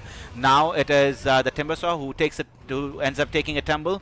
Morphling on the run, not they don't have any further lockdowns, but a great defense coming out from Team T. They were able to get 3 heroes from the side of Dandelions, and that would mark the end of aggression coming out from them. So yeah, high ground again. They were able to get a couple of buildings on the side of Dandelions, but they had to pay a hefty price for it by losing 3 heroes.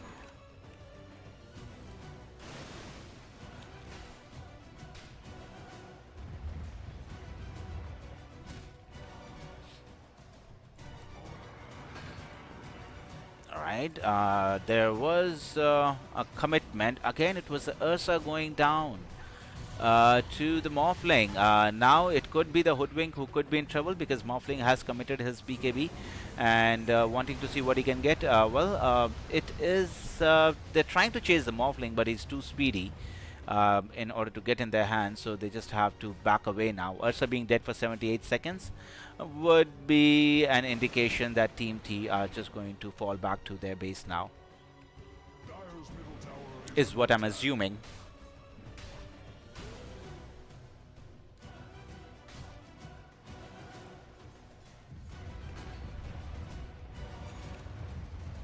Right, Primal Beast completed his Shiva's Guard, does have a Refresher Orb. Can replace his Soul Ring and Aghanim Scepter. Not replace Aghanim Scepter, just eat it for the additional inventory slots. This is Tidehunter, I mean, boys. But let's see what is the next choice of item for him. For the Primal Beast, again, he has a Refresher as well, BKB. He's going to eat the Aghanim Scepter next. In fact, the Morphling could be in a lot of trouble. I don't think this was what he had expected, for sure, because he he just waves Swamps in, and he freaking finds 4 heroes from Team T standing on top of right of him. So that was funny. Does have a buyback available. Would not be too pissed about it. But of course, yeah, it is something. I'm pretty sure Team T would like to get this buyback out of the Morphling by pushing in the lanes. Let's see if they are able to do so, because he's dead for 72 seconds. They have lot of time to push into these towers. And Ursa would be joining in soon. I'm pretty sure he can TP. No, he just wants to clear out the wave and bring the creep wave along with it. So he just kills the creep wave, TPs onto the outpost, and now he would be making his way towards the mid tower. Ideally, they would like to finish this Rax off in case if the Morphling does not use his buyback, but that is what we are waiting to see. Alright, a move has been made by Team T. They want to go into the base. Damage done onto the Mirana. The glyph has been committed by the Dandelions. Now they will not have the glyph for the rest of this tower. Tower going down. It is a set of racks. They have another glyph available in case if they want to use it. They have 30 seconds before their Morphling spawn. So I think they are going to let this set of racks go. In fact, Team T are still not content. They want another set of racks. They only have 18 seconds before the Morphling spawns, and I think this marks the end of the aggression. They would not want to commit any further, because with the Morphling up, there are high chances that they can actually get wiped out from this map in total. So okie dokie, a little bit of chase coming out from Dandelions, but not able to connect onto anything. So that's not going to go any further with it for sure.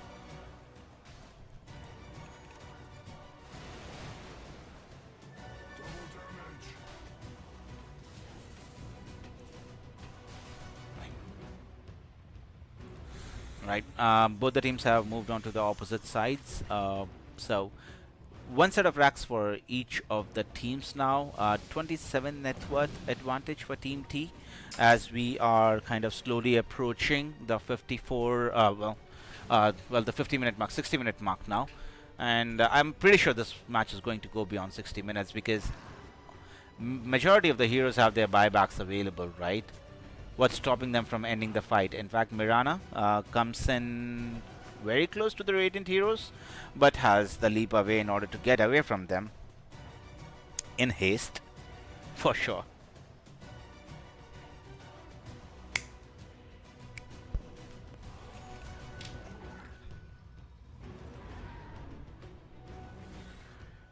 Right, so power treads. No, it's the Swift Link which is completed for the Morphling.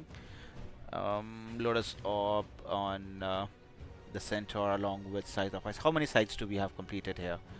We have well, let's wait for that. Since Roshan is up, Ursa is already mowing down Mr. Roshan, in with Moonlight Shadow being committed by Mirana. Let's see if they are able to make it there in time. Roshan is not going to be long for the world, because the stun actually helps Ursa, and he's able to get the Aegis of Immortality in his hand. Enchantress is the first hero to fall down in that engagement. Now Morphling could be in a lot of trouble. He is actually in middle of 4 heroes, has to use his spell in order to get away, but Ursa is not just going to give him the opportunity, and he chunks the HP down from his from his counterpart. Now again, there are a couple of heroes who are kind of joining back into the engagement. Center has used his BKB. Morphling is in the vicinity again. Let's see what target he chooses. In the meantime, they are trying to make an attempt to go on to the Timber Sword, not able to do so. It is going to the Primal Beast, who is going to be the first choice for the Morphling, but the Ravage actually breaks the game open for the side of Team T, and that's it, bro. GG. Yep. It came down to one Roshan fight, wherein Morphling tried his best, but again, it was the Ursa Warrior who wins the battle of the carries in this context, I would say. An excellent game played by both teams. 44 net worth advantage for them at the end. At one point, they were kind of scared to step out of the map on Team T, 27, 28 minutes in. But have to really commend their efforts, taking this game one, not giving up. And to their credit, they have game one under their kitty and one step closer to the next lower bracket round, and one step closer to not being eliminated. Right on. So we are going to move on to match number two in between these two teams.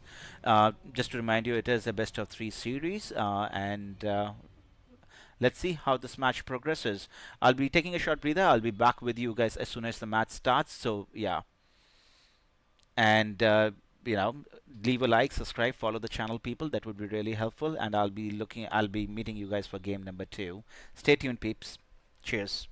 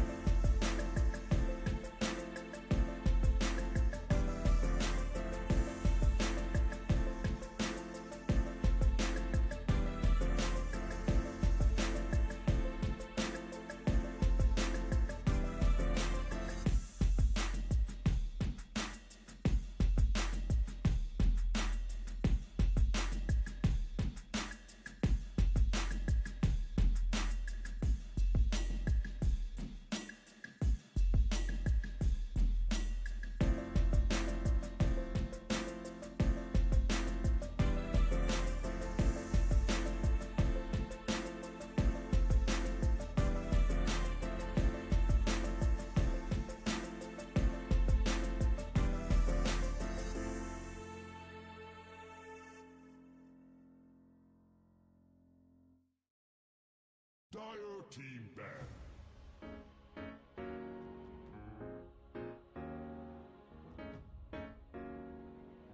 You have 10 seconds left. Did you notice how good I feel lately?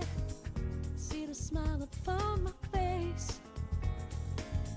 Since you came into my life, oh baby, morning's lights a warm embrace. I used to feel so sad and lonely.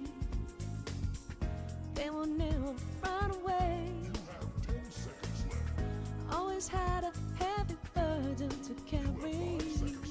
Now you brighten up my days. Baby, your love gives me freedom every day. Baby, your love put some freedom on my way. Baby, your love gives me freedom every day. Baby, your love put some freedom on my way. When I think about myself before you, see half of what I am.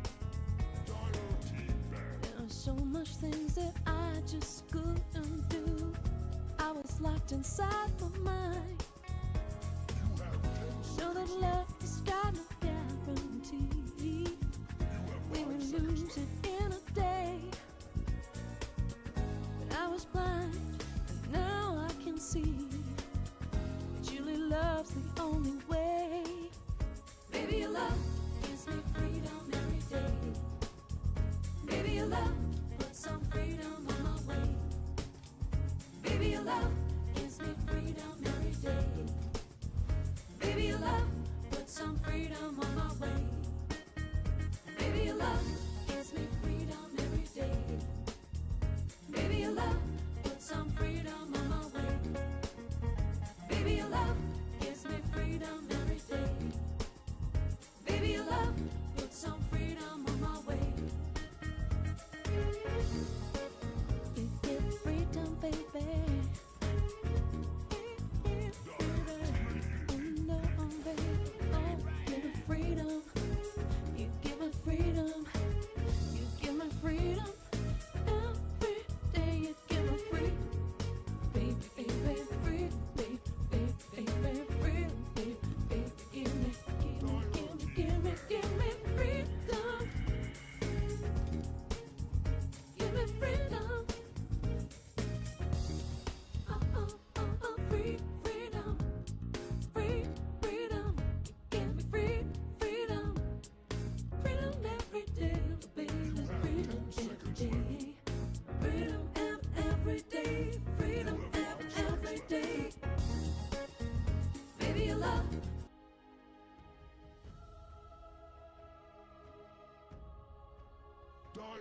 Hello and welcome to game number 2 in a best of 3 series in between Dandelions and Team T.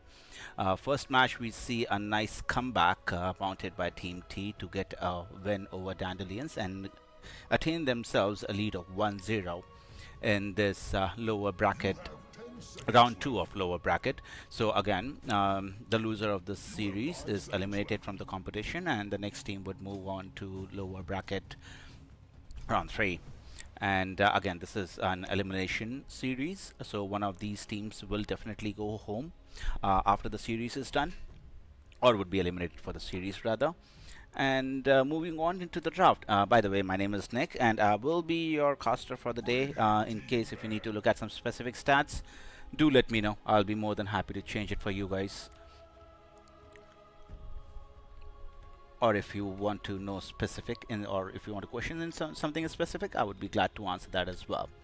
Moving into the draft, Team T have decided to ban out Tiny, Brewmaster, Monkey King, Morphling, and we are still waiting for the next ban to come out. And Dandelions have banned out Beastmaster, Enigma, Clockwork, Chaos Knight, and Puck so far into the draft.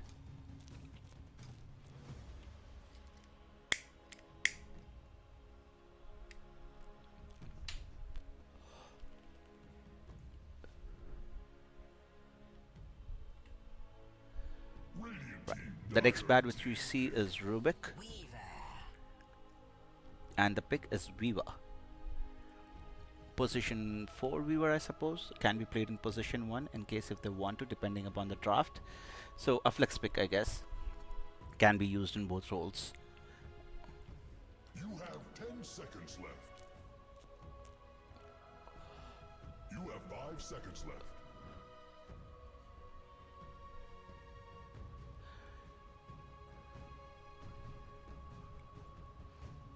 It's the second pick for Dandelions now. Let's see which route they want to go with. Batrider can be played in position 4 or 5. So I guess it's position 4 and position 5, which they have picked up so far.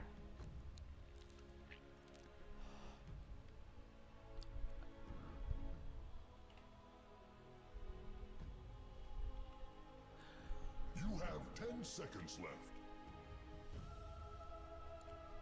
You have 5 seconds left. Maybe the offlaner from Dandelions now. So many of them still left in the pool. We see Doom is still in the pool. Radiant team pick.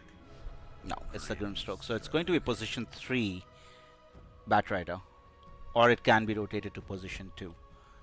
So a couple of spots he can go to still.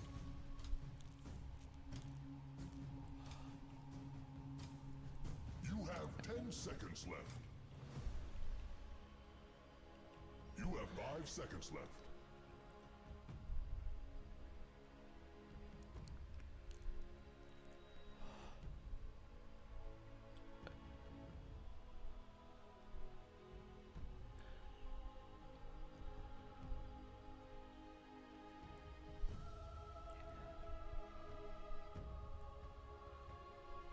Using up quite a bit of the reserve time, to be honest, but they have a lot of it. A minute and 20 more seconds to go after this, so they should be pretty okay in that context. I'm just thinking, you know, they're choosing which route they want to go against this trio of heroes. I don't know, any illusion hero against all these three is pretty good.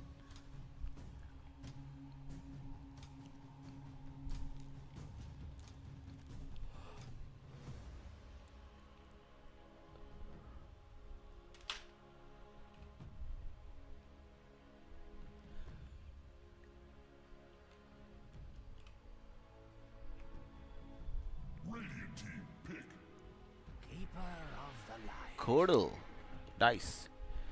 Yeah, dice peak of dice chunk of damage, which can come out of the Cordal. I think Team T would want to place their Weaver in position 1 and Cordal as position 2. That's a way they can go, 10 seconds or left. if that's a way they're thinking of. You have 5 seconds left.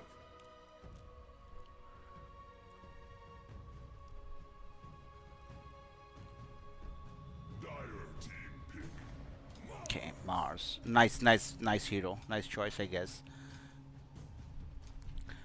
Gives a lot of control for all these three heroes, or for the three kind of offlane and 2 supports for the Dandelion side. And we are going to see the 4th pick coming for Dandelions now. You have 5 seconds left.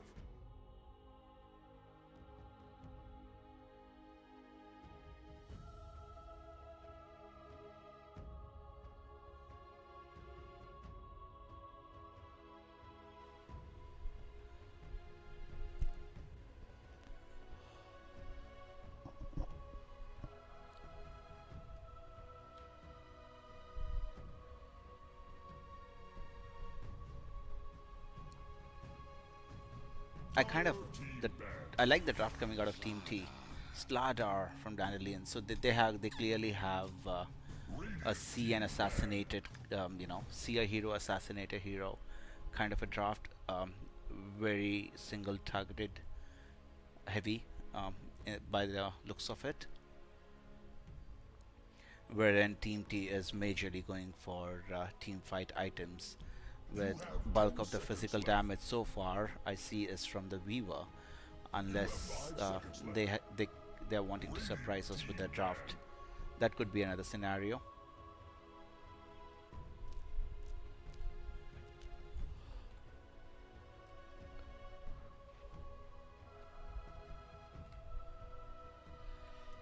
It is a barrack phase. We see Life Stealer and Rubik have been additionally banned by Team 10 T. seconds left. Last ban is yet to come, and from Dandelions we are missing out on one more seconds ban. And the last pick, of course, is going to be with Team T. So they will have their time to decide what they want to bring as a counter against Dandelions.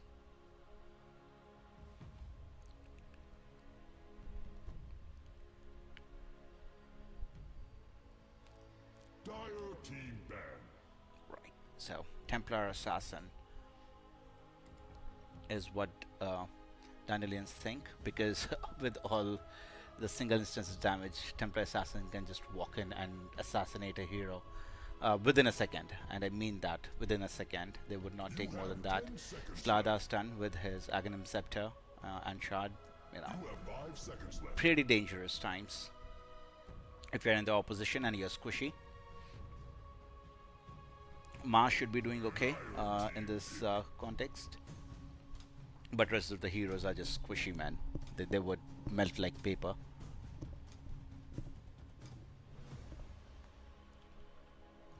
So last ban coming out of Dandelions now. Let's see what they are choosing to go with. I think they need a carry now for sure. You have 5 seconds left. Or sorry, is it? No, it's going to be the Faceless Void. Right, so there's their team fight. Other than that, they didn't have much of a team fight context. But with Faceless Void coming into the picture, they have kind of a team fight tool. Does have a long cooldown, but it is a team fight tool which they have and can use. In fact, it is good against each and every hero from Team T, because he catches a couple of heroes in his chrono. He could probably end up finishing them off.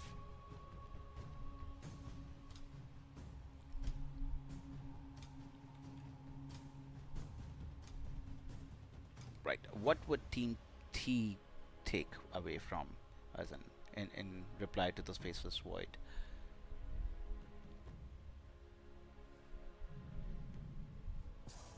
Medusa, okay. Right on. So we have a late carry matchup kind of a situation in game number 2, wherein we will see Medusa going up against the Faceless Void. Let's see which carry hero comes out on the top. I think the major part of this match is going to depend upon how this Slardar plays, to be honest. If he's able to carry his team towards the late game would be the big question. And on the side of Team T, it's going to be, well, the Mars who has to kind of carry the game for his team till the time they're ready to close it out. So again, this is game number 2 in a best of 3 series. In case if Team T wins, they would advance towards the next lower bracket round, and in case if Dandelions wins, we would be moving into game number 3. So this is what the situation of the series is so far. We are moving into game number 2 now. This is going to be fun, people.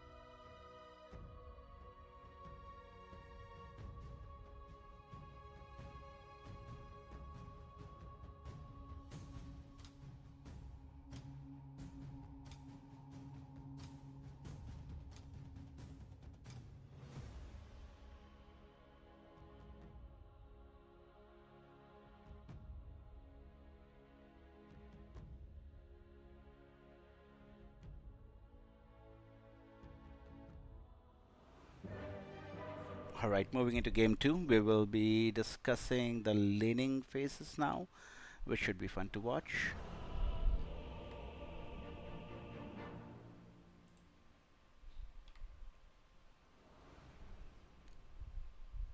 Alright, well, this marks the start of game number 2 in a best of 3 series in between Team T and Dandelions. Team T, well, are in the lead in the series with 1-0 game up over Dandelion, so this is make or break time for them. Right, we are all heading towards the mid lane now.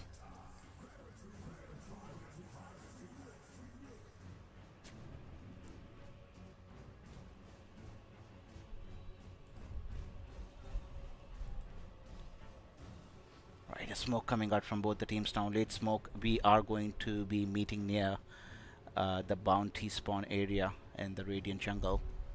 Okay, smoke is broken. Medusa is the first hero they are going to see. Let's see if they are wanting to make an attempt. Slardar actually moves in. Blinding Light does a lot of damage onto the Slardar. Medusa a little low on mana, but it is going to be to be Slardar who loses his life in favor of Team T. And now it is going to be Desire who would be in a little bit of problem. In fact, I think he is going to end up giving his life away to Viva. Okay, so 2-0 in favor of Team T. They have made a great start to this match, getting 2 kills pre-0 minutes, made the right move at the right place. So that's kind of good for them, and a good start for Medusa rather. Okay, now looking at the laning phase of it, let's see who goes where. We will see the Faceless Void as position 1, moving up with Enchantress, who would be his support. And in the top lane, we are going to be witnessing a Viva paired along with Mars. So that would be for the Radiant side. In the mid lane, it is going to be the Batrider going up against, well, Kotal, the old man. Let's see what he's able to achieve. I think he has a lot of potential in this game. And if he comes out on the top on laning phase, I think he can do a lot of damage moving right into the game. And against a Chrono as well, he could be really handful with all the heals coming out. Obviously, Dire's Courier taking a tumble in the hand of Medusa in the bottom lane, but, well, there is no kill, so we can skip that part of it.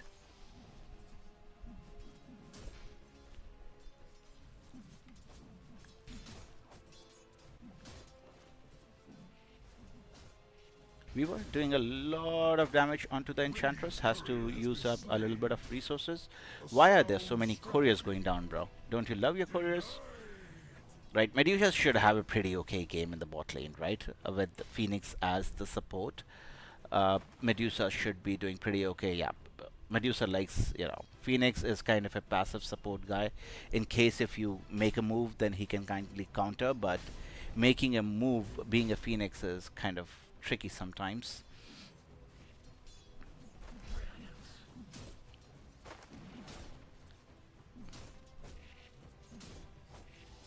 We were doing decent chunk of damage onto the Enchantress, and Faceless Void just, well, doing with the Shakuchi damage. Let's see if he's able to pull the creep wave. No, there are a couple of creeps in the vicinity, so would not be able to successfully pull out the wave, and well, not able to get the stack as well.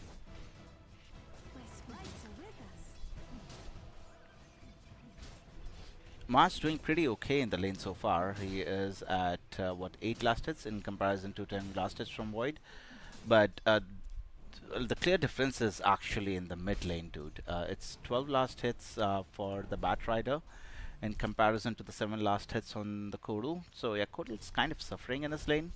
But yeah, it should improve as he has more levels to work with. In the meantime, Slardar again is kind of struggling, like Kotal. And those are the 2 heroes which are kind of at the bottom of the net worth chart at the moment, I suppose, in the last hit department at least.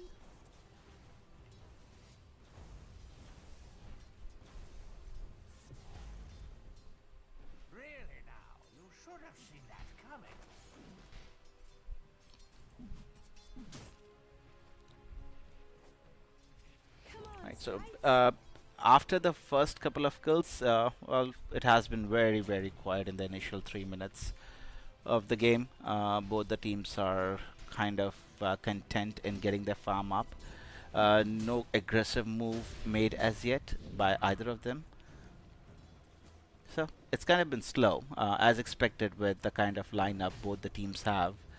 They are going to be kind of farm-centric for the initial phases of the game at least.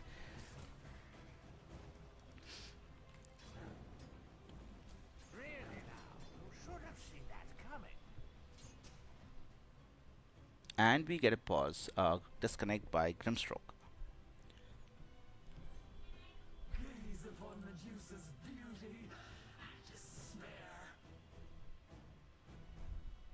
What facet has Medusa gone with?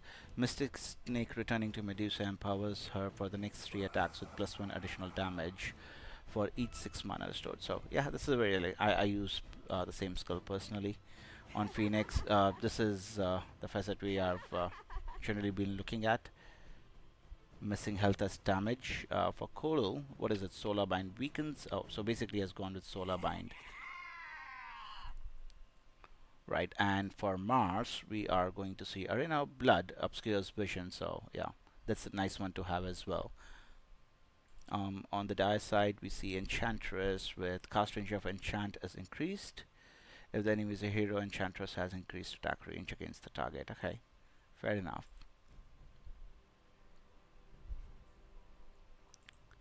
Yeah, pretty normal ones. These are the regular ones which we generally get to see. No one has kind of played with their build a lot here. He crashed. Reconnecting is the response. Alright, so Batrider, Sticky Napalm deals more damage to structures. So yeah, this guy is going to be a pushing machine with the kind of start he has had to this game. I don't think he would be very sad with it, with 20 last hits and 9 denies, and compared to Koru, who is at 12 last hits and 1 deny. So I think that's where the difference on this map is currently, because both of the cores are sitting exactly at the same number of last hits and denies, and even the offlaners are not too far apart from each other. So it is only the mid laners in between Team T and Dandelions which is kind of separating each other at the moment, and that's where I guess the advantage is for them. Alright, Courier is being sacrificed again. Weaver is making sure there are no active or alive couriers on the map. In fact, he's able to get a kill on Enchantress's courier as well. So yeah, making their life really miserable in the top lane. The Weaver playing really well, actually, to be honest. Medusa doing chunk of damage onto the Mars, wherein Phoenix is able to get a couple of pulls out successfully, giving extra experience to the Medusa, who is already at level 4 compared to Slada, who is at level 3. So 1 level advantage never hurts. It never does. Just more levels in Mystic Snake for Medusa actually kinds of makes her pretty happy in the laning phase. Weaver still doing Weaver things. He is able to do a lot of harassment onto the Enchantress, and in fact it is Kodal which we see will have to play really hard. Okay, we have no water runes as of now. Why is this splashing? I'm not sure why this is splashing. Okay.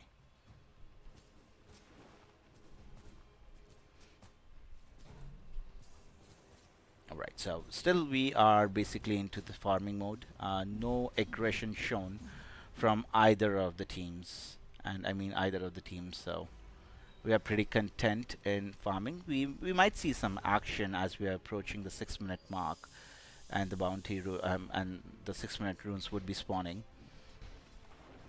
Right, let's see who is defending where. Weaver has already gone top of well, the Grimstroke. Let's see. Oh, that's a nice nuke coming out from Kodal. However, well, I think someone has to die here, right? It is the Weaver and Kodal who end up taking a tumble.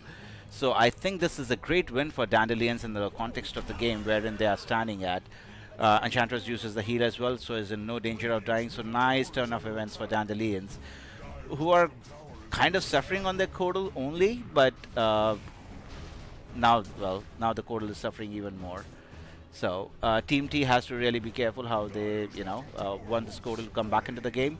But good news for Dandelions that they're already strong.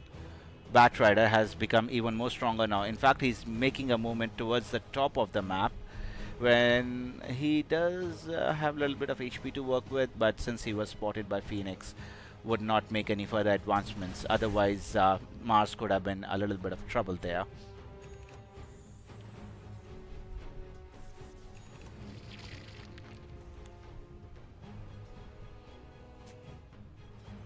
Right, who took the 6-minute rune? It was a shield rune on the Batrider. Right, fight for the 7 minute. It is Enchantress who is able to snag the Wisdom Rune away from Radiant team. I've seen it in the past, dude. This Dandelions team, they really like their Wisdom Runes. Each game I have seen, I have actually seen them taking a lot of them. In fact, because of that, they end up losing a life on their Faceless Void, who was kind of left alone to fend for himself, which is not a great sign 7 minutes into the game. And yes, we have some lag issues, I guess. Yeah, it's some lag going on. It's come on, lag, go over. It is reconnecting. No, it actually DCs.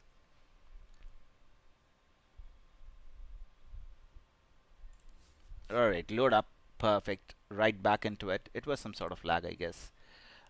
Steam might have been updating.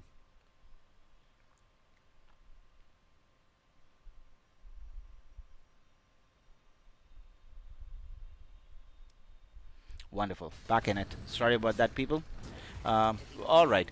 The only thing we missed in the meantime was a kill on Weaver. So at least we are glad we didn't lose much of action happening in the match.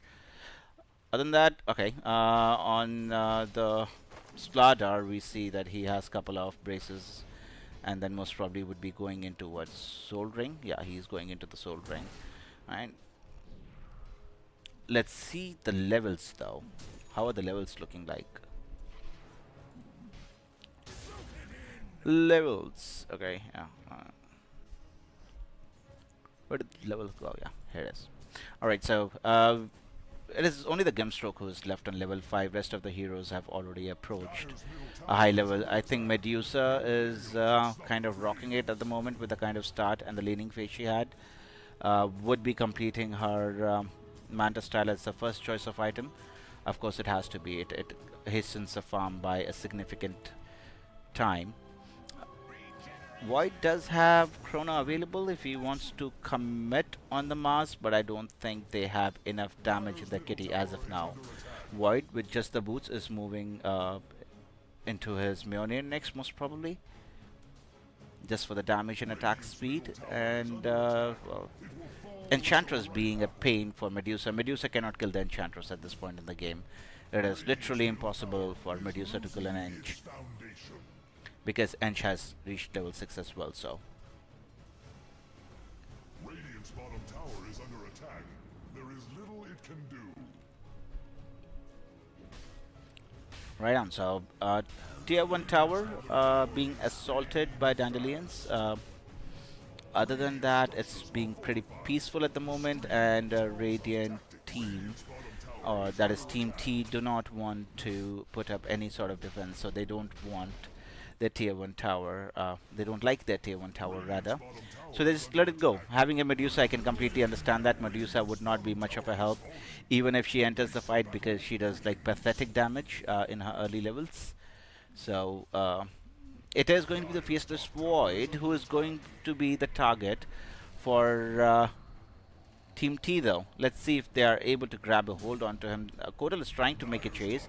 He does use the Solar Bind on him, but Faceless Void, having his Time Walk available, was able to walk away, and Kodal has left his friends far behind him in the midst of doing that.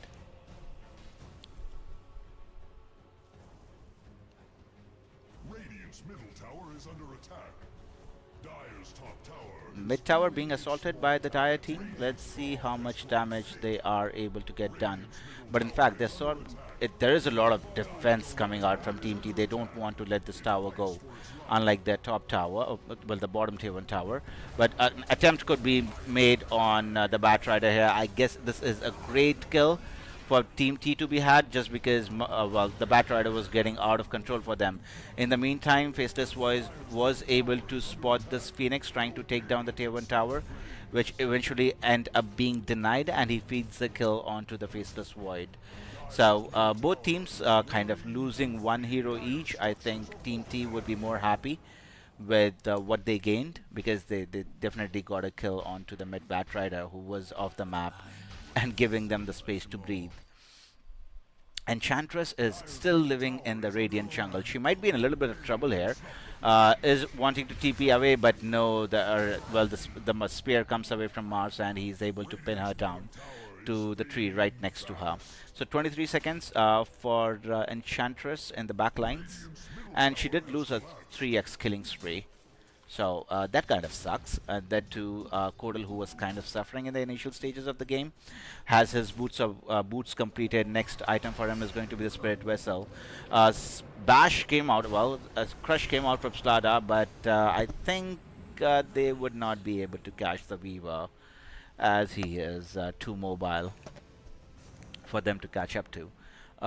I did see a Blink Dagger on Stardust, so not a great reveal for the Blink Dagger since he missed his Crush, but a great attempt. So one surprise element which he had for the Blink Dagger is gone. So yeah, he'll have to use it for something else. In fact, I think he is going to use it on the Phoenix. Phoenix does not have it does have Icarus Drive, so if he wants to, he can use it. I'm not sure why he's not. He does have the egg available. I guess he wanted to lure the heroes into the egg.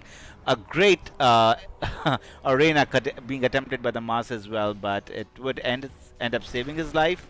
But they are not able to get any return kills in that regard. But they did lose their life on the Weaver.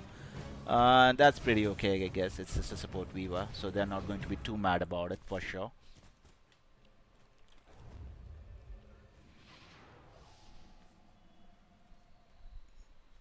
Okay, a smoke coming out from 3 heroes from Team T. They are making a move. They might be able to find the Bat Rider kind of farming, but he's almost done with his farm and he might be walking away, but no. They are able to get the Solar Bind on him and then the Spear connecting him to a tree. That marks the end of Bat Rider. So nice moves coming out from Team T. They have slight, well, they don't have any net worth is pretty much even on both the teams, but we see the kill score is 2 and 2 on 7 and 7 on each side.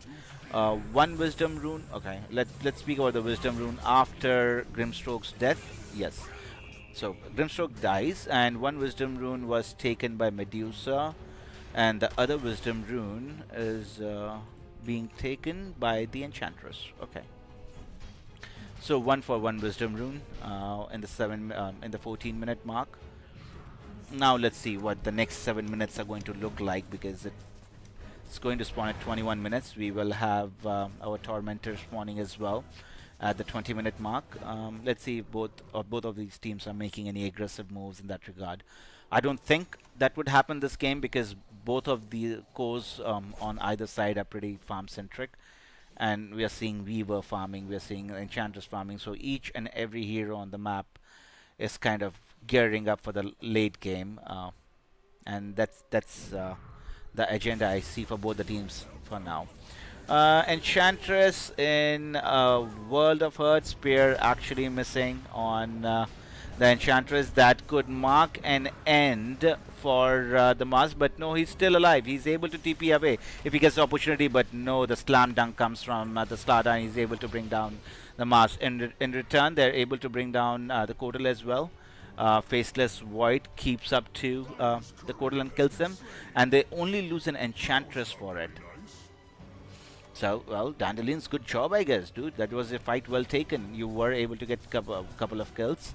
You only lose your Enchantress for it, but you have not touched the Medusa as yet. And, okay, the Medusa is going for Diffusal next, and, okay, she is directly going into the Diffusal and then going into the Disperser right after that. So that would be fun to watch. Once Medusa gets her Disperser completed, that would be real painful time for the Dire team then, because they will be just getting their mana sapped out in the meantime. Grim could be in a little bit of trouble. Medusa is kind of stronger now, can chase after heroes. The bug connected, it's Danzo. Alright, Faceless Void actually wants to come in and save the Grimstroke, but again, Stone Gaze has been committed by Medusa. I don't think they'll be charging on the Faceless Void, but they would definitely be able to get a kill on the off-laner Slardar. In the meantime, Mars is chasing Enchantress, not able to do anything to her, but he can at least body block. The Rod of Atos from Weaver is actually paying a lot of dividends for Team T, and they are able to get 3 nice juicy kills from the side of Dandelion. giving them 1000 net worth advantage and a kill score of 12 to 9 for their advantage. So good job done by Team T. In terms of damage, I'm pretty sure Cordell should have done most of the damage. No, it was actually the Medusa who did bulk of the damage in that team fight, closely followed by Phoenix and none by Cordell. There. Yeah, I was completely off there. But it was Medusa who did blunt of the damage. Okay, so all the tier 2 towers are still standing. It's only one tier 3 tower standing for Dandelions. But now, eventually, as we are moving into 20-21 minute mark, we might see more towers going down and more aggression coming up. 15 seconds, well, 7 seconds before we have the next Chronosphere. So that's when I think Void would like to get kind of, included in the fights, wherein he would join in and offer his assistance wherever he can. But before that, it's not going to happen, though. Mirana... No, Enchantress, I don't know what Weaver is doing here, but I think they are actually eyeing up for the Enchantress. Diffuser Blade already completed. They did slow the Enchantress down, but I think Weaver should have enough damage. No, Weaver will not have enough damage. Oh, no, they do have enough damage. Sure, it was scary for 1 second, but yeah, Enchantress was doing a real job in kiting them and almost got away with it. Double damage rune on offer. Pretty sure Medusa is going to come in and snatch that. Okay. So, Slada, does he have his BKB? No, he is on his way to complete the BKB. Faceless Void going for the same item. Batrider is going for the same item. So, 3 BKBs are being awaited on the side of Dandelions before they make any aggressive move. On Team T's side, it is going to be Solar Crest being completed for Weaver. Medusa is going to complete her Disperser after the disposal. Phoenix is going for Orchid. How often do you see that? In fact, we see a very nice Chronosphere on 2 heroes. They would be able to kill off the Grimstroke immediately, but Void is going to be a trickier target. But they are not giving up the chase. Rod of Atos was used, and Void does have Time Walk available in 2 seconds. So I'm pretty sure they would not be able to get the kill, since there is a lot of backup arriving from the Dandelion side to that area. Weaver does not want to give up. They get a smash onto the Weaver, even the lasso committed onto him, and overextension, I guess. They felt overconfident on it. Void does have a Chronosphere, so if they catch the Medusa, this could be trouble for Team T. Let's see how they want to respond with it. If they actually even commit the Chronosphere, Medusa is actually the hero who commits onto the Stone Gaze first. I think Dandelions had that idea, and they just wanted to get that spell out of their way for how many? The next 78 seconds now. So yeah, Medusa has to be really careful how she approaches the next fight, because not being without the Stone Gaze, if you get caught in middle of too many heroes, that could actually spell a lot of problems. Dandelion's actually making the right moves, dude. They know that one major spell from Medusa is missing. They want to take advantage of it, and with the help of Slada's negative armor, they would be able to bring down Roshan. In fact, Radiant, they're too slow, man. They would not be able to make it here in time. Yeah, they're not able to make it in. But in fact, I think they want to take this fight. Chronosphere is available on the Faceless Void in case he wants to commit so. Other than that, they only lose the Grimstroke, and let's see if they lose any other hero in this regard. There are multiple heroes who are chasing after the Faceless Void. They were able to get him inside the arena, but let's see how they are able to deal with his second life, though. He would not be able to live just because the spear connects and he's pinned down to the wall there. I would say the mountain. So no ways of escaping for the Faceless Void. In fact, Enchantress being cheeky, trying to cut waves as much as she can, but ends up offering her life and really not making any difference to the push, to be honest. And the 21-minute Wisdom Rune actually goes to Medusa.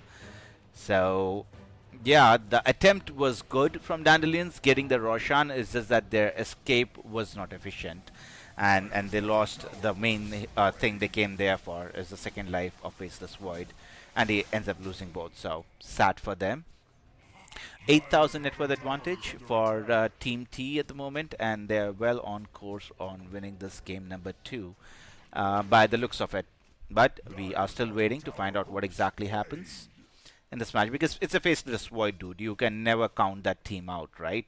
One good chronosphere with 3, 4, 5 heroes, and you can turn the tide. Dire's bottom tower has fallen.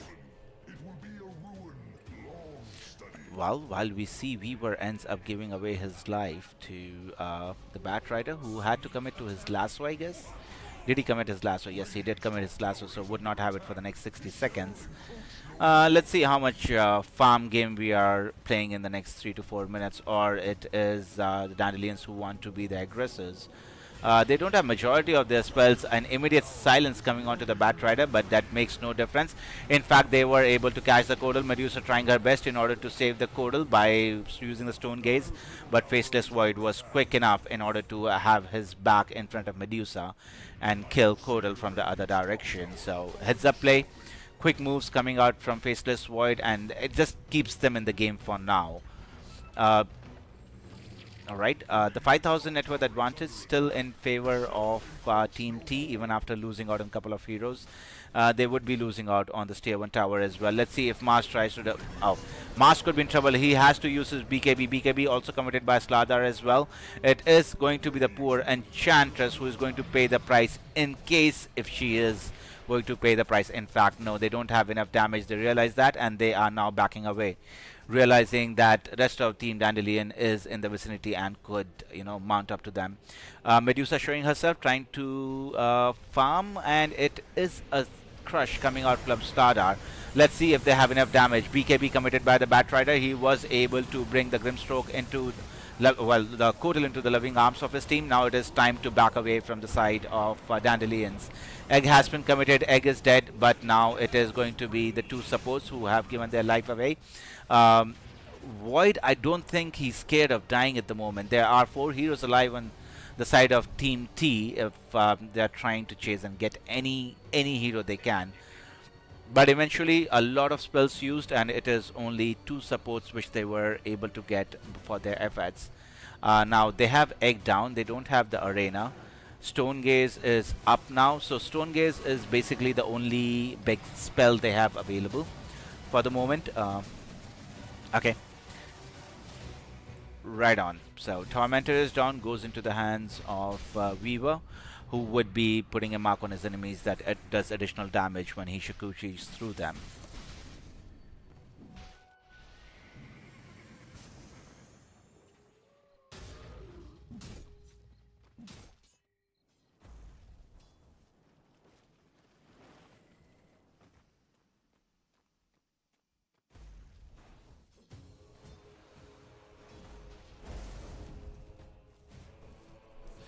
Right, so just with a 4,000 net worth advantage in the favor of Team T, let's see if they are able to increase their advantage. No, they don't want to commit onto the Weaver, knowing Mars could be in the vicinity.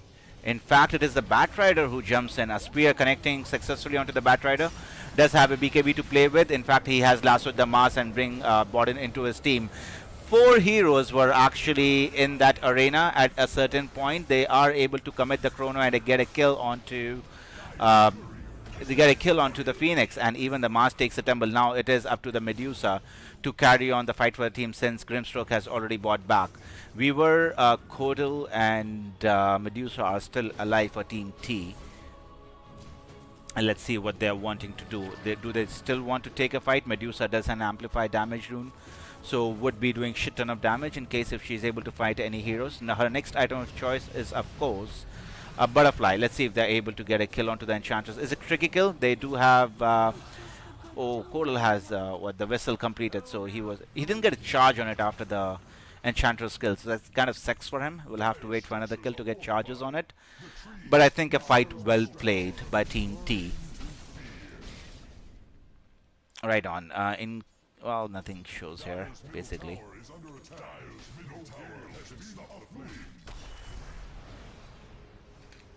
Right. Stada just wants to come and clear the wave and get out. Let's see if he's able to do so. Yeah, he's able to do so. He's a Slada. He's a fish. Is going for an Orchid next as his next choice of item. Orchid is somehow so, well, so wanted in these games. All the heroes are kind of building Orchids. How many Orchids do we have in this game? Let's see. Radiant's One. bottom tower is fading fast. And the second one is going to come on Slardar. So two Orchids. So Bottom tower there hasn't been a game where I have not seen Orchid as an item.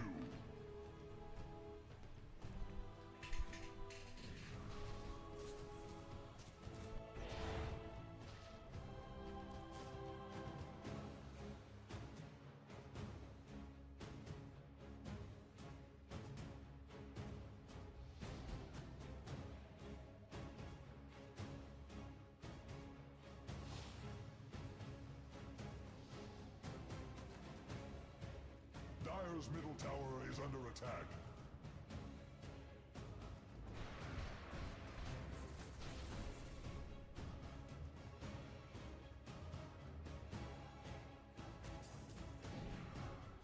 Medusa catching up to the Faceless Void. They have successfully pinned him to the tree. Has to use his BKB in order to get away from the heroes. In fact, I think he should have enough to get away from the Radiant heroes. But the problem for Faceless Void is going to be that he does not have his BKB anymore.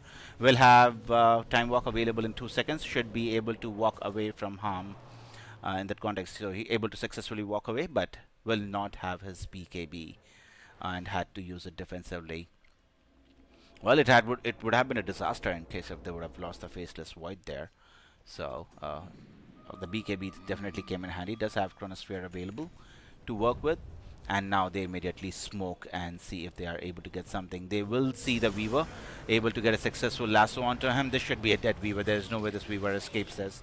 So as we saw in the draft, they see a hero, they kill a hero. In the case if they're chasing like this, they might get additional couple, but now it's the spear which stops Mars from doing so. Phoenix is caught with the silence again and is immediately dead. Just 2 hits from the Slardar and that Phoenix just disappears. Does not have any health to play with. Is just melting to the heroes. Now, yep, this match is kind of, inclining towards Dandelions at the moment. Dandelions have a 6,000 net worth advantage, but heroes on Dandelion's side are getting their items. They are getting scarier and scarier. See, Batrider, eventually he'll have so many items in his inventory that you're not able to move because he will be lasting you here and there for sure. Already has completed his Octarine core. Slardar has his BKB Orchid, so AC is his next choice of item. Faceless Void getting scarier and scarier. Next item is Manta. Then he will be going for a Disperser and Diffusal himself. Enchantress becomes a late game carry, as we all know. Once you're stuck in the Chronosphere and the rainbow flying from downtown can't really make a dent into the hero health pools of all the Radiant heroes.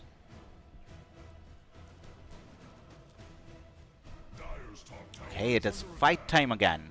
Smoke coming out from Dandelions. They really want to contest this Roshan. They don't want to fall under the hands of Medusa. So let's see. No, we are not going to see a Chronosphere, but there was a Phoenix there for a second, but the Phoenix is not there anymore. Medusa is kind of in between 4 dire heroes. Let's see how she wants to proceed with it. A lot of spells being thrown around here and there. They know where the other heroes are, but it is Team T who are missing a major team fight element in terms of Phoenix, who has already bought back, but all the dire heroes just converge onto the egg and blast it into oblivion. It is time for Dandelions to make their play now, but the Slarda is going to be the first one to survive.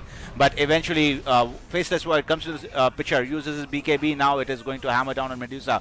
Medusa doing enough return damage onto the Faceless Void. He is left with no mana, thanks to the Diffusal onto the Medusa, and now it is time for heroes to fall one by one on the side of Dandelions.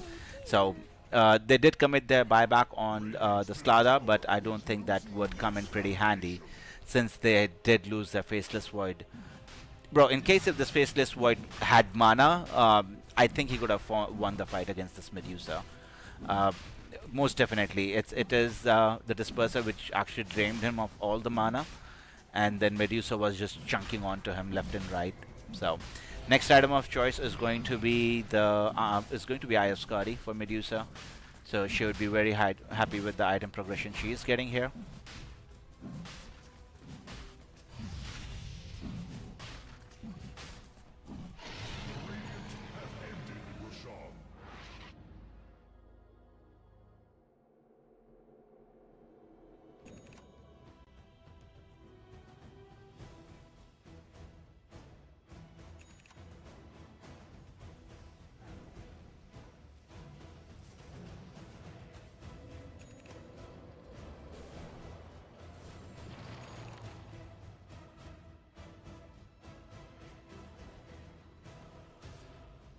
Really not sure who takes the game though. It's hanging right in the balance, because in case if couple of fights happen where Faceless Void comes out on top, he will have enough health in order to finish off these Radiant heroes in a jiffy. How far is he from? How far are we from Double Chrono? No, he's just going for Disperser next as his next choice of item. He does not have an MKB. That's a problem, because he would be missing a lot on the Medusa. Medusa having her diffusal. Butterfly. So evasion is definitely on her side and has the Aegis of Immortal and would be eyeing to finish the high ground.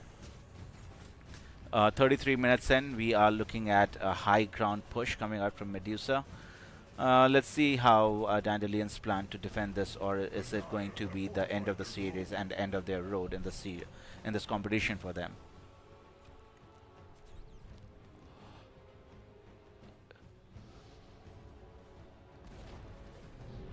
Well, it is the middle tower which has been taken successfully. In fact, it is all the Radiant heroes who are making their way back.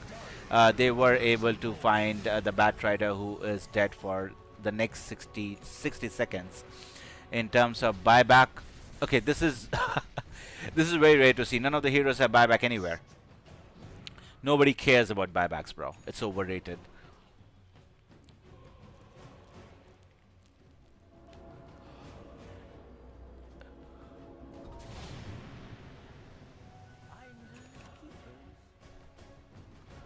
Right, so they're just gathering items before the high ground push. I suppose they have already taken the Rage Barracks from the Radiant side. Let's see how long they take in order to finish off the Melee Barracks as well. Right, I don't think it should be long for the world. Would be able to successfully finish that off. I think Dandelions are waiting for their Batrider to spawn before they take any actions. In fact, they're not taking any actions. They are waiting out the Aegis. How much of their base are they willing to lose for in trade of Medusa expiring of Aegis of Immortal? In fact, we see a move onto the Gimstroke. So again, they are going to be 4 versus 5 for this fight as well, since no heroes have buyback. Right, Medusa doing Medusa things now, has all the things she requires in order to go for the high ground push. Does have Eye of Skadi as well in her inventory, so that makes it that much more difficult. And look at the mana being reduced on the Enchantress. It's just disgusting, dude. Alright, Faceless Void has completed his Diffusal Blade. He's ready to fight. They have one set of racks they can play with, and that's it. And after that, they will be facing Mega Crypts, which means practically that's going to be GG. Right, a nice stun coming out. It does not connect. Mars able to use his BKB. And now it is the Medusa they have to face. Not sure how much they are wanting to... I don't think they want to face the Medusa. They want to kill everyone else. But this Medusa is such a big problem. And is chunking down on their base as well. Does have Stone Gaze available in case if she feels the need, she needs to use so. But while they are making this move, their base is going down. Batrider was able to get a lasso onto the Mars, but the egg has been committed by Phoenix, and they have to all run away, which they are doing so at the moment. Let's see if they are able to get... No, Stada does not have enough damage in order to kill off the Weaver even. So he would be slowed to a crawl now. Diffusal plus Solar Bind is just too much for Stada to handle. He is not in game for another 100 seconds. And it's going to be the Enchantress who is going to fall next for the Radiant side, and I think this marks the end of the engagement. They have Chronosphere available, but I don't even think a 5-man Chrono can save them at this point in time. Is what I'm feeling. They can wait for 80 seconds for their Slada to spawn, but their base would have been dead by then. Right, Mega Crips on the way now. Right, let's see what Dandelions can achieve now with 4 versus 5. Practically, since Medusa does not have Aegis of Immortal to her disposal anymore.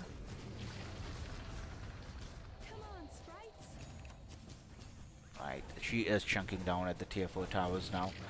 Losing a little bit of mana, but should be okay in the longer run. Does have the disperser to kind of, you know. Right, there is no stopping this Medusa. As it seems, it's slow, but it's so slow. Yeah, but they are able to get a successful. She does not have a second life, mind you, so they are able to successfully get a kill onto the Medusa. Now it is time for the entire Radiant team to hightail away from this high ground. We did see in the last match, which ended pretty abruptly, but I don't think it's going to be the situation here. After the Mega Creeps, they would be able to defend for sure on Team T.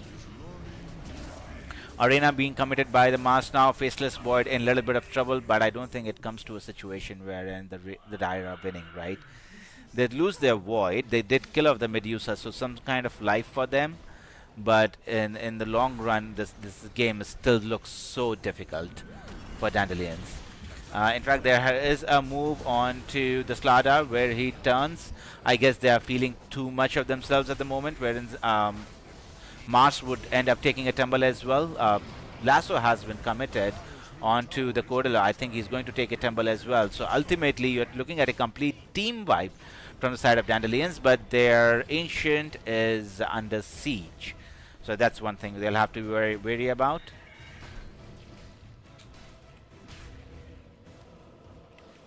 Right. So yeah, we are extending this game by another, say, 3 to 4 minutes at least. Just because of how Team T were able to feed 5 kills to Dandelions as a parting gift, I suppose.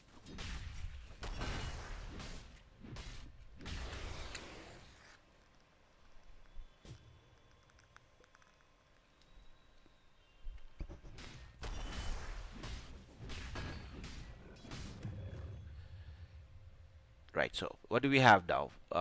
We have Mega Creeps coming in. For the Radiant, they would have all spawned in the next 20 seconds. So let's see what they want to do.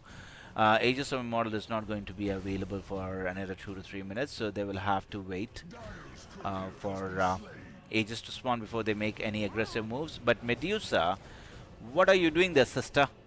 There are a lot of dire heroes in the vicinity. Stada is making his way to that area as well. In fact, the Faceless Void even has joined.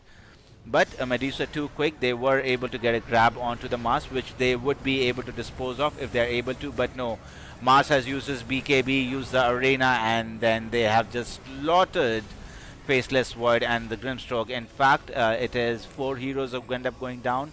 And I think this should be the GG call coming out from Dandelions. Our series well fought by them. They were kind of in leads at certain points in the game. Did show signs of fight back, but eventually Team T were too strong to handle for them. And well, GG people. This was a great game. We had a lot of fun. And yeah, what's the next series we are going to watch now though? Oh, that's going to be Mouse versus Navi Junior is going to be the next series which we're going to watch. That is actually an upper bracket final. So the winner of that team moves to well, the qualifying matches, and then they would have qualified for Elite League Season 2. So this would be a fun match. The next one, which is Mouse versus Navi Junior. Please stay tuned for the upper bracket final. I will be joining you guys in the next 10 minutes when the match starts. I think it's supposed to start in the next 10 minutes. Yeah, it's supposed to start in the next 9 minutes as it says here. So We are looking for that match. It's going to be Navi Junior going up against Mouse. So stay tuned, people. Leave a like, subscribe, follow the channel. Would really appreciate that. Helps a lot as well. And I'll see you for the next game. Stay tuned, peeps. Ciao.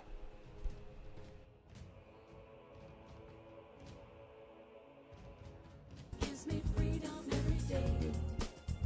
Baby, your love put some freedom on my way. Baby, your love gives me freedom every day. Baby, your love put some freedom on my way.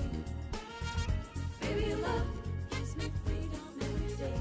Freedom every day. Baby, your love put some freedom on my way. You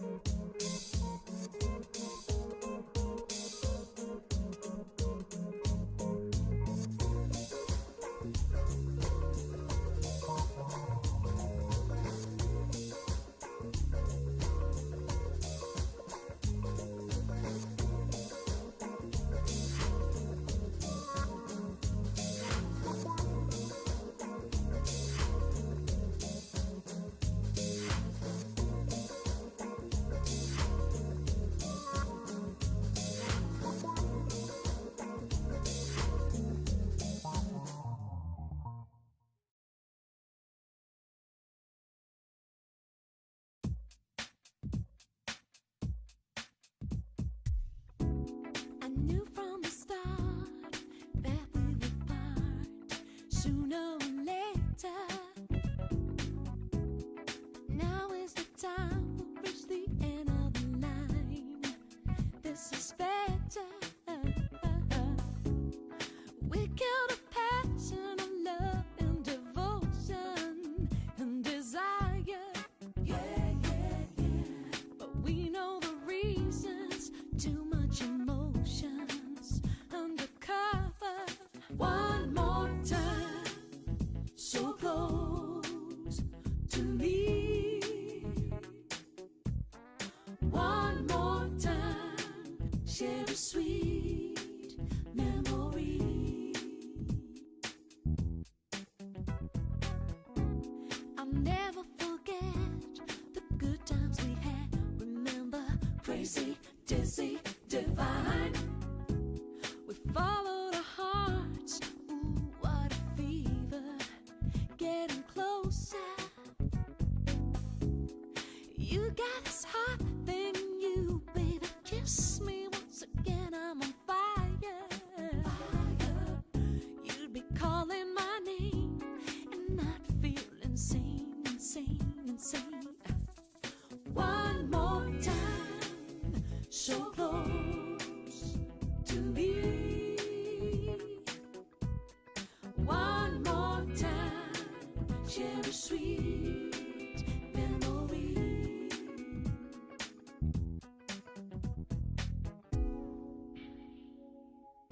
And if I had known that we'd lose ourselves so easy, we'd try to be smarter, care for each other.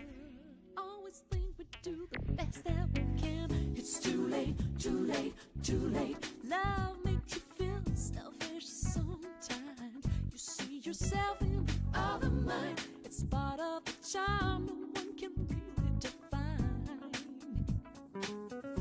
Ooh, one more time, so close to me. One more time, share a sweet memory.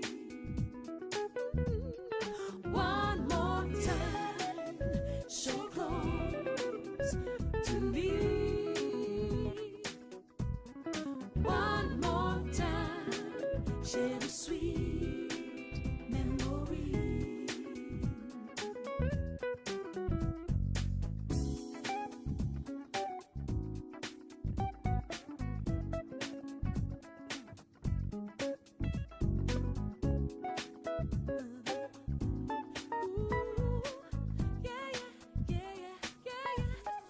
One more time, so close to me. One more time, share a sweet memory. One more time, so close to me. One more time, share a sweet memory.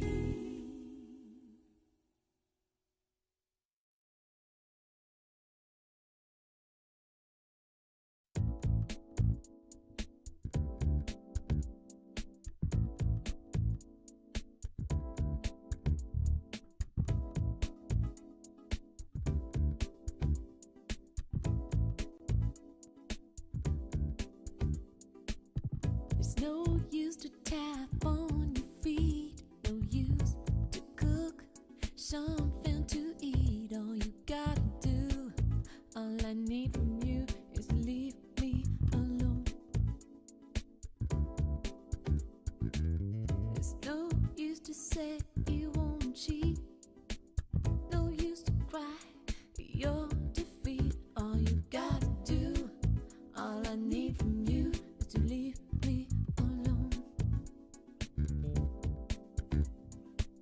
There's no use to sleep on the floor, no use to say you hurt me no more. All you gotta do, all I need from you is to leave me alone.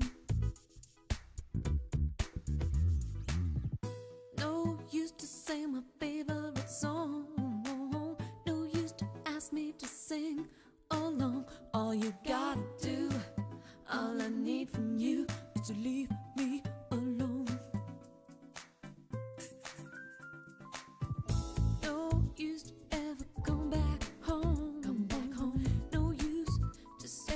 we share is gone. All you gotta do, all I need from you is to leave me alone. No use, you gotta leave me alone. Yeah. All you gotta do, all I need from you. All you gotta do, all I need from you.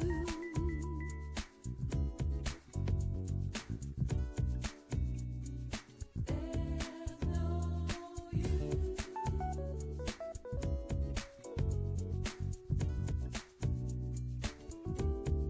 Leave me alone, alone, alone.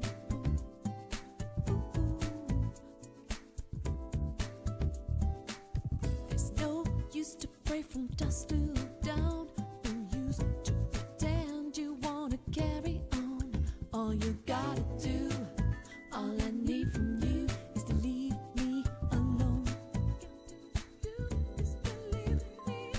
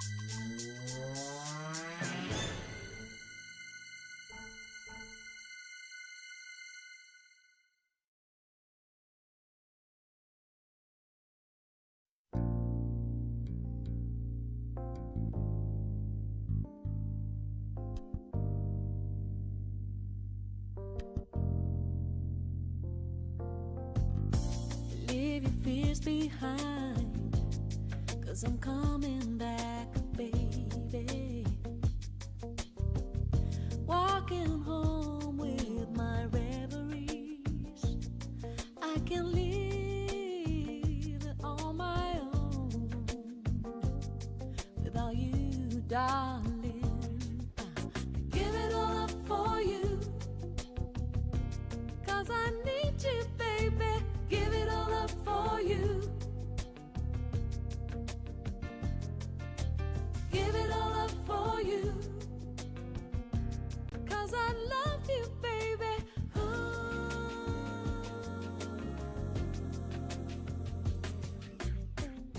I try to stay away, but there's no way we can make it. If I lose my faith in you, you were right in everything you said. I was too blind to see. I could give it all up for you, 'cause I need you, baby. Give it all up for you. You have 10 seconds left.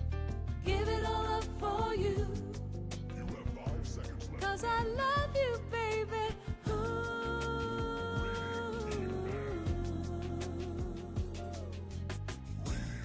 I will stay with you now, 'cause we need each other closer. And I know we have to make it right.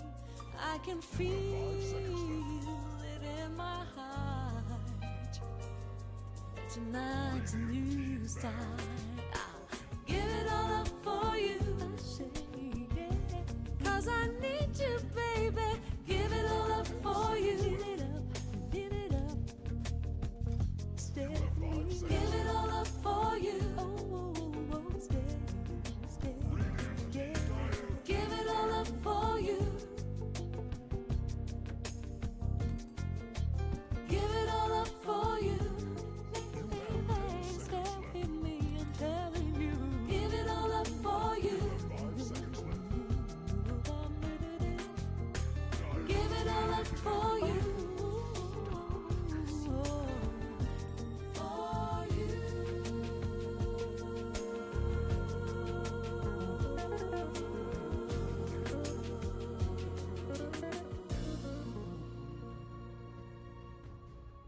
Dire Team Band.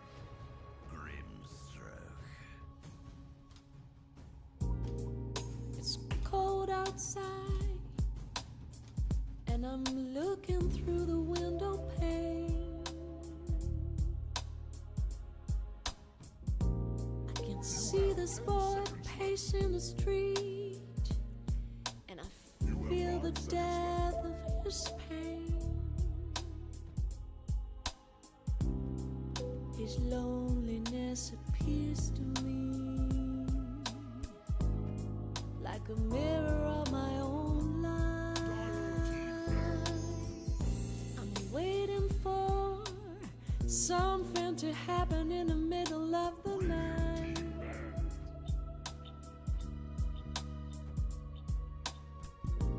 Can move my eye from the window.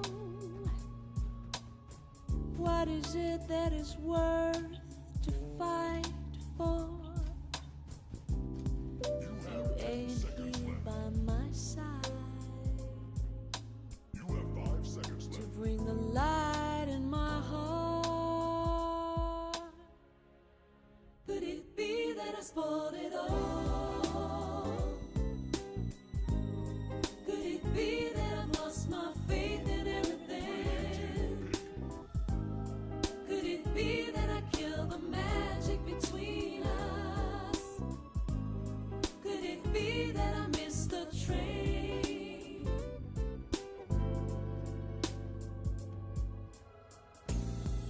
It's cold inside, and I'm trying not to fall You have 5 apart. seconds left. For I did the wrong steps in the wrong direction. I can only pray and make a new start.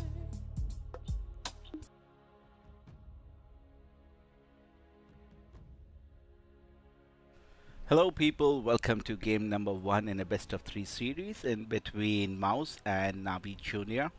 Now, this is going to be the upper bracket final. The winner of this series advances to the qualified matches and qualifying matches, and then the lower bracket team would go ahead and meet Team T, or either Team T or Night Pulse, whoever the winner of the series is tomorrow. So this is not an elimination game. This is an upper bracket final, which we are going to watch now. And very excited to see what happens. Two very good teams in terms of Mouse and Navi Junior moving into draft. By the way, before the draft starts, my name is Nick. I'll be caster for today. Do let me know in case if you want to see any specific stats or discuss any specific skill for some hero. I would be more than happy to do so. Perfect. So that's out of the way. Let's move into the draft now. For Mouse, we are looking at the bans first, which is going to be the Broodmother. Then we'll have Beastmaster, Tiny. We will have Templar Assassin and Pudge being banned by Mouse. And by Navi Junior, we will be watching at Brewmaster, and then Witch Doctor, Ursula, Doom, and Chaos Knight being banned. So these are the bans so far in the game in terms of pick. We will see Mouse with the two supports with Grimstroke and Oracle, and Navi Junior with their position 3 and position 1, and probably a position 4/5 on the Lion. So this is the draft, how it looks like at the moment. Grimstroke, Oracle for Mouse, and Darkseer, Lifestealer, and Lion for Navi Junior. Alright, we see a position 3 Slardar for Mouse, and let's see what the next hero is going to be for them.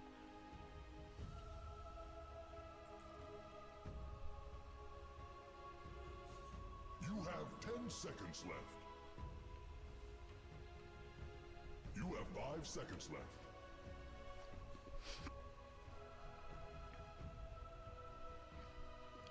Are they going to pick their mid laner or the safe laner is the question here. For mid lane, Spirit looks okay, but against the Lifestealer, I don't know how much would he be viable.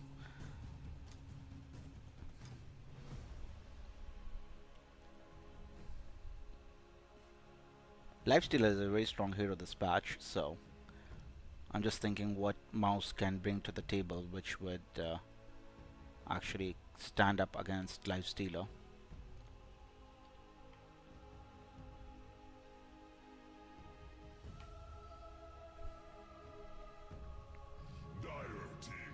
Okay, Troll. One of a good hero against Lifestealer. One of the heroes who can be actually good against him. Stand toe to toe and kind of trade in the hits. So a nice choice coming out from Mouse, and Slardar himself is not so bad against the Lifestealer. It's not the worst. It can be worse, right? It's not that bad, to be honest.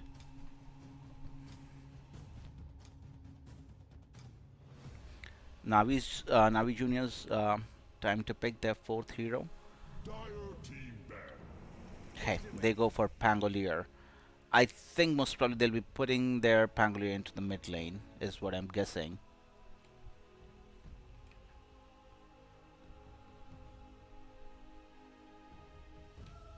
And it's time for bans again. You have 10 seconds left.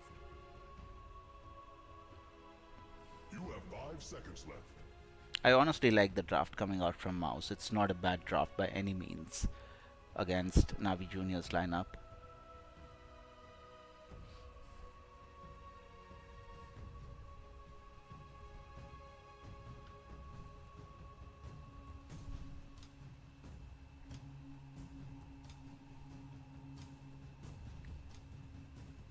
Radiant team banned. Okay, so Death Prophet has been banned by Navi Junior. Mouse are looking for their mid laner, and Navi Junior have probably left the last pick for their position 5, is what I'm guessing.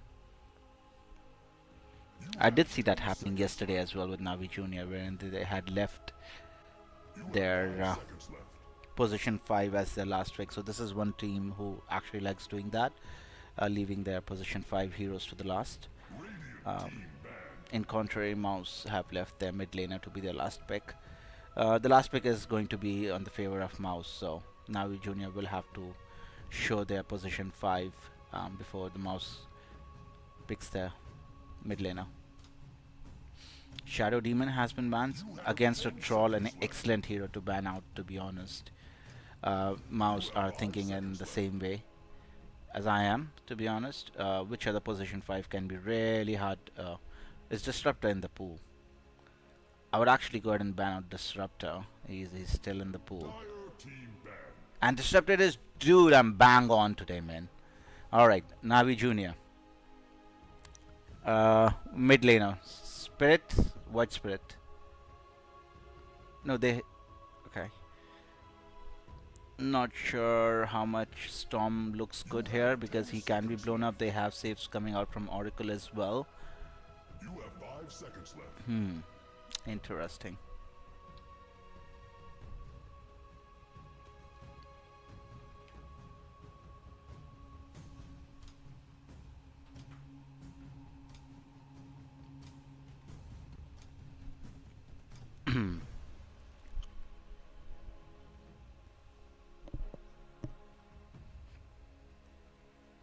Waiting on the last man from Navi Junior. It's going to be a mid laner for sure. Just depends who it's going to be. Ember is still in the pool. Ember can be picked up. All the spirits are in the pool still.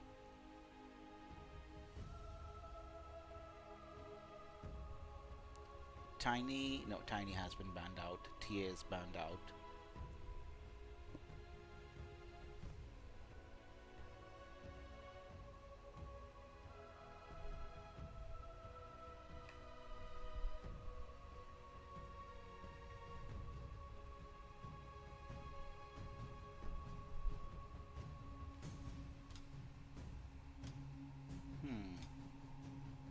They're still waiting on it. Okay.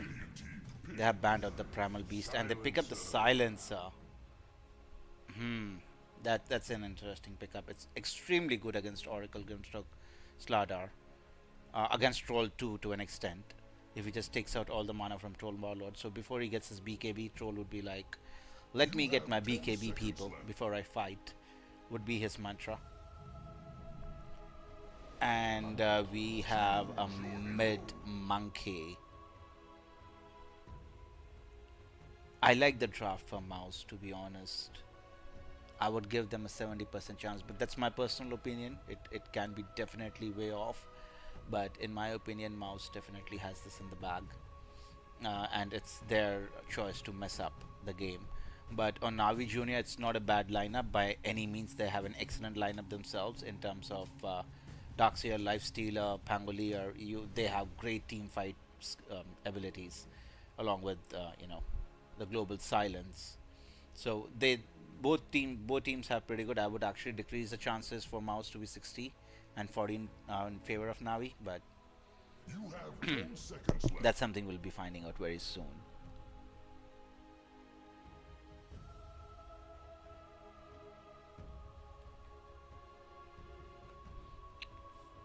Righty.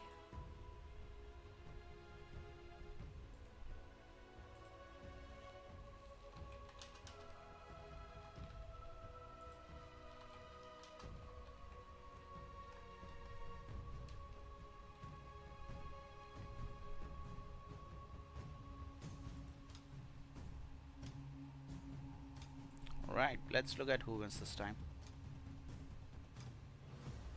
Right, so game one, number one predictions. If you want, you can go ahead and answer the poll as well, people. What do you think?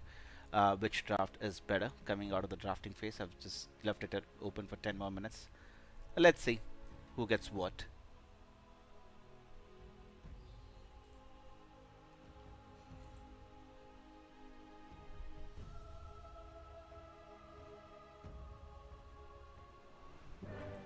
Alright, so this is game number one between Navi Junior and Mouse in the upper bracket. Loser of this series will go to the lower bracket, and the winner will advance to again another spot which would be closer for them to qualify.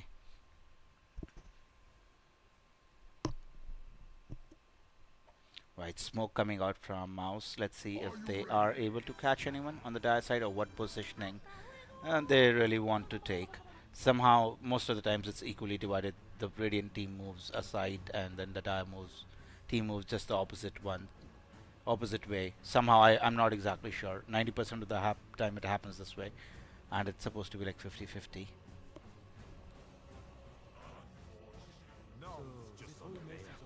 Right. So into the drier ancient area triangle.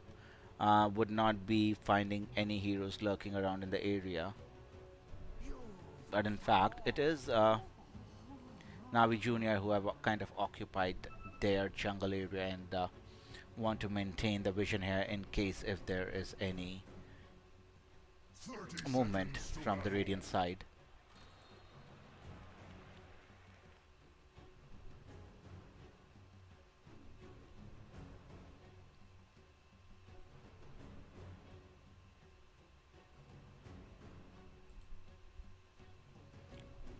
$10 till the Monty Ruin spawns. I think it's going to be an even split for the two Bounty Runes. Unless Radiant are able to do something special. No. Alright, so two Bounty Runes each. At the start of the game, no first blood given out. So as we move into the laning phase, there is going to be no advantage for either of the teams. Looking at the lane breakup, we would be looking at Lifestealer and Silencer in the top lane for Navi Junior, and it would be Slardar and Grimstroke going against them. In the mid lane, it's going to be Pangolier playing against the Monkey King. And in the bottom lane, we would be watching Lion and Darkseer going up against Troll Warlord and Oracle. I think it's the mid lane which is going to be very interesting. It's just because Monkey King can be a handful if he's not being treated carefully. Right, it's Lion. You are going to give a first blood, bro. One more hit. One more. Oh, just. Yes, with the ranged access, he was able to successfully snag the first blood for himself. So a great start for Troll Warlord. In fact, this game is a great start for Mouse because they get an additional kill on the lion in the top lane. So a little bit of advantage going in the way of Mouse. Our prediction seems to be good. Not bad at this point in time. Troll Warlord falling a little low on HP, took a lot of harassment damage from the Darkseer and Lion. Level 2 and level 3 is truly when Lion and Darkseer can pose a kill threat onto the Radiant heroes, but before that it's going to be pretty peaceful, I suppose. Right. A little bit of aggression coming out from Pangolier, but nothing happening as such in the mid lane as well. A nice D-ward, so they would be able to get a creep wave spawn on minute 3 if luck is on their side, and well, the Silencer does not want to poop their party there.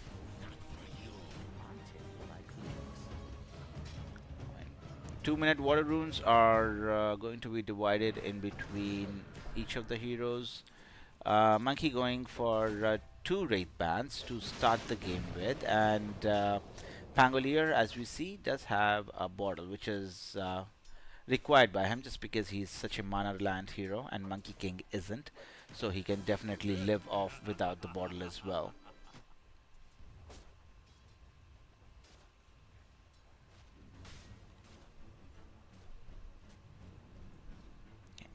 So Silencer just dewarding his camp, and he is able to stop the 3-minute creep rune as well.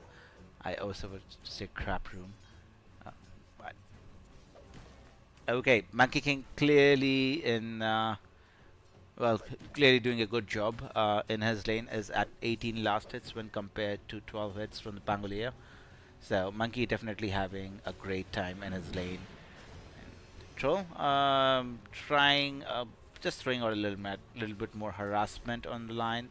Was in no danger of dying just because he did have well, his Earth Spike available and Hex as well for his disposal in case he was feeling threatened. Top lane going pretty nice for the Life Stealer, really. With 22 last hits, he is at the top of the chart as it is at the moment, closely followed by Monkey King. So that's where I think the mid lane is getting more and more difficult for Navi Junior's side. Sadra is doing a great job in keeping his farm up, not losing too much against the Life Stealer. Again, we see Monkey is level 5 and Pangolier is level 4, so it's going to be harder for Pangolier to survive this onslaught because he's just chunking down on the Pangolier whenever he gets the opportunity. Troll was able to get a net onto Lion, but nothing substantial happening. In the meantime, Darkseer has already made his way to the midst of it, and we would see Troll Warlord will be the first to die in this engagement. Just too many disables coming out from Navi Junior's side.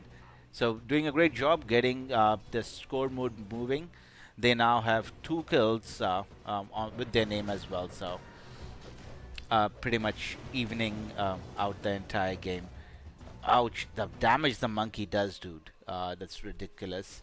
Because Pango just lost, what, about 30% of its HP in 2 hits. And we are just 5 minutes into the game, so Pango has to be really careful how he deals with the Monkey King moving forward, because there could come a time where he could actually go ahead and solo kill him. Okay, Silencer trying to save his life. Well, Slardar actually getting nice bunch of bashes onto the Life Stealer, bringing his health to half. Lion has made his way through to the mid lane in hope of providing some assistance to kill off the Monkey King, but I don't think there is any way. He is level 6 already. There is Silencer moving on to the middle as well. They do have an extra bit of Hex available, and I think they should be able to get a kill onto the Monkey with 3 heroes coming to the mid lane. There's 2 more heroes who have come down here. They would be able to get a successful kill on the Pangolier. The 2 supports joining in and getting revenge for their mid laner is always good to see. So I would not say any team won there because the trade is pretty much dead even. And we see that Oracle is actually chasing after. Well, it is a Darkseer and Troll Warlord matchup, which is actually getting a little close for comfort. Lion could be in a little trouble. He has 2 heroes on either side of him, so cannot line up the stun for both of them. In fact, it's the Monkey King who would be able to use his Boundless Strike and get a kill onto the Lion. Okay, Troll should be pretty happy with what has happened here recently. Is able to get a couple of additional last hits, progressing towards his Battle Fury is the choice of item, which is again the new norm for Troll Warlord. Okay, 7-minute runes. Let's see who gets it. It's going to be the Darkseer who gets a hand on the Wisdom rune, but he might actually end up paying with his life. No, he is still going to get away. So the move not working out, to be honest, for Mouse team, but they did make 3 heroes rotate to this area of the map. In fact, it is going to be Oracle who eventually ends up paying with his life for that attempt on the Wisdom rune. Who did the second Wisdom rune go to? Okay, it was Grimstroke. Dire's top tower is feeling its Right, so Slardar has actually kicked Life Stealer out of the lane altogether. He's very content in the jungle. Level 5, he can go ahead and sustain himself there. There should not be any problem. Armlet is the first choice of item for the Life Stealer. That's not a bad route to go with, to be honest. Right. Monkey King could again be in a lot of trouble. However, there is Grimstroke who is stepping in, puts up the silence on the Lion, so he cannot follow up with any stun. In fact, Life Stealer is going to live in that engagement. Now it is the Pangolier who could be in a little bit of... No, he's not in any trouble. He's going to walk away, but nice rotations coming out from Mouse in order to save their mid laner.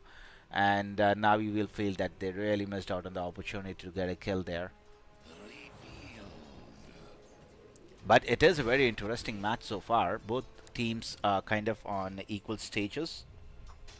of their progression. No team is actually, winning it by a large distance. We will see Slardar going down here, maybe because it is Monkey King and Grimstroke who have made their way. In fact, it is the Oracle as well who has walked in order to provide the assistance. Lifestealer being the first hero to go down. Monkey King trying his best in order to kill off the Lion, which I think he should eventually be able to do so. In the meantime, we will see that Silencer was chased down by the rest of Mouse's heroes. So they have increased their score to 7-4 in their favor. So really good movements coming out from them, sensing that Slarda could be in trouble. And in return, they are able to get 3 good kills for themselves. Getting a little more experience and gold on the supports is never bad. I think this Monkey King was an excellent last pick for them, for Mouse, because they're able to get so much done with that pick in the contest.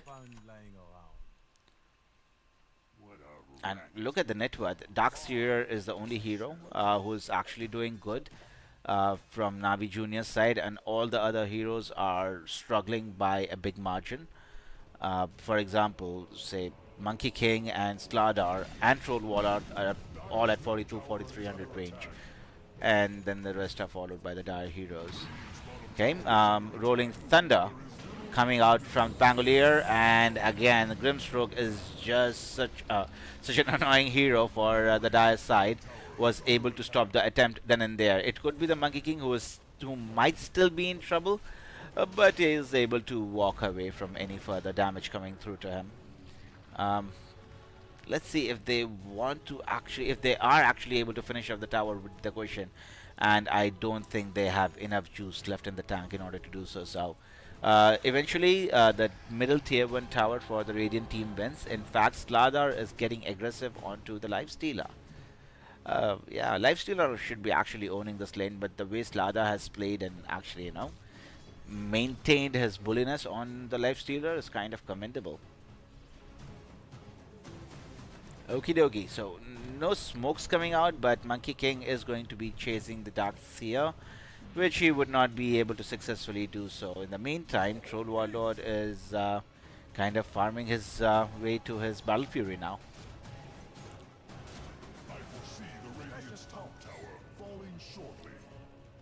Okay, an attempt on the mid tower, and in fact it is going to be the Monkey King who will eventually end up losing his life unless he's able to gain a ridiculous amount of HP. No, he's not able to. Eventually he ends up going down, and it is the third hero is going to be definitely Grimstroke, just because there is a Lifestealer and a Pangolier chasing after him. Yep, it was eventual, right? So they were able to get 3 good kills in the mid lane as the tower was being assaulted, and in fact they are able to get tier 1 tower for themselves, which in itself is a great achievement. So as of now, the game is dead even.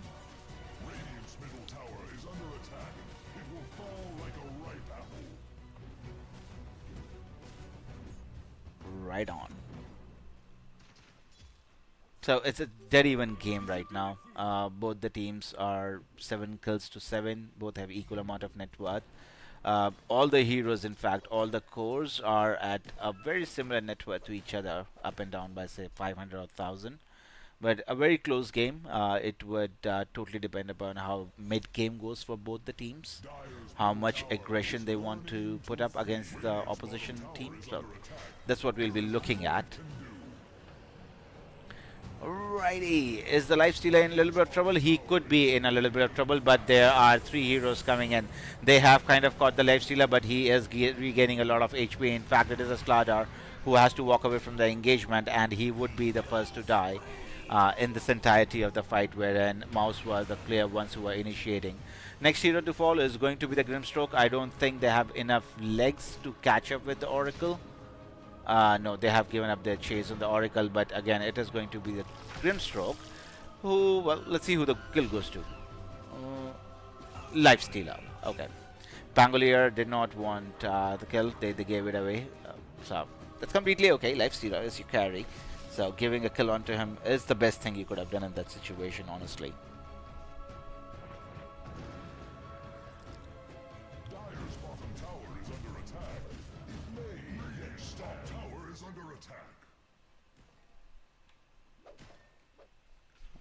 Okay. 14 minutes, and we will be looking at the wisdom runes. One for our dear old Oracle, and the second one would be going towards Lifestealer. Big stacks though, dude. Who's going to? Okay, Lifestealer. Oh well. Darkseer is taking the stacks, which is of the big creep. Let's see who takes the ancient stacks. Lifestealer, how close is he to his radiance? He's quite a distance away from his radiance. Is not going to come by anytime soon. At least not in next 3 or 4 minutes. So, what does Troll have? Where's Troll? Battle Fury is completed. Next item BKB by default. Monkey King should have his courier is flying out right now. Yeah. Mithril Hammer is flying out for him, so he would have his well, Mjolnir completed. I know it's not Mjolnir. Anyways, moving on. Nothing much is happening throughout the map here. Both the teams are kind of pushing in the towers, kind of avoiding fights, getting their farm up. That is what the look of it is at the moment. Right. However, there is a move coming out by the Tassi. The 3-man smoke, including Silencer and then Darkseer and Pangolier. They did see Slardar for 1 second. Not exactly sure they would be able to catch up to him. No, they're not able to catch up to him, so they would be able to TP away to safety. Mid lane, Lion could have been, well, is not in any danger whatsoever. He could be now, though. No, Monkey King does not feel comfortable enough to go after that kill, so just abandons the idea altogether.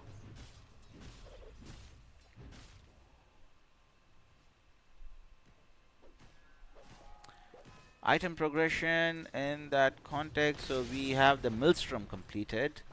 Well, it could be a kill on the Oracle. It's a very big kill which on the Grimstroke, which go in the side of Navi Jr.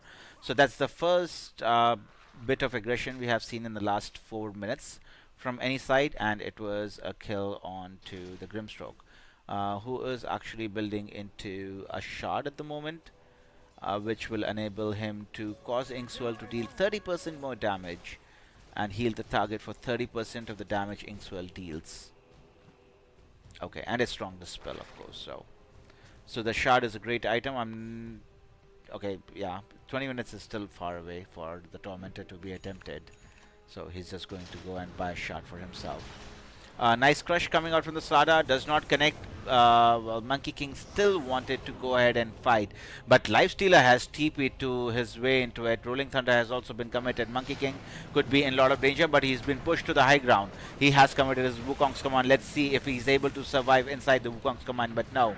The Radiant team, the Dire team, do not want to carry on with this engagement. And let's see if they are able. They did bring down the Pangolier. Troll does not have his battle trance available anymore, so would like to walk away. It's only the Slardar and the Pangolier who have died so far, and all of the skills already committed. Troll could be in a little bit of danger, but Monkey King comes to his assistance with the Boundless Strike, and now it's Lion who could be in hurt of pain. In fact, it is Lion who ends up going down for his attempt onto the Troll Warlord. Okay, so all in all, I would say it's an equal fight. I would say Mouse actually won that fight because they got a more important kill on the mid Pango. So I definitely think Mouse definitely won the fight there. And thank you for subscribing, Hot Diggity. Appreciate it, dude. Moving on with the game. Alrighty. What do we see here? In the damage numbers, it's like Monkey King did a lot of damage in that fight. Well, to be honest, Oracle was right behind him and was able to use False Promise to his advantage. So, good little piece of skill usage coming out from Mouse, which enabled them to win that team fight convincingly. Radiant's middle tower is losing its foundation.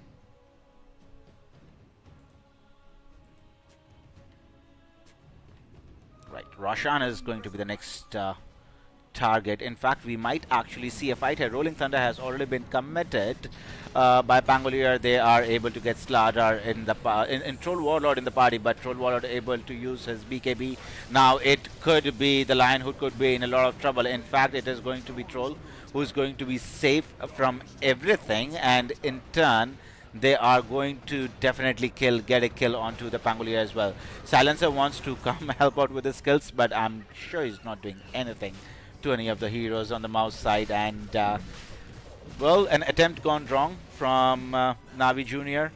Lifestealer was able to whittle his way back to his towards his base, but Roshan definitely going into the hands of Mouse. And it is 19.5 minutes in. I'm pretty sure they're going to go to the bottom side of the map and try and get to that all-elusive 21-minute shard and the 20-minute Tormentor, if that's the way they want to go. No, they will just go ahead and push the top tier 2 tower, as it seems. Are they going to smoke up? Let's see where they go towards, though. That would be interesting.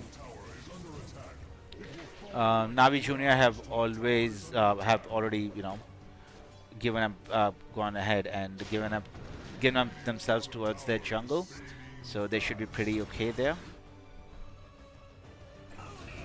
In fact, Lion goes down while trying to defend the mid tier 1 tower. It's an attempt.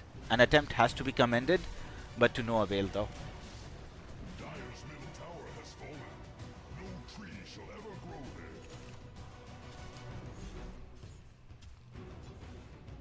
there. Okay, so we are towards the mid lane now from the Radiant side. Let's see how much Mouse are able to achieve with this Aegis of Immortal. Ideally, the target should be get as many tier 2 towers as you can before the Aegis expires. We are approaching the 21-minute mark, so Wisdom Runes are there, would be there for the taking. Who gets it? Okay, Pango gets it. The other Wisdom Rune should be... It's still there out in the open.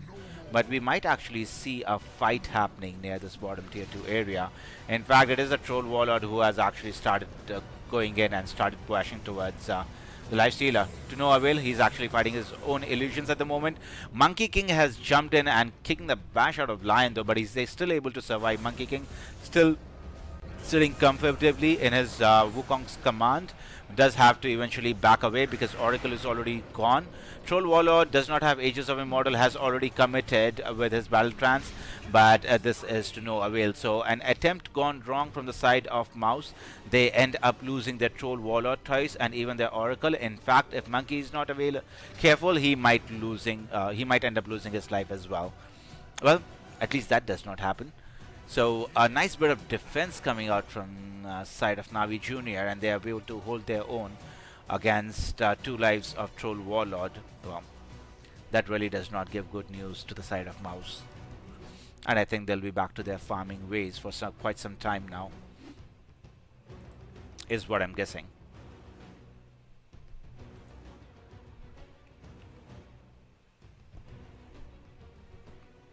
Okie dokie.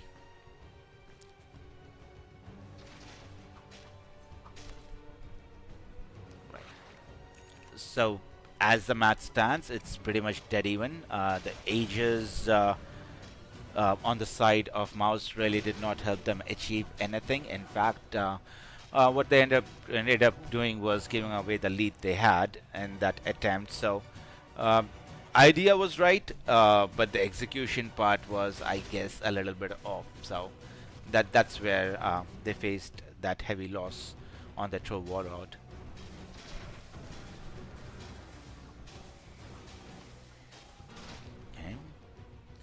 Tormentor goes into the hands of Silencer.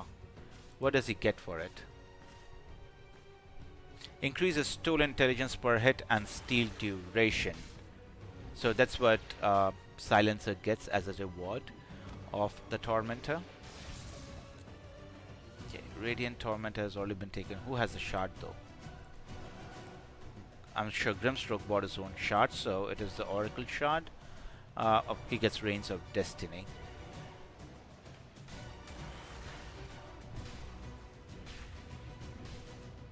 Okay, so we are into the farming stages of the game now, wherein neither of the team wants to kind of commit. There might be an attempt coming out from Navi Junior though, but I think it's just for the 24-minute rune. It is the invisibility rune, so not a very substantial one. A double damage or an amplified damage would have been good, but nonetheless they got an invisibility rune.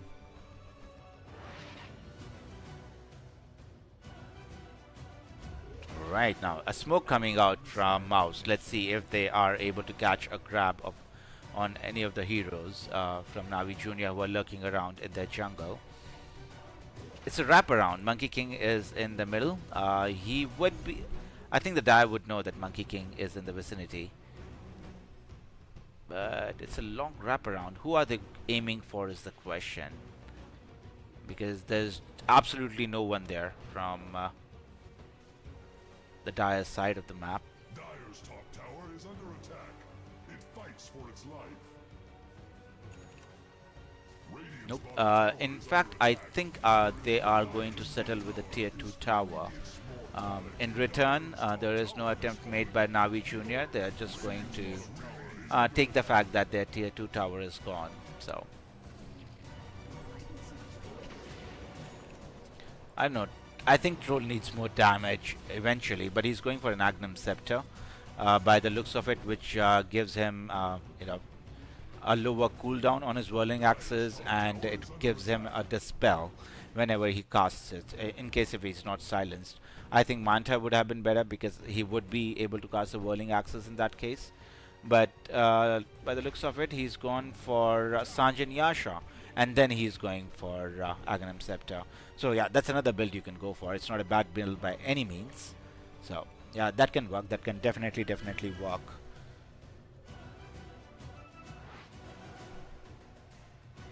So we're kind of reaching an interesting point of the game where one or two fights can actually determine who ends up winning this match altogether. Because players have items now. All these heroes have items that they can utilize. Right. Monkey King could be in a little bit of trouble. Does have a BKB he can rely upon, but in case if he's stunned first, I don't think he stands an opportunity to survive that engagement. In fact, Slardar jumps in. They get a kill on line, but I think they have to hightail it now. Rolling Thunder has been committed. Troll is kind of running for his life. Global Silence committed as well, so there's no way the Radiant side is using any spells. In fact, Grimstroke goes down without using a single spell. Oracle could be in a lot of danger. Troll Warlord with, Troll Lord is bashing his away with his Battle Trance, but eventually he's going to run out of juice, maybe. In fact, it is a Lifestealer who has to run away from the Troll Warlord. He seems to be too big for the Lifestealer. That's something I did not expect, but Troll definitely is. Right on. So at the end of it, I think Mouse are going to be pretty happy. Dire's middle tower is under They did lose their monkey. That's going to be the sad part. But in return, they were able to get kills on Pangoleo and the Lifestealer. A good chunk of gold coming into their pocket. Nice bit of experience. So pretty happy on Mouse side, I suppose. Okay. Are they going to make an attempt? They know that there's someone lurking around in the area, but no.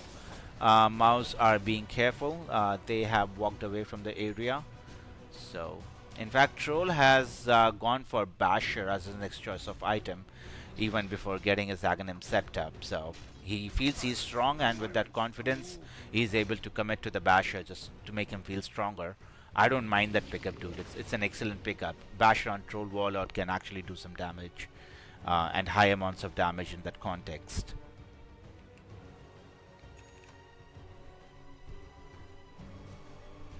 Alright, so let's see what the item progression is. Lifestealer with practically just a Radiance and Manta style. Of course, the armlet is there. Anything substantial is just a couple of blink daggers here and there. No biggie items as yet, which we have to be wary about. There's a gem on Slardar.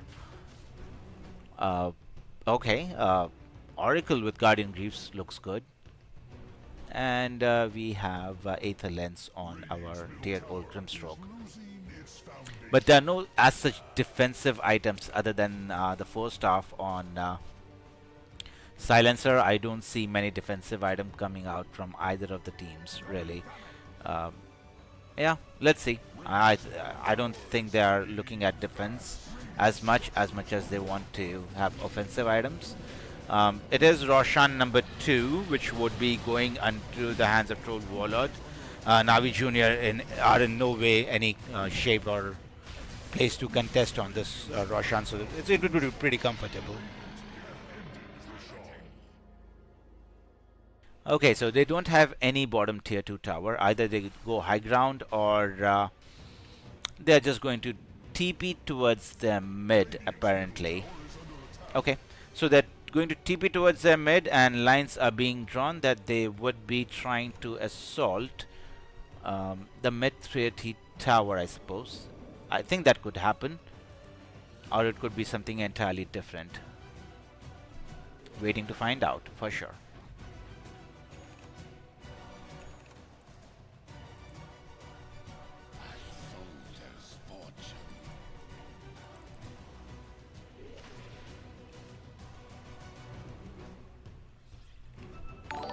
Wonderful.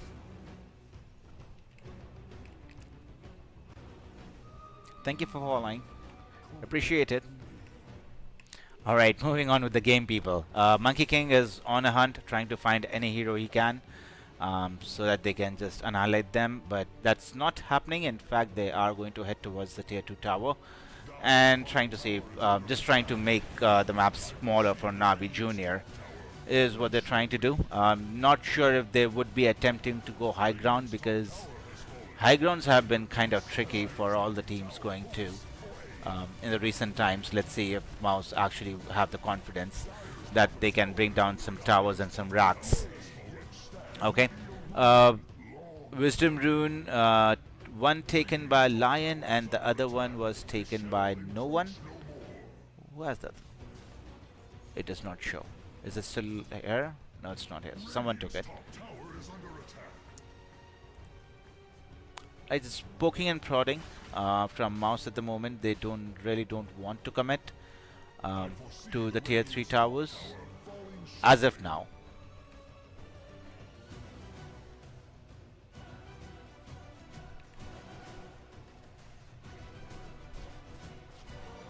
Right. What item is Lifestealer up to?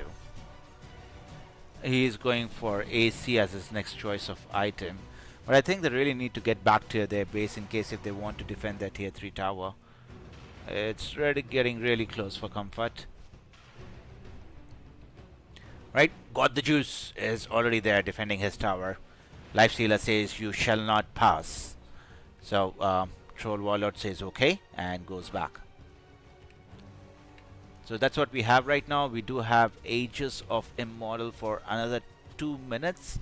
Let's see if Mouse actually want to use this Aegis of Immortal to push the high ground, or just get foothold on the map altogether and just get the map control going. Because as it seems they already have that, they are just clumped up together and not getting an opportunity to approach the high ground. Because look at Navi Junior. The split push is good, dude. The split push is not bad at all.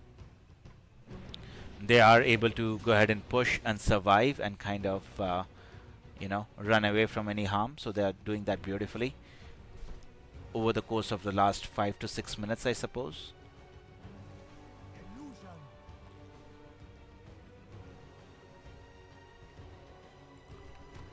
Alright.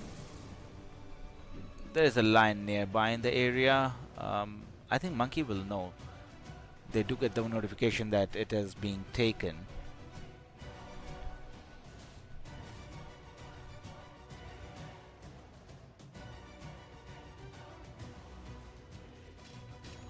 Well, Mouse are actually kind of, they're kind of scattered throughout the map. And Monkey King going for a Radiance himself? Is that the case? Or is he going for a Nullifier, is the question. What does he have? It's a Nullifier. Okay. I was just thinking it's too late for Radiance at 33 minutes in. Right, so Nullifier is going to be the choice of item for Monkey King. And Troll did push into the mid lane, but again he has backed out towards the jungle now. So not long before the Aegis expires, it's only 23 seconds, so we did not see any high ground attempt from Troll Warlord and his team. So they are just going to, I don't know, try and find a pick off here or there. That's going to be the story for the next 10 minutes, I suppose, or 5 minutes. So Navi Junior are just playing dodge game at the moment. They don't want to get into a fight, but since the Aegis has expired, I think they would go out and look for a fight eventually, because they are otherwise just getting choked in their base. But if you look at it, net worth is dead even still. We're 34 minutes in, net worth, there's no difference in between the two teams. In terms of buyback status, it's the cores who don't have buyback other than the Pangolier, and the rest of the support cast does have a buyback.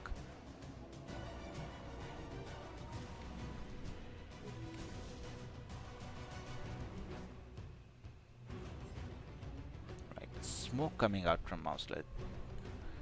No, Navi Junior are careful. They know something fishy is going on. They don't see any heroes on the map whatsoever, so they are only showing their Darkseer in front of the lane. I don't think they know the Troll is kind of flanking them from behind. In fact, he's able to see the Silencer and the Darkseer. He just starts punching on to the Darkseer. Is backing away now since Pangolier has already committed his role, but the rest of the team is hightailing it away from the vicinity. No big spells used other than the wall. So that's the only skill which is going to be under cooldown for 80 seconds. Other than that, they do still have the global silence available. Roll is not available for them, and Infest does not have the longest of cooldown anyways. Though Lifestealer would be getting his Aghanim Scepter in about 2000 gold, which makes this matchup against Troll Warlord a little tricky, because you can Infest and basically, disarm him for the duration of 5 seconds, which becomes a little tricky, I'll be honest, when Lifestealer is against Troll Warlord. But the Nullifier can certainly help them in this regard a lot.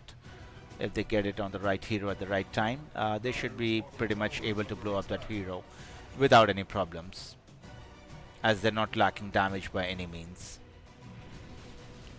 And Troll Warlord does have his... No, he still does not have his Aghanim Scepter completed. In fact, he's going for Abyssal Blade as his next choice of item, so he abandoned the idea of the Aghanim Scepter altogether.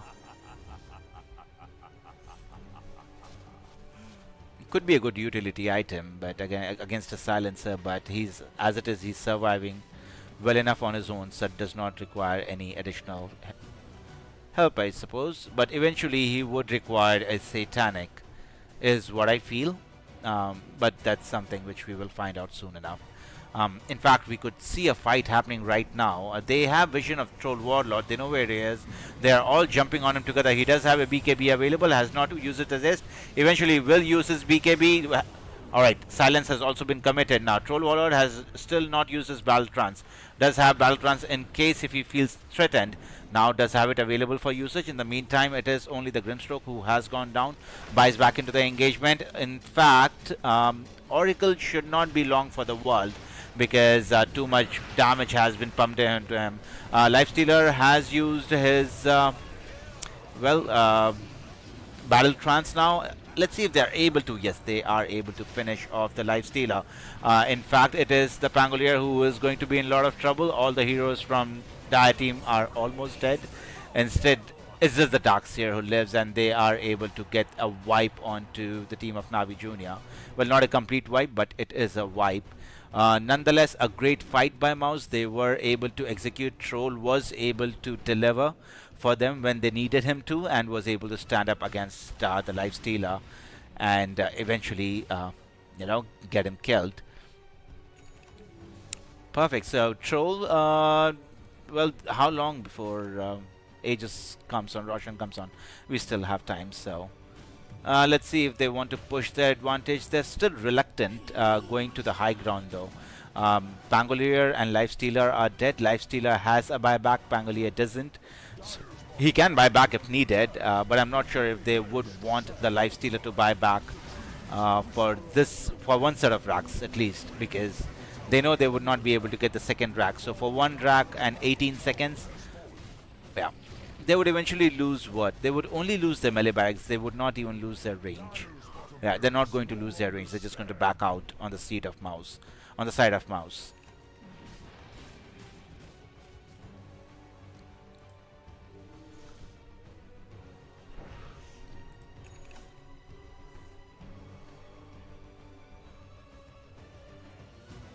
Perfecto. So at this point in time, Mouse are definitely in the lead. They have 7,000 net worth advantage.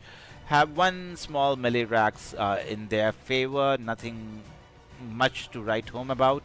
But this Roshan could change things very drastically. I don't think Navi Junior are in a space that they would be able to contest.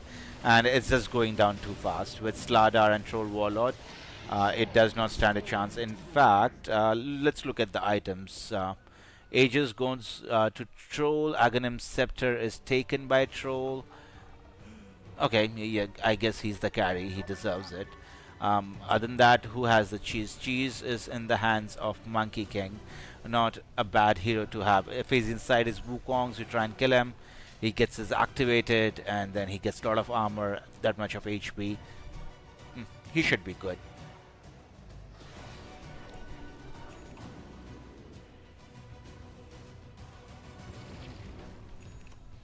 Right, so now the game is totally in hands of Mouse, as in how they want to utilize this lead they have of 15,000 net worth.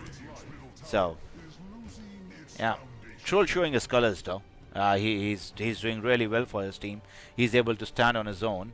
Okay. When does he get? He has Aviana's Feather now, which is again a good item to have. Do they have any MKB on the side of Navi Junior? No, I don't think they have any MKBs. So, yeah, good luck hitting him, bro. He will be... In case if you have not used your BKB, yeah, you're going to be missing most of your shots. A great whack wall coming out from Darkseer, but that results to practically nothing. They are chasing after the Troll Warlord. I don't think how beneficial that is going to be. Troll Warlord just decides to stand and fight with the Lifestealer. Now Lifestealer has to be very careful. A great crush coming out from the Slardar. Lifestealer could be in trouble, is being bashed, is being controlled by the Troll Warlord, and does not have enough health to live. And eventually ends up going down. It is up to the rest of the Navi Juniors team to hightail it away from this engagement, because they have absolutely no business here anymore. Lifestealer at this point does not have a buyback. If Mouse knew it, they could have ended the game immediately, but I'm pretty sure they will test out that theory for sure. Okay, let's try the theory of Lifestealer not having a buyback. In fact, well, Troll goes down. In fact, he does not go down. He's able to pop his battle trance, and in fact gets a kill onto the silencer. In fact, he's going to be back at full health, and yeah, things just got more difficult for Navi Junior. The good part was they did not have any creeps nearby, but now they do. So those buildings are not going to stand for a very long time against a Troll. And Monkey King lurking around in the area in case if he needs to counter attack if Troll is threatened. But I think Mouse are definitely going to walk away with no, they're not going to walk away with Mega. They are still missing one ranged racks in the bottom lane, provided they are able to finish these off. There is Aegis of Immortal still on Troll Warlord, so there is no reason he should back out. He would have Battle Trance available in 10 seconds along with his BKB, so I really don't think he's feeling too threatened at the moment. In fact, there is another attempt made on Troll Warlord's life. He is still living, not dead. He is regaining a lot of HP thanks to the Oracle. In fact, it is Slardar who could be in a little bit of hurt, but Now, Slardar is not going to win. Troll Warlord loses the Aegis of Immortal. Let's see what he decides after he comes back. He does have BKB for his usage in case if he decides to use so, but again, Navi Jr. don't have enough juice in the tank in order to attack. Troll Warlords, this arm now has uses BKB. Let's see if he decides to use. No, he does not have Battle Trance anymore, but Lifestealer is already out of juice. He's running away. In fact, Troll Warlord turns to the Lifestealer, finishes him off instantly by that attack speed. In the meantime, we have Pangolier fighting it out against the Monkey King, and eventually we see the GG being called.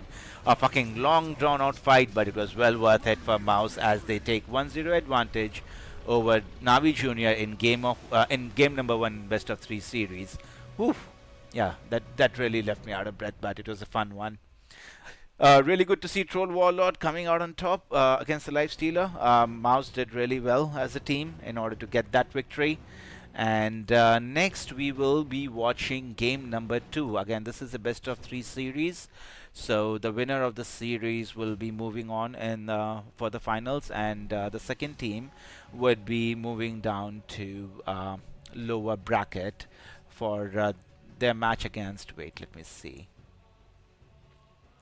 Oh, that match is going to happen tomorrow between Team T and Ninth Pulse. So either of the team is what the losers of this team would be facing in the lower bracket final. This was a fun match. Stay tuned, people. We will be watching game number 3 as well, which is already loading. We just have to wait for the players to connect now since the lobby is already done. Please leave a like, follow the channel, subscribe, all the good stuff. It was very nice match watching with you, and I'll be seeing you in the next 10 minutes for game number 3. Stay tuned, people, and enjoy the music.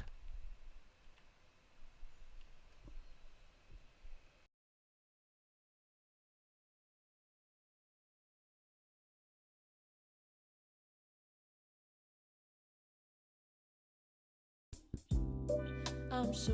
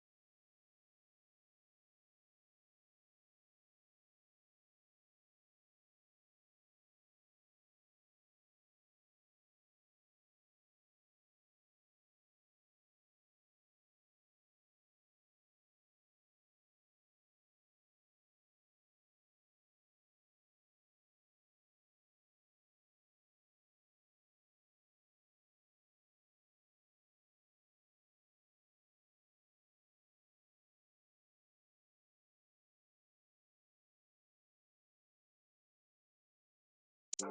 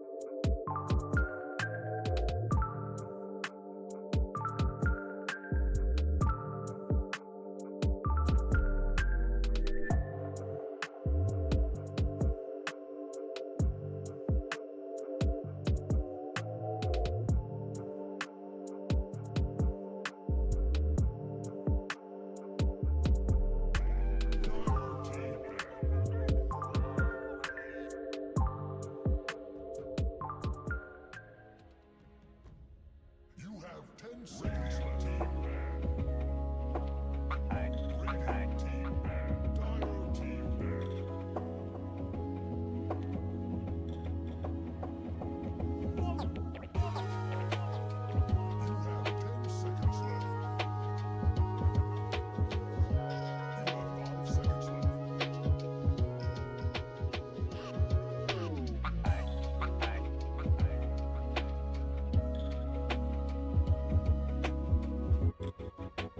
Radiant team ban.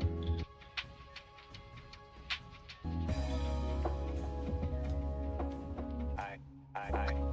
have 10 seconds left. Radiant team ban.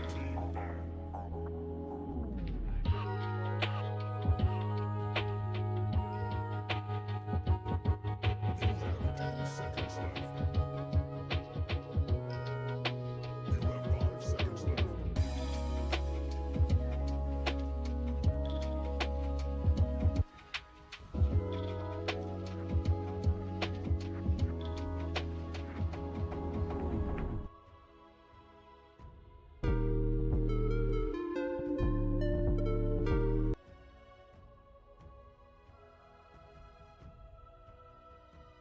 Hello, people. Thank you for waiting.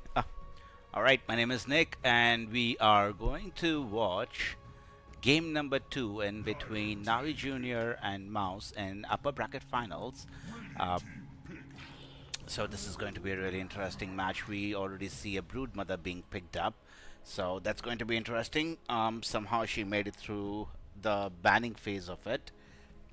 Right, here we are. We are at game number 2 now.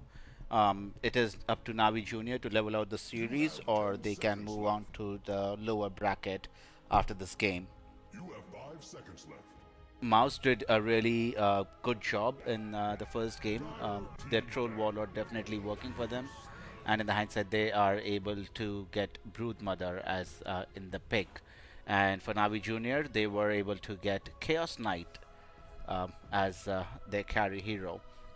Looking at the bans, we have Navi Junior banning out Templar Assassin, Witch Doctor, Brewmaster, and Tiny, and Mouse have banned out Beastmaster, Darkseer, Pangolier, and we're waiting for their 4th ban to come out now.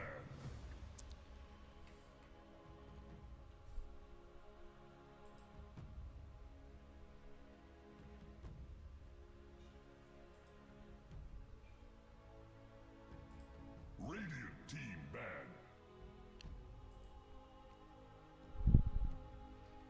Alright, the next ban which we see are Timbersaw and Primal Beast.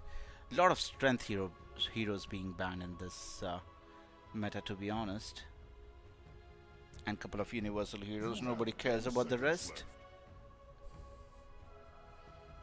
You have 5 seconds left.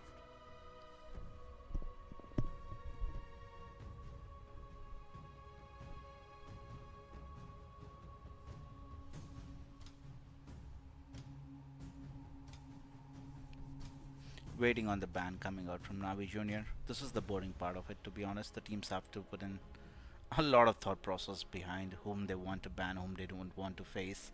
what is good and what is bad against the draft, a theoretical draft, which they have in their mind. Radiant team pick. Dire team pick. Alrighty, so it is the Grimstroke which is going to be picked by Navi Junior, and Mouse are going to go with Lion is still in the pool. Lion is a great hero to have. Disruptor is in the pool. Two heroes which are kind of working. You have 10 seconds left.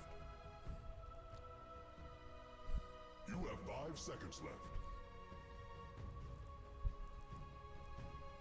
Dire team pick. Okay, it's going to be the Shadow Demon, who is able to make his way through to the draft.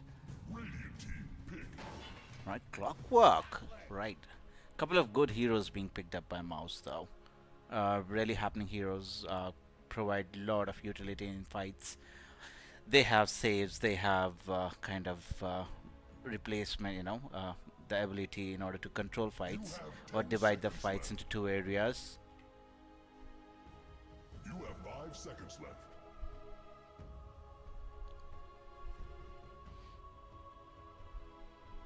Okie dokie. So Navi Junior are looking for a lot of heroes at the moment. They need their mid laner, off laner, and another support. And for Mouse, they have two cores to fill their roster with, the mid laner and the off laner, apparently.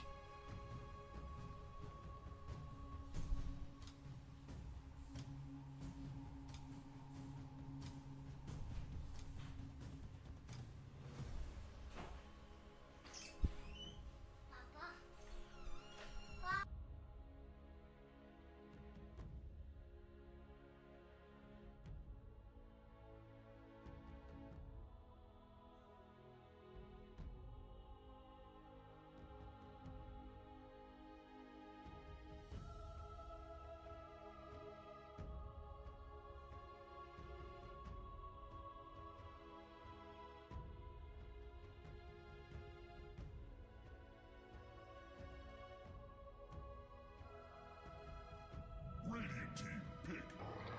Warchief.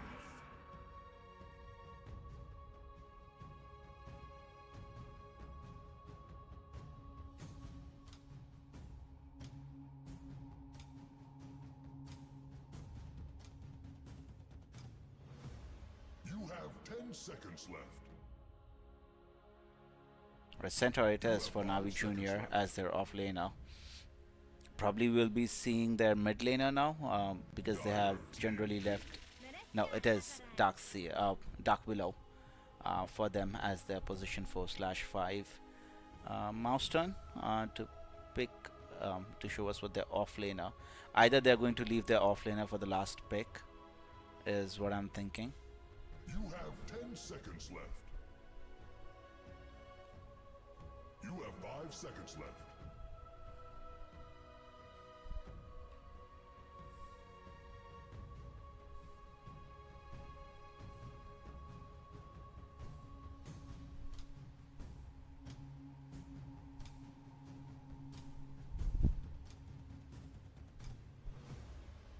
They have about a minute and 20 seconds left of the reserve time, so they can utilize quite a bit of time here.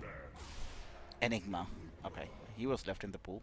So off laner is done. Most probably they're looking for a mid laner now, and Navi Junior are particularly looking for a mid laner as well. So I think we should be looking for bans from for mid laners from both the teams. All the spirits are left in the pool. White Spirit is the first to be banned out. Next is Ember.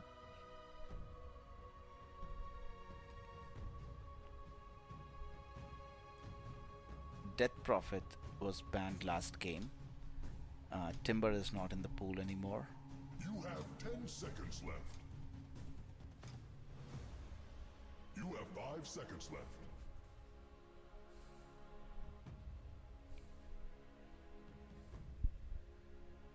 Radiant team. Leshrac, okay, that's something new. I haven't seen a Leshrac being banned before in any drafts.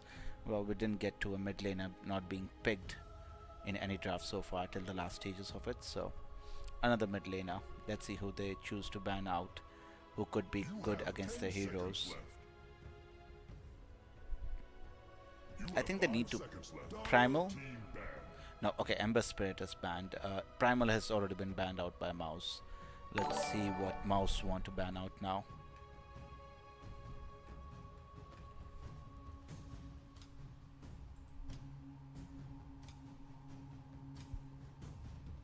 You have 10 seconds left. You have 5 seconds left.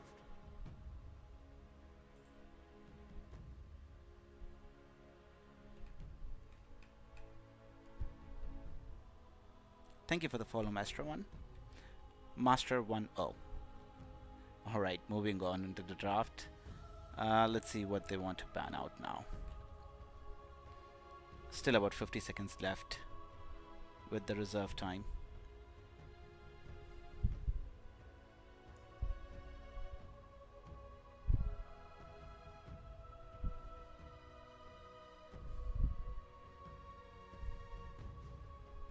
I'm guessing it's again has to be a mid laner though. I don't know how Storm looks like against Mouse. Storm looks okay, right? I feel he feels pretty okay against he can kind of dodge out clockwork, he can assassinate Shadow Demon or Enigma if he gets his hands on it. It's great against Broodmother who's not able to catch up. You can just walk away from the engagement. They have a lot of follow-up stun damage coming through.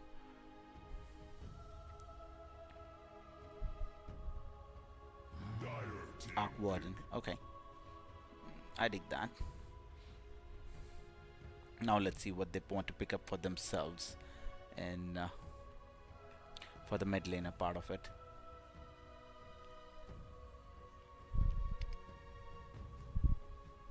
You have 10 seconds left. You have 5 seconds left. Radiant team pick. Alright, it's the Invoker. We're going to see an Invoker match. This looks pretty nice. And what about Navi Jr.? What they want to pick up as their mid laner? I really like the draft from Mouse. Somehow, totally depending on Navi Jr., I would actually, prefer their draft, depending on what they pick as last. But as of now, I think given the right last pick, Navi Jr. could have a better draft coming out of this drafting phase.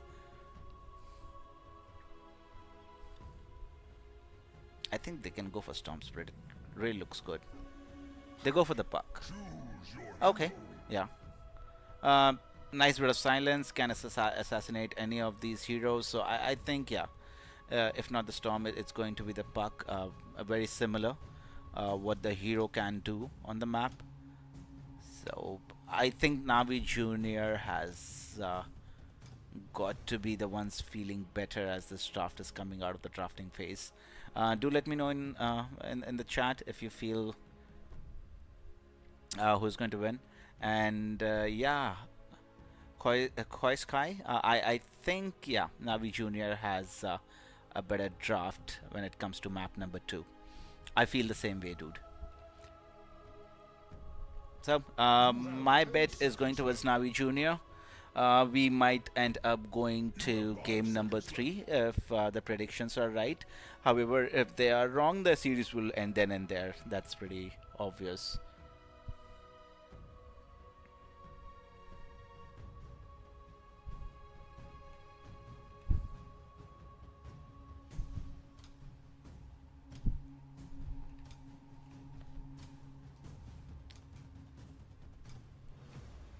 Okay, moving on in the game. Yeah, Mouse really have to have a good early game to stand anywhere in competition as the match progresses. But if Navi Jr. gets their way in the early game, it would be really difficult for Mouse to stop the bleeding.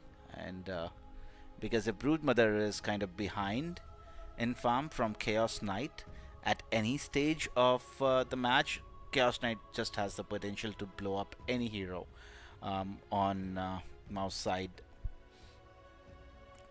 And I think he has the potential to get out of control, to be honest, in this game if he is given the opportunity. All right, people. Here we go. We are into game number 2 in a best of 3 series between Mouse and Navi Junior. It's going to be a very interesting series. Going to be a very fun one to watch, for sure. Wonderful. We have a smoke coming up from Mouse. Let's see which part of the map they are heading towards. By the looks of it, they're just going to go mid. It would be good to have a good old 5 versus 5 fight in the mid lane. That would be good to see. Right, but no. Now juniors have kind of made it through to their jungle and would not be going towards the mid tower whatsoever. Well, they get a free kill on the Eidolon, 17 gold. That's not a bad way to start the game. Something. Okay. So Dire has vision here. It could be the Broodmother who can get caught actually by the movement. And in fact, if they see the Broodmother, in fact, Broodmother has noticed. Does Brood have more night vision? How does Brood see them and they not see the Brood? There is no net there. Okay, so kind of would have missed the opportunity altogether. Anywho's, we are looking at 1-for-1 bounty rune by the looks of it. 2-for-2, I mean. Yes, it is going to be 2 runes each for both the teams, so no advantage coming out for either of the teams, and the first blood is still to be taken and is available on the map. Let's see who takes the first blood. That's something I always look forward to.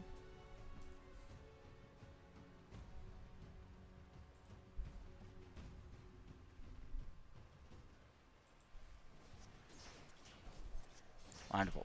The game has officially begun. Invoker using some skills in order to sap away mana from Puck.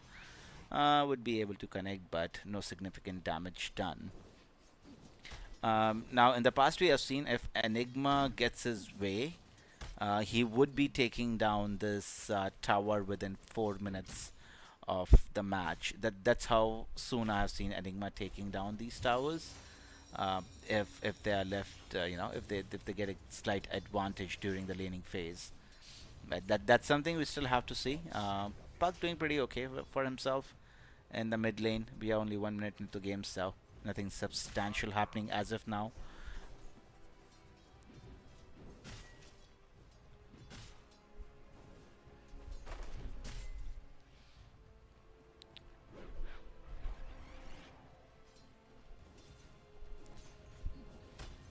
Wave is kind of pushing towards the Dire side at this point, but they should be able to get back the wave pretty soon in their favor.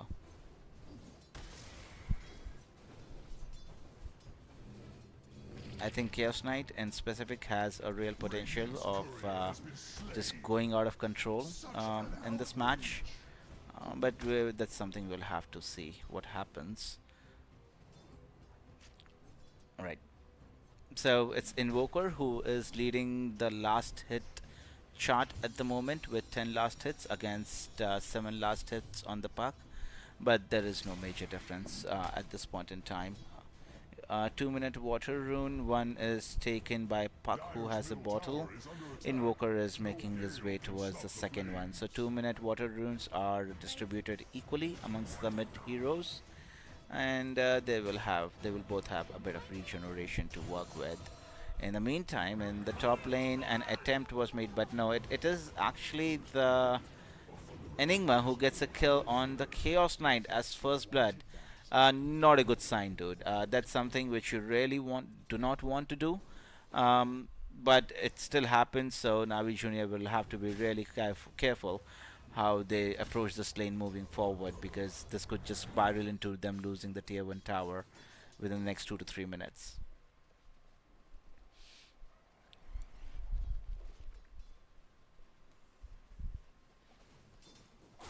.3 minutes, we have Lotus, which goes into the pocket of Enigma. Right on. Who took the top one? Top one went into the pocket of I believe it has to be center. He's the closest to the pool. Center does not have it. Dark Willow does not have it. Who has it? I think somebody already used it. No, okay. It's the Shadow Demon who has the Lotus from the top side. So both the Lotuses being taken by Mouse. Good start for them in game number 2. It is a slight advantage for them as of now. So, oh, I think he has to be happy he did not get the reality rift connect onto the clockwork. Otherwise, he could have ended up in a little bit of trouble. With the new clockwork, this is always going to be the threat of you getting stuck inside the cogs, and Enigma with his Eidolons just, you know, chomping on your HP. So that's one thing CK has to be really careful of. But the rest he should be okay, because he does have, you know, a little bit of lifesteal to help him with the damage.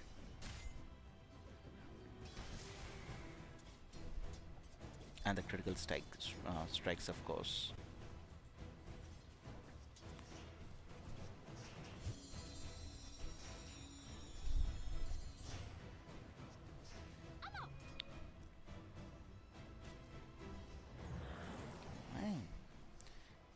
So, the next 5 minutes after minute 0 have been kind of peaceful, other than the Chaos Knight going down. Pretty much no action happening anywhere. Teams are pretty content in farming and getting the farm up. Couriers being sacrificed here and there, but nothing substantial. In fact, it's going to be Grimstroke who makes his way towards the bottom side of the map and looking at something to do. This is what I meant. I've seen towers being taken down so fast against an Enigma that's not even funny. He's just level 4. We are 5 minutes into the game, and this tier 1 and tier 1 tower is going to fall off very soon. There's a catapult. It's a catapult wave as well. Let's see if Grimstroke is actually able to defend it. He has been spotted and he's being chased by Clockwork, who is not able to get in range to get him inside the cogs and use his battery assault on him.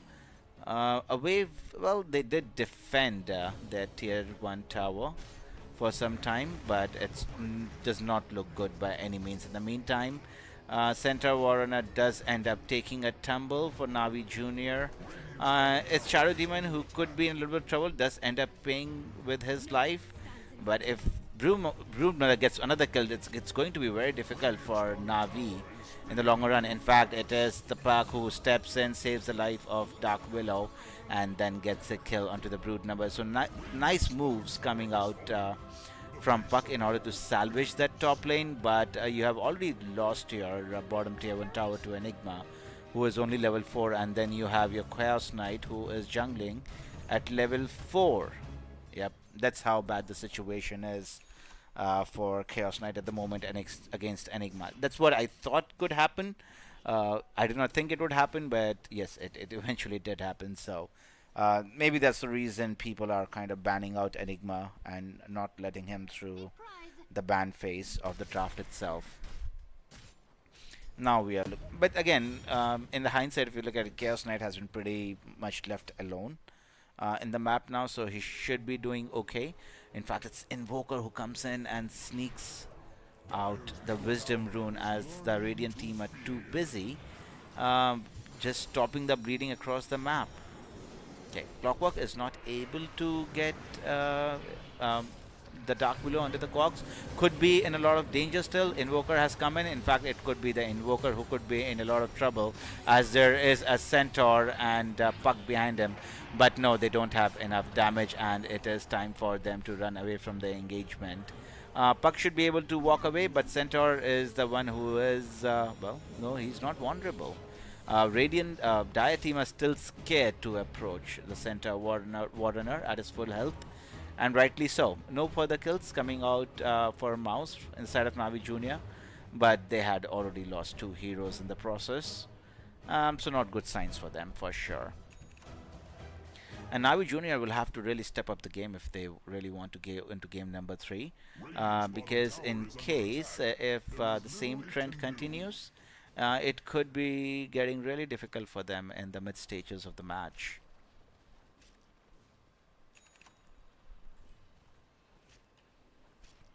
Okay. Well, Broodmother is still kind of left alone. She's not doing great as such, but look at Enigma. He's at 4,500 net worth, and the closest one next to him is the Invoker, who is actually doing pretty well himself.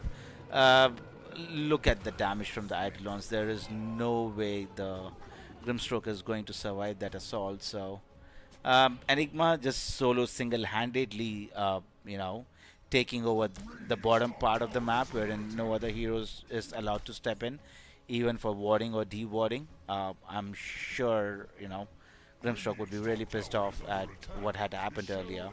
In the meantime, Broodmother is actually assaulting the tier 1 tower at the top side of map. There are 4 heroes behind the Broodmother, so should not be feeling too scared about it.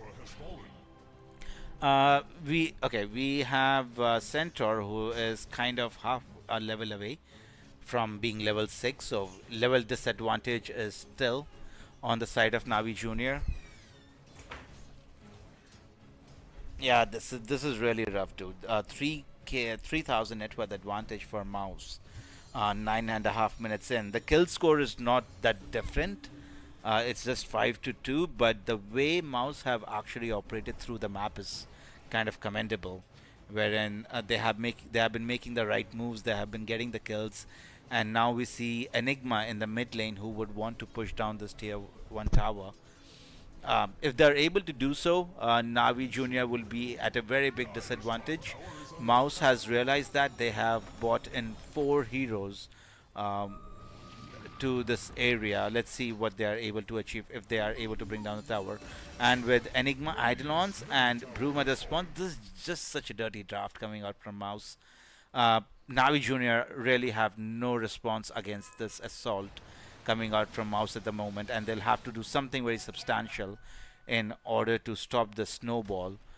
Because by the looks of it, if they don't stop this bleeding, they are going to be in a lot of trouble.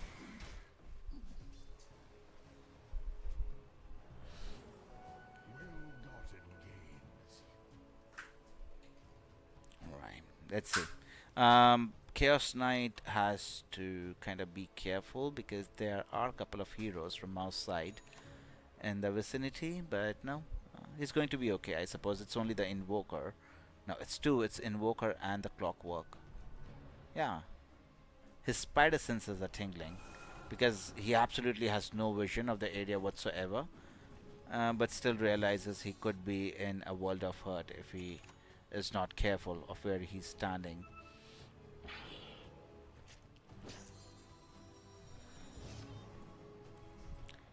Shadow Demon is level 6. Let's look at the levels if anything has happened since then.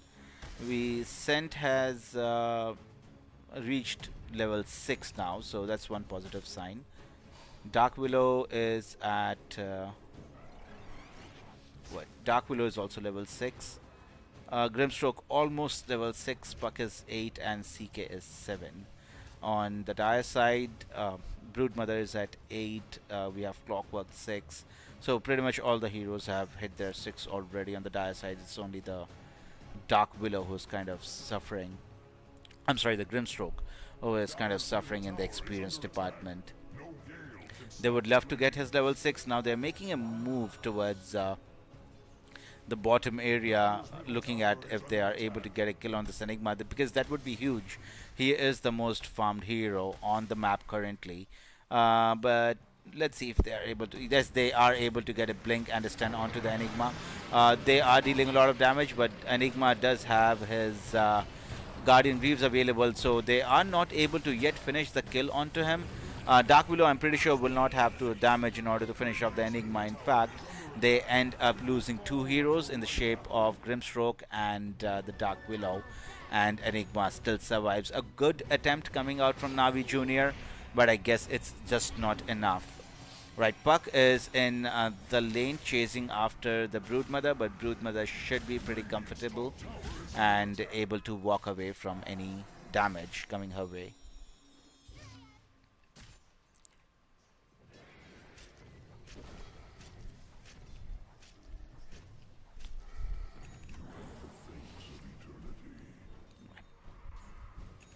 14 minutes. We are approaching the 14-minute mark, so we would be looking at wisdom runes. Navi Junior have not picked up even a single. Well, they have picked up one wisdom rune. No, they have not picked up any wisdom runes because Invoker was the one who picked up the 7-minute bounty rune or the wisdom rune from Navi Junior. In fact, Broodmother ends up going down. There is an attempt coming out from Center Wardener.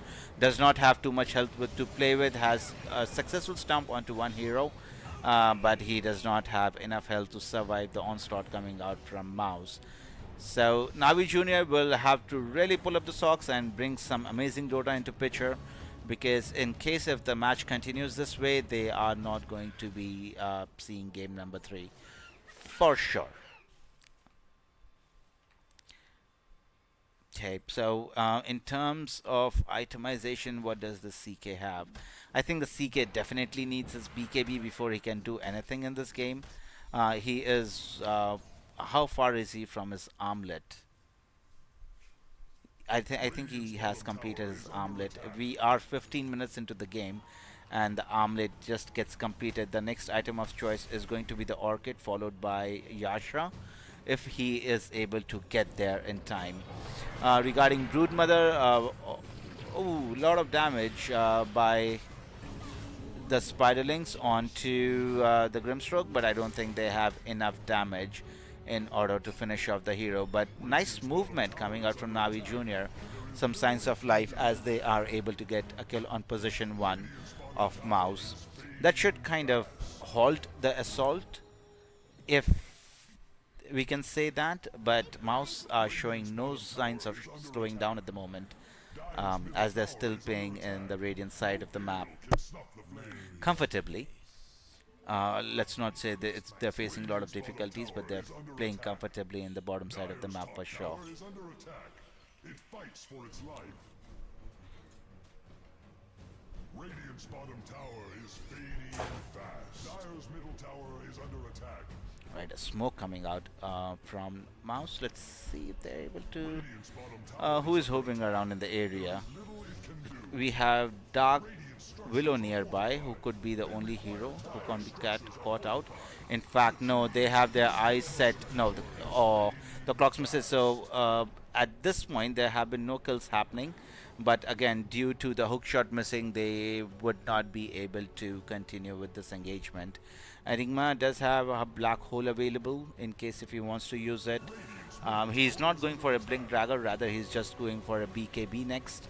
So he thinks, yeah, for him BKB is more important than a Blink Dagger.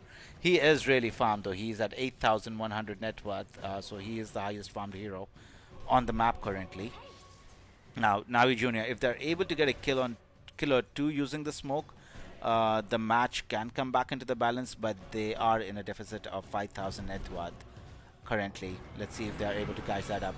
In fact, that's a good start. They will be able to finish off the Shadow Demon, which has been a thorn for them in the recent times.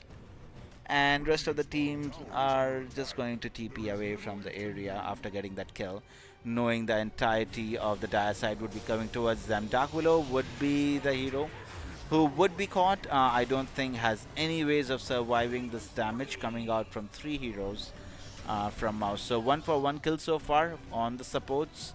Don't think they would be able to get their hands on any other heroes, since all of them have already dispersed to different areas of the map.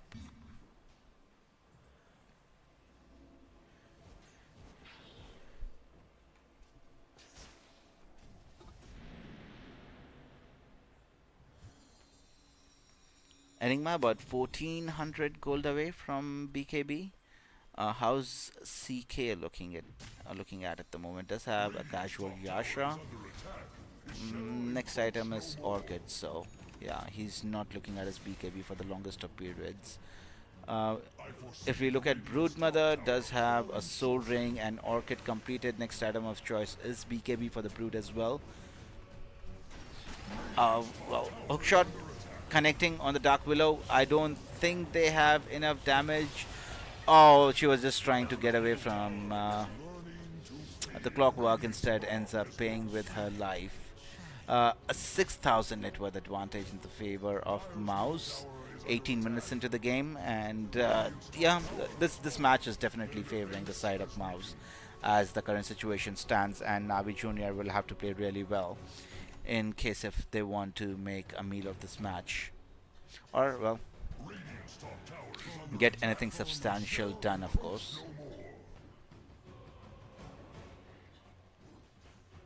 Dire's bottom tower is under attack.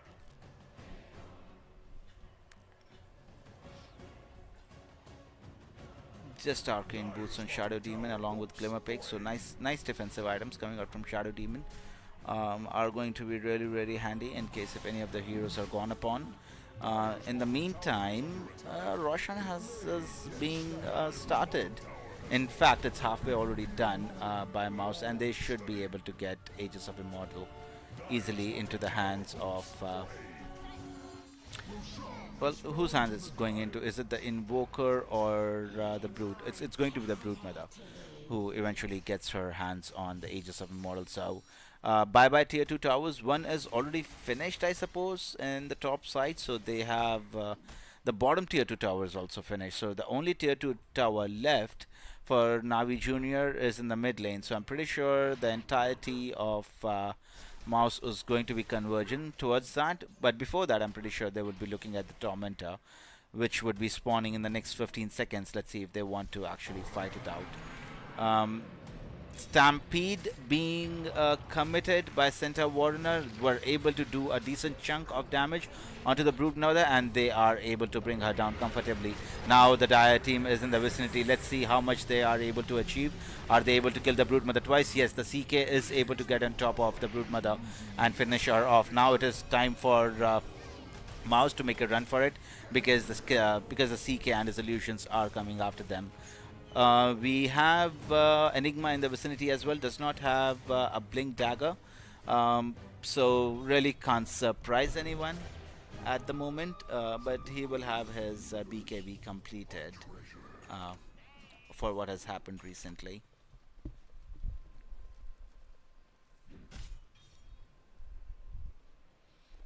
Right, so let's look at some damage numbers. Just the Brood dying, right? So now no one else died, so a lot of damage done by Scent and CK. Right, it would be huge if they are able to get a kill onto this Invoker. Reality Rift does connect on the Invoker, and I don't think there is any chance of survival once the CK and his illusions get on top of him.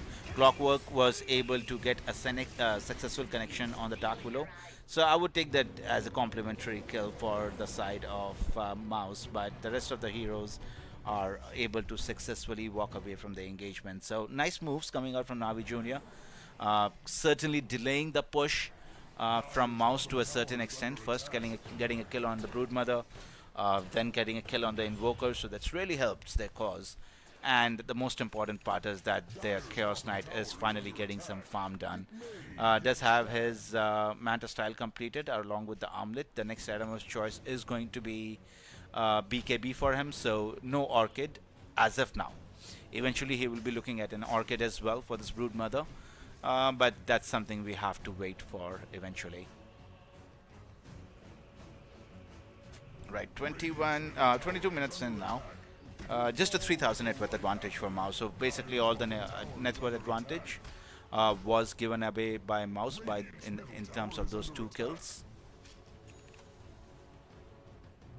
BKB now on Brood, so she would not be as easy to bring down the next time they try and attack her. We have a gem on Shadow Demon. No, we did have a gem on someone. Who has a gem? Let's see. Yeah, gem is on Shadow Demon.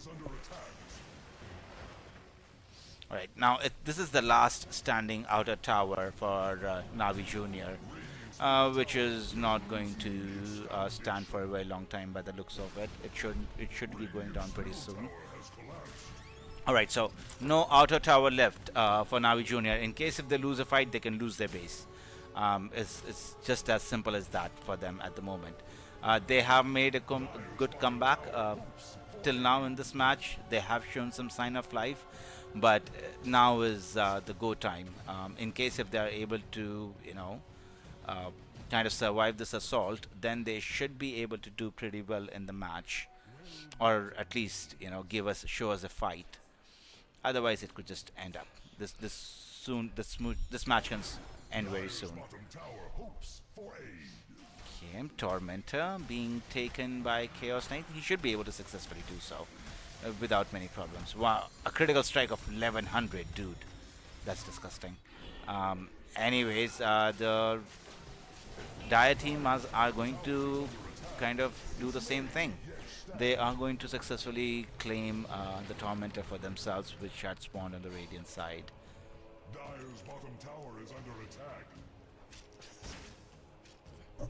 There is a amplified damage rune in the river. Let's see who gets it. It seems like Invoker is the hero who would be eventually getting his hands onto the amplified damage rune. Yeah, it is the Invoker who gets his hands. Now let's see if they want to push, where they want to push, or they want to use this rune for their advantage.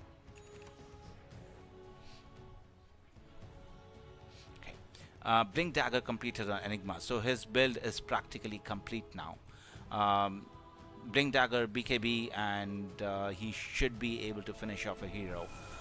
Because by the looks of it, Navi does not have any BKB piercing stuns to stop the black hole from getting completed if it is channeled after the usage of BKB, of course.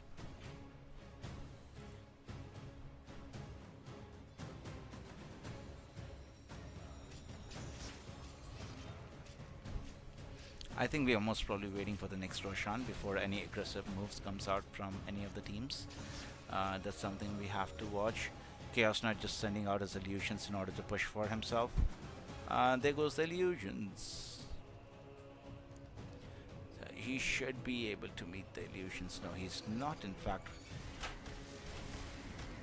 Alright, he got a partial wave.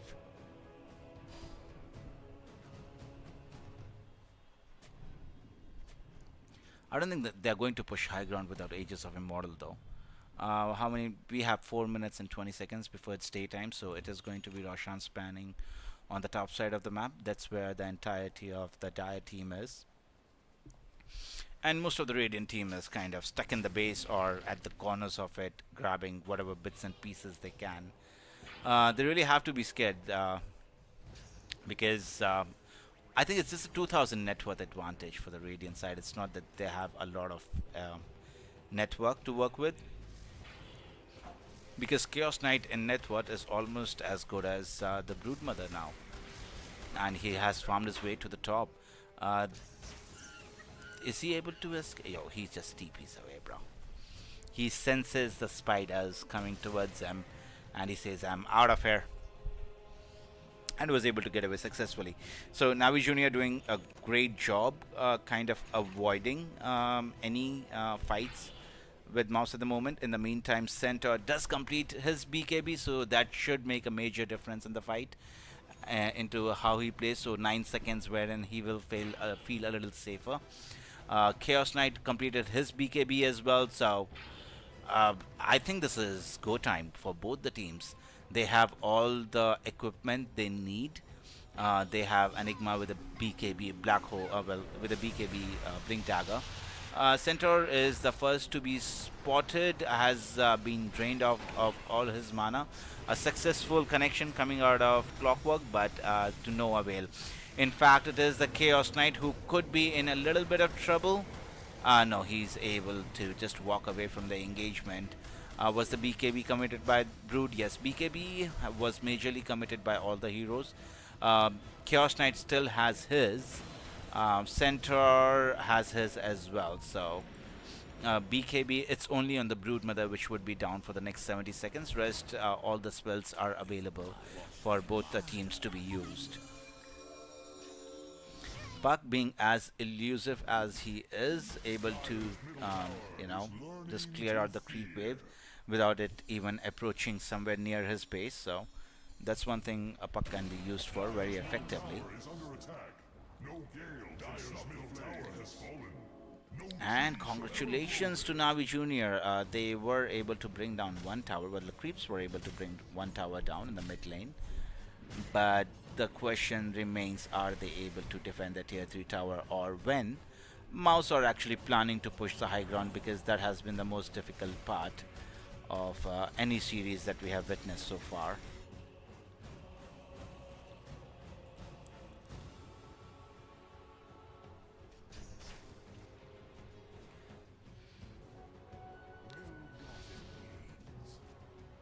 Alright, so we are kind of gathering around in the middle of, well, in the bottom area of the map. Puck is not in any danger of dying, to be honest, is able to successfully TP away. In the meantime, we did see some BKBs being committed by the Centaur, but I don't think he'll be able to survive though. No, he does ending up using his blade mail, but of course he does not survive that. It's just the point of the entirety of Navi Junior pushing out the lanes. Oh, look at this huge wave of spiders coming towards the base of Navi Junior. Though it's not going to get anything substantial done, but it is still something which, Navi Junior has to be, they would look at, oh my goodness. Right on. Chaos Knight. I really have high hopes for Chaos Knight if he's able to get something done. Puck was silenced but was able to use his Ul Scepter in order to get out of danger. Then we see that hook shot does not connect as well eventually. So a lot of skills committed by Mouse, but none of the skills connect for some reason. And the fight ends there. Okay, Roshan is going to move to the bottom side of the map. Wherein Mouse were eagerly waiting for that to happen. So they would be moving towards the bottom of the map now to claim Aegis of Immortal. Along with that, I'm pretty sure they're getting Roshan's banner, right? Yeah, they are going to get Roshan's banner. That really does help in push, and it's a very handy item if used correctly. So yeah, I'm glad that they waited for Roshan's banner and did not kill the Roshan in the top side of the map, wherein they would have just received the cheese. The cheese would not have been bad. I love cheese. Who doesn't love cheese, right? Dire's middle tower is learning to fear. Dire's middle tower is under attack. Alright, so, well, this is a smoke coming out from Navi Junior. Let's see if they're able to spot anyone. In fact, is a great move, and they are able to get a kill onto the mid lane Invoker. So nice heads up play coming out from Navi Junior, making a fist out of this match, to be honest. At least they're not giving up and just standing around in their base, right? They moved out of their base, got a kill onto the Invoker while they were pushing the tower. So nice bait set out, and they were able to get a successful kill, and that definitely delays the push by at least 60-70 seconds while the Invoker is dead, and they still have to gather around and then push the lanes. So nice job done by Navi Junior. They don't have Stampede. Well, they do have Stampede. What are the spells they're missing? In fact, they are missing on no spells whatsoever at the moment. Well, Phantasm is on cooldown for 65 seconds, but Phantasm is always on cooldown because he uses it for farming.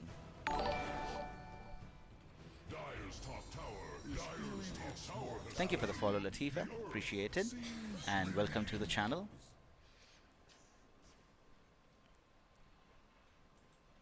Alright. So, we are seeing a shift in net worth now. It's a 4,000 net worth advantage in the favor of Navi Junior now. Though they have been kind of just split pushing and, running away from fights. But they are still able to gather 4,000 net worth advantage, which is a commendable performance. I think that there is still a lot of life left in this match. It's not a clear 2-0. If Navi Junior keeps continuing the way they are playing, they might actually stand a chance, and this Chaos Knight can actually come out bigger. But still, they have to deal with an Enigma, so let's not factor that out. But I have hopes for Navi Junior this game. This game is by no means over. Yes, they are at a high tower, tower disadvantage, but It really doesn't matter. It's till the time you're ancient standing. Right, a Stampede being committed now. I think they should be able to get a kill onto the Enigma. Now that is a huge kill if you look at it. Now we see the Chaos Knight is already on top of, uh, is higher in net worth than the Brood Mother. So at any point in the game when Chaos Knight is on a higher net worth than the Brood Mother, Chaos Knight will win 10 out of 10 times. Totally depending upon the team. Invoker could be in a lot of trouble, Puck doing a decent amount of damage, but they don't have any detection to finish off the Invoker. So nice play coming out of Navi Jr. and they are able to literally claw their way back into this match. Oh, Grim could be in a world of hurt because he has a Brood Mother chasing after him. Puck wants to save the Grimstroke, but is unable to do so eventually. But it is the Brood who could be in a lot of danger. Stun is being missed by Centaur, and what is the age is already claimed. Let's see if they are able to finish off the Brood Mother. Has popped out the BKB, taking a lot of damage. Enigma was able to get a 3-man black hole, and they have already killed off the Cent. Chaos Knight has to now run away from this engagement, and even the Centaur has popped his BKB. Let's see if they are able to make it. Brood Mother was able to follow Centaur and bring him to his knees. In the meantime, Dark Willow is not going to survive this onslaught, and it is a complete, well, Chaos Knight lives, but other than that, it's a complete wipe for the side of Navi Jr., and this could be a really difficult time for them if they don't play their cards correctly. I foresee the Radiant's top tower falling short. WEU, nice chain of events coming out for the side of Mouse, to be honest. They were able to get so much done in that context over there, in that specific instance. Radiant's top barracks have fallen. Their soldiers Radiant's top barracks are Alright, so let's see how much of tower advantage they are able to build for themselves in the next 17-18 on seconds. They have already gotten one set of racks on the top side of the map. They have not got the entirety of it. Range is still standing, but really no one cares about the range. Okay, a defense being put up by the side of Navi Jr. Let's see, but Invoker is a big pain in there as he's able to, you know, throw everyone up in the air using the tornado. And well, Navi Jr. did lose one set of racks for that fight, but I don't think they lost too much. It's completely okay, right? We are already 35 minutes into the game. One melee racks is not going to change the complexion of the game by any means, is what I think. So I still think good job done by Navi Jr. in order to hold their base and not lose out on too much.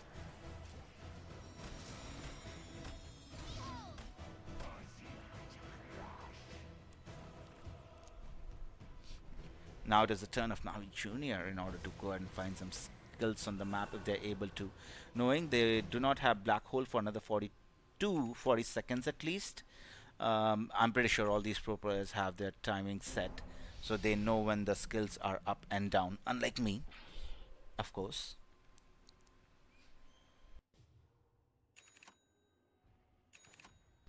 This match has definitely taken an interesting turn. I'm still voting for Navi to win so I can watch a game number 3 in between these two wonderful teams, but Mouse are really not wanting to go there. They're putting heck of a fight at the moment.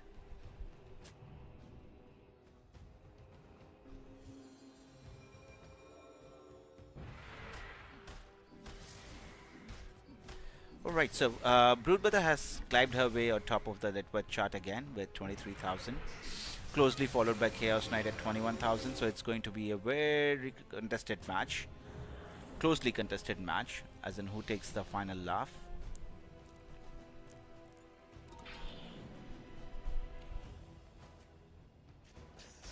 I just feel Baus are one good fight away from winning this match, and Navi Jr. are like 3 good fights away from winning this match. So that's what the situation looks like to me at the moment. So Mouse is definitely, you know, closer to closing out this match for sure. But if Navi Jr. are able to put up some sort of defense in the next fight, they might be in with a chance, and they'll have to just repeat it a couple of more times in order to finish the game off, is what I feel. But it seems Mouse does not want to give Navi Jr. that opportunity. In fact, it is going to be no. The Clockwork is safe. He's been able to go ahead and jump out of the base. Does not take any critical damage there to lose his life, so is able to pretty much walk away now.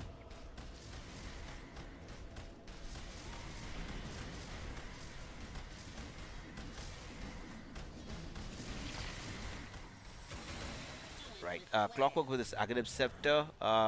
There is no way for Navi Jr. to hide now, since Clock has his Aghanims and has to be really careful. Because the damage is going to come out and they will have regular vision of all the heroes are always. Right, so a smoke being used on Dark Willow, just scouting things out for her team.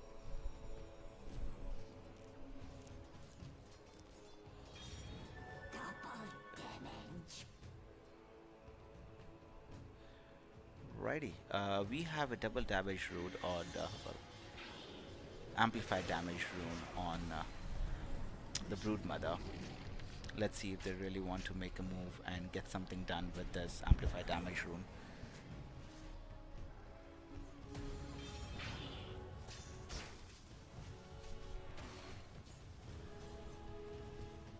Okay, so we are majorly sitting in the bottom side of the map at the moment, as in we are near the Radiant base.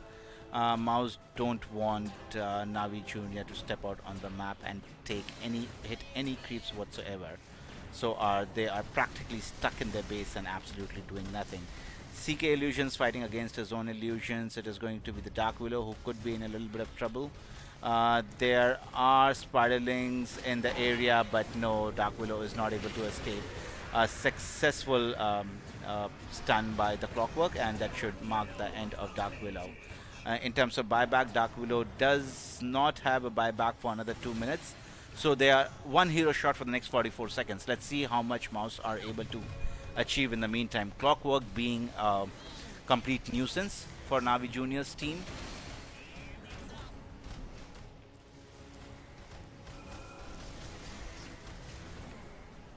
This is going to be a really difficult defense for the side of Navi Junior though.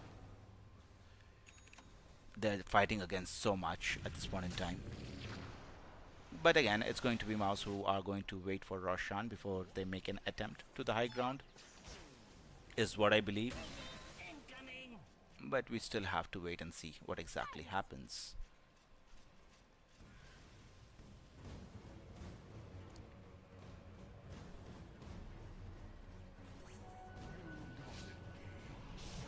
So is Roshan up? Roshan is up, so yeah. Mouse is going to make their way towards Aegis of Immortal now. What additional item are they getting for their efforts? Let's see. They're going to get a refresher shard. I think they're going to put the refresher shard on Enigma for sure. So they will have. Does he have enough mana? 500, 500,000, 1,000 plus. Yeah, he should have enough mana.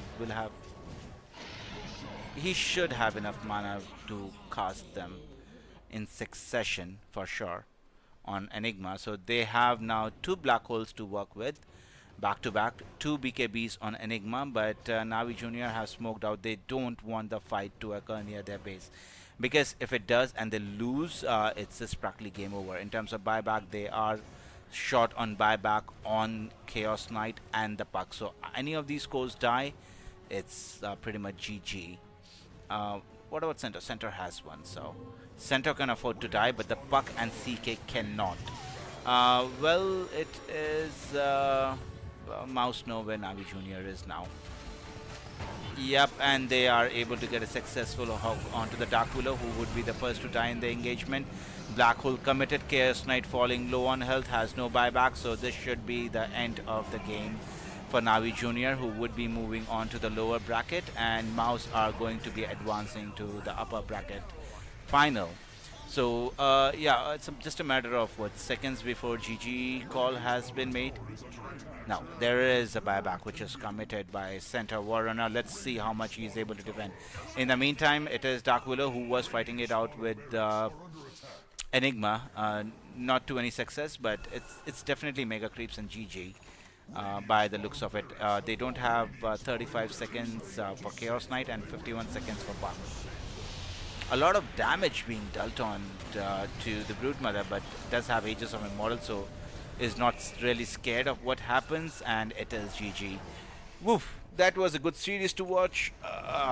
Thank you so much for watching, people. Navi Jr. put up one heck of a fight, but they were unable to deliver the goods when the time came. So they will be moving on to the lower bracket, and Mouse will be advancing to the upper bracket. This marks the end of the stream today. Thank you so much for watching, people. It was so much fun watching Dota with you guys. Please leave a like, subscribe to the channel, follow the channel. That would be really appreciated. We would be watching more Dota again tomorrow, day after tomorrow, and whenever I have the opportunity. So once again, thank you so much for watching, people. It was fun, and I will see you guys tomorrow. Take care, people. God bless you, and see you guys soon. Bye-bye.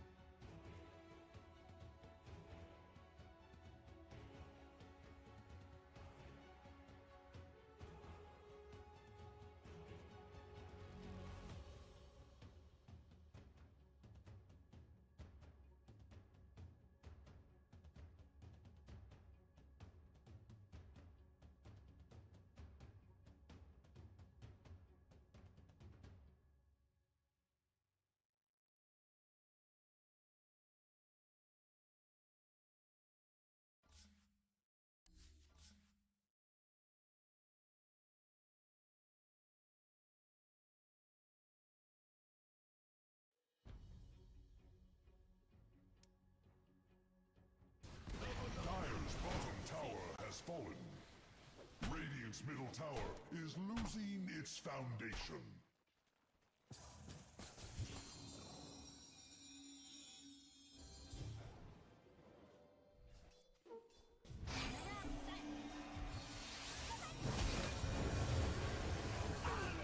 I foresee the Radiant's top tower falling shortly.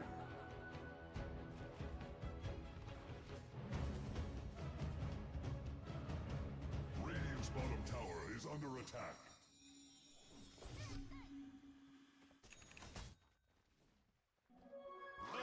Radiant's bottom tower is fading fast. Radiant's bottom tower is now but kindling.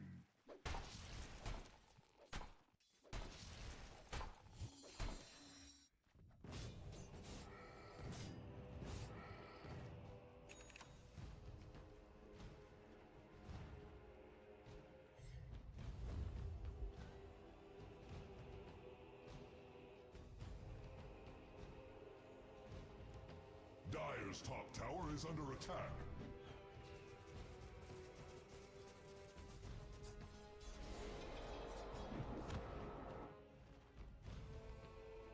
Dire's top tower is Radiant's bottom tower is under attack. There is little it can do. Dire's top tower is under attack. It fights for its life.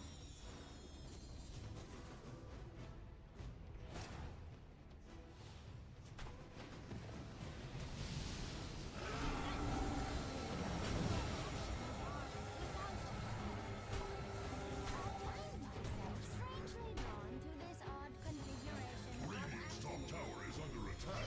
Its ship will encroach no more.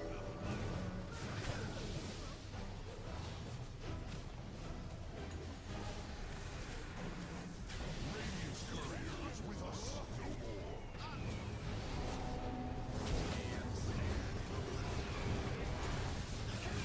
Dire structures are fortified. The doom is on the wings.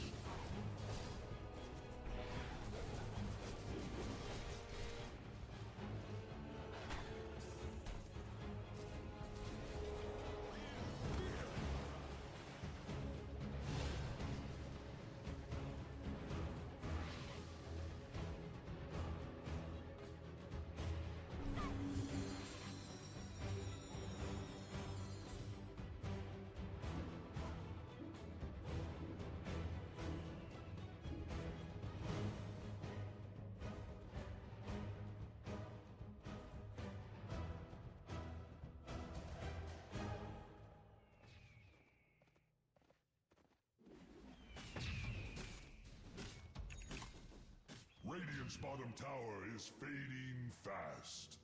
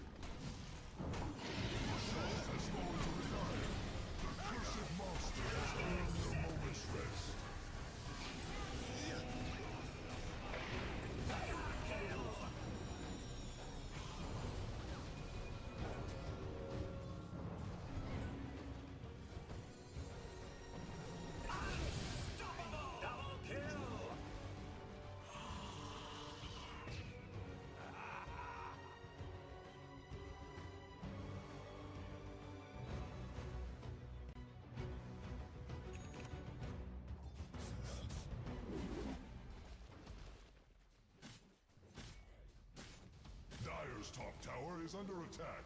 It fights for its life. Middle tower is under attack. Dire's top tower is Dire's top tower has fallen.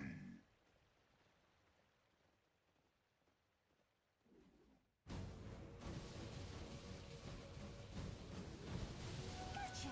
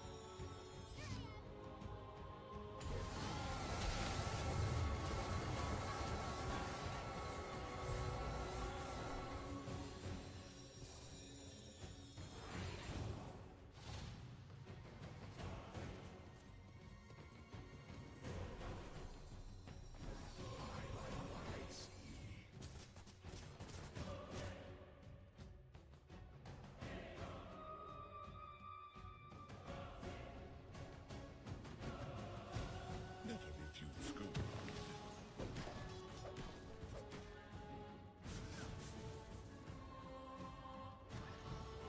Dire's top tower is under attack.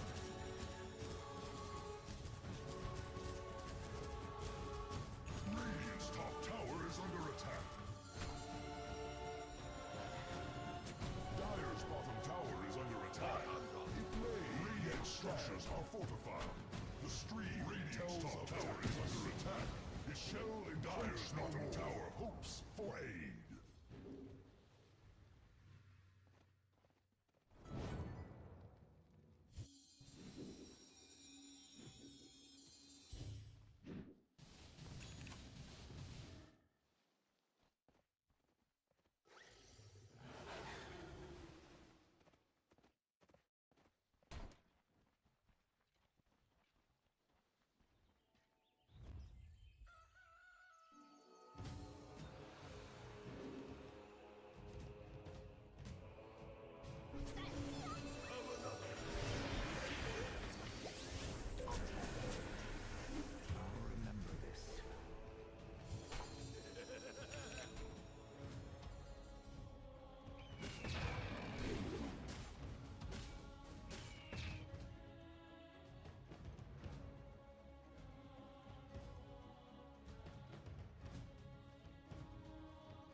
Radiant's middle tower is under attack. It will fall like a ripe apple.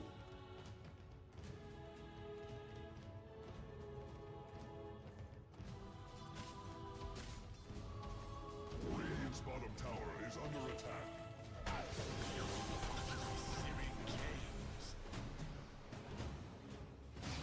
Radiant's bottom tower is under attack. There is little it can do.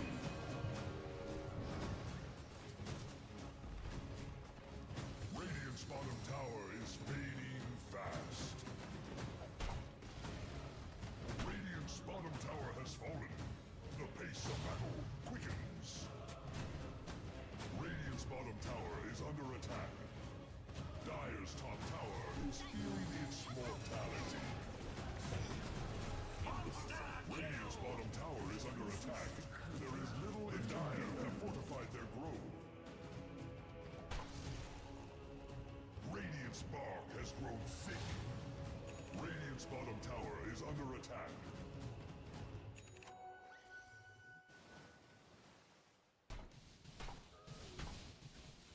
Dire's top tower is under attack. It fights for its life. Radiant's bottom tower is under attack. There is little it can do. Radiant's bottom tower has fallen.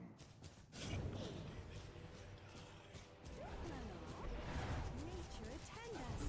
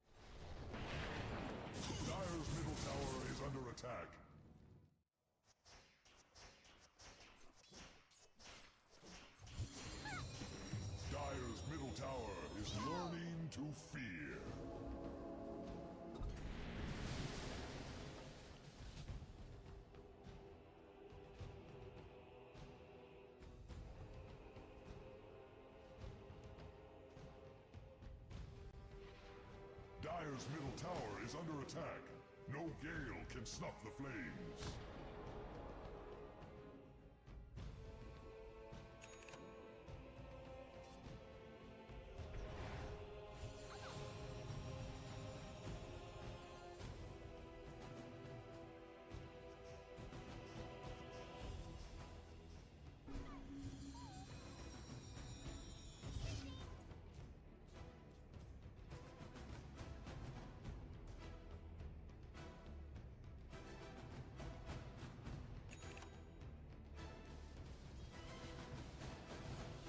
Radiant's middle tower is under attack.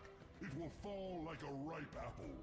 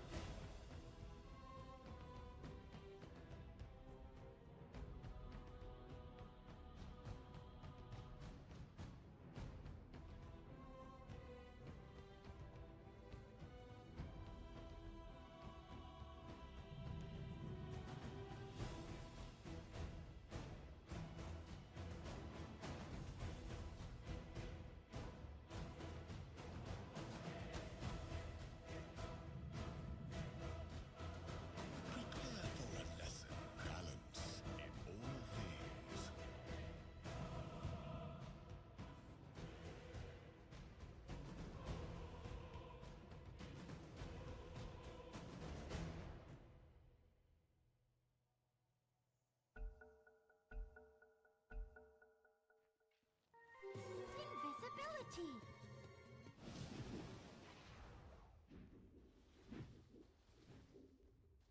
Radiant's middle tower is under attack.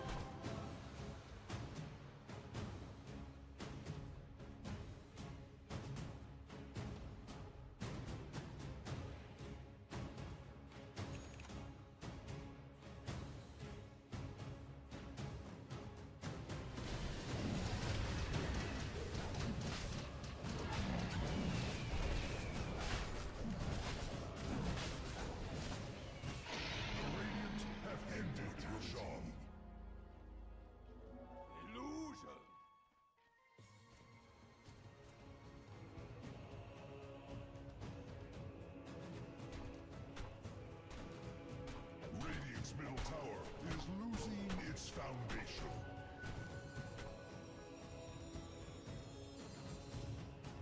Radiant's middle tower is under attack.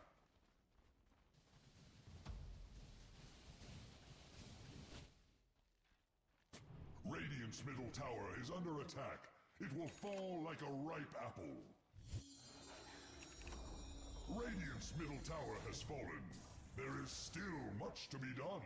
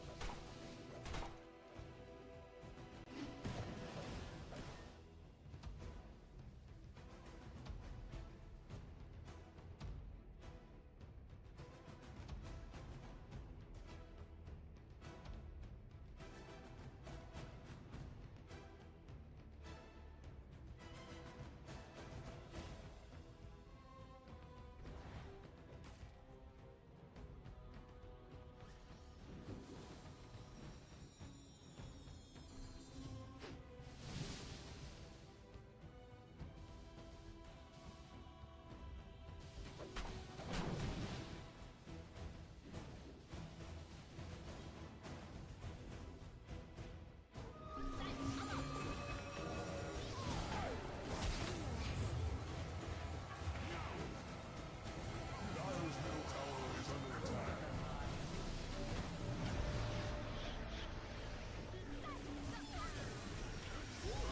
Dire's middle tower is under attack. No gale can stop the flames.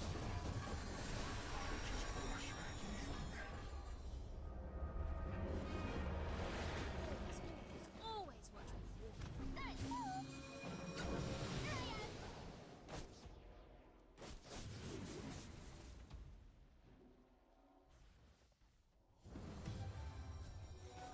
My waters rise.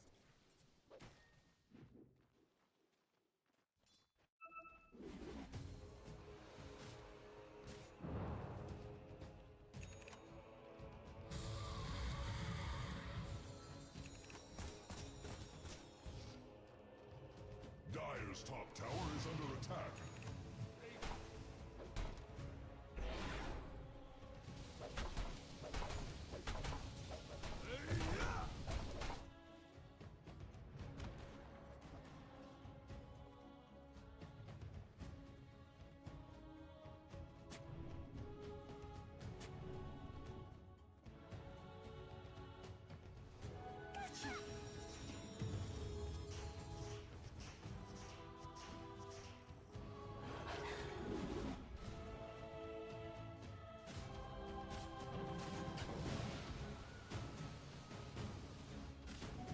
Speedy rune of haste.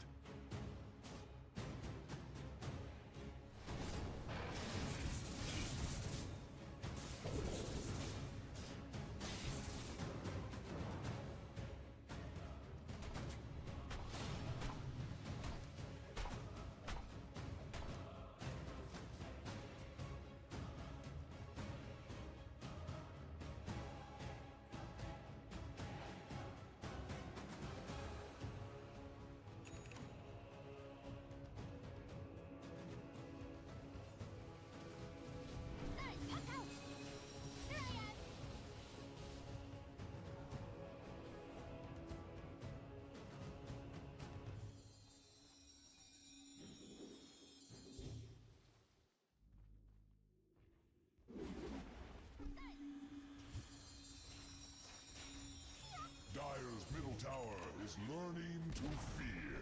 Dire's middle tower has been uprooted.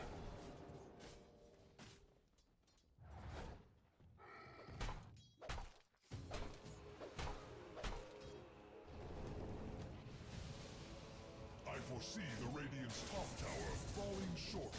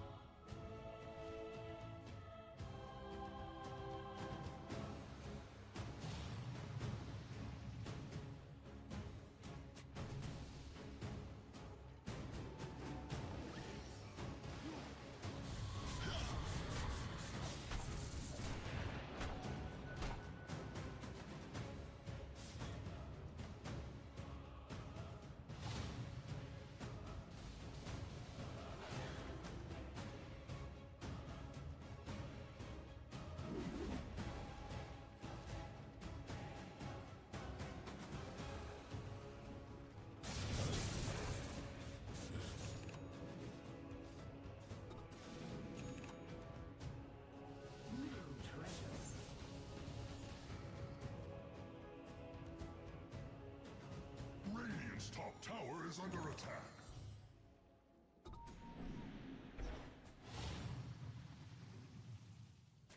I foresee the Radiant's top tower falling shortly. Radiant's top tower has fallen. Dire's bottom tower is under attack.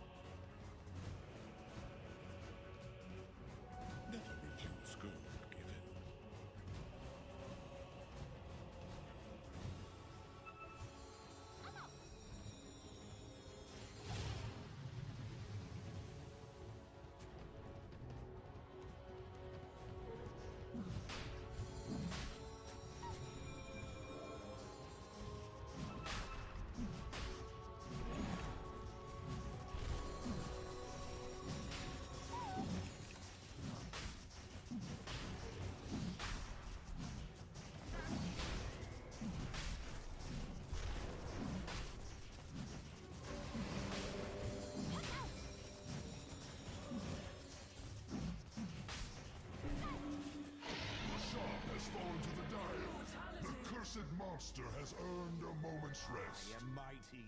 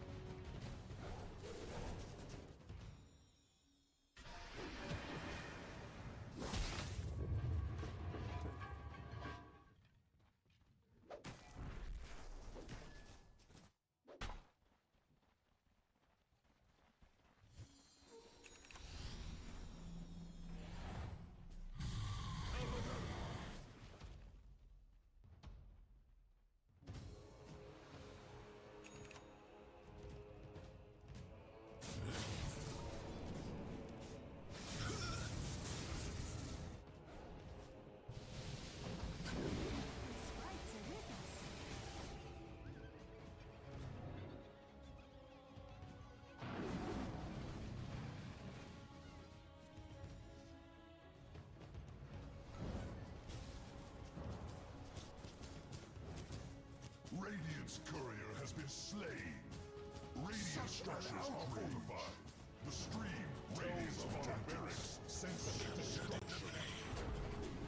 Radiant's bottom barracks will no longer. Radiant's bottom barracks have fallen.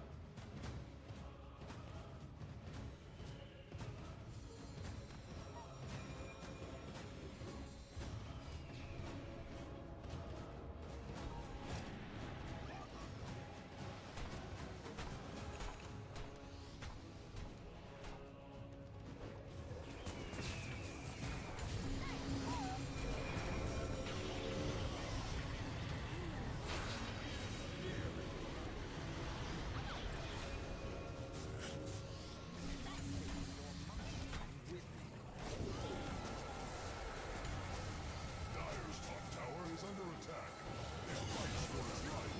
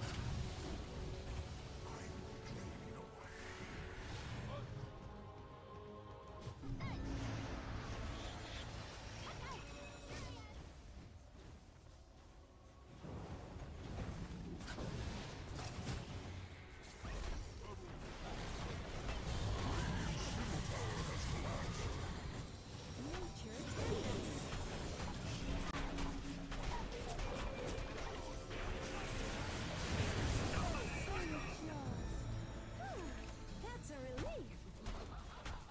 Radiant's middle barracks have fallen.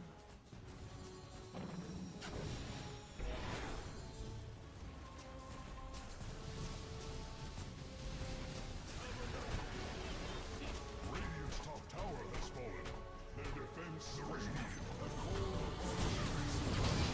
Radiant's middle tower is losing its foundation.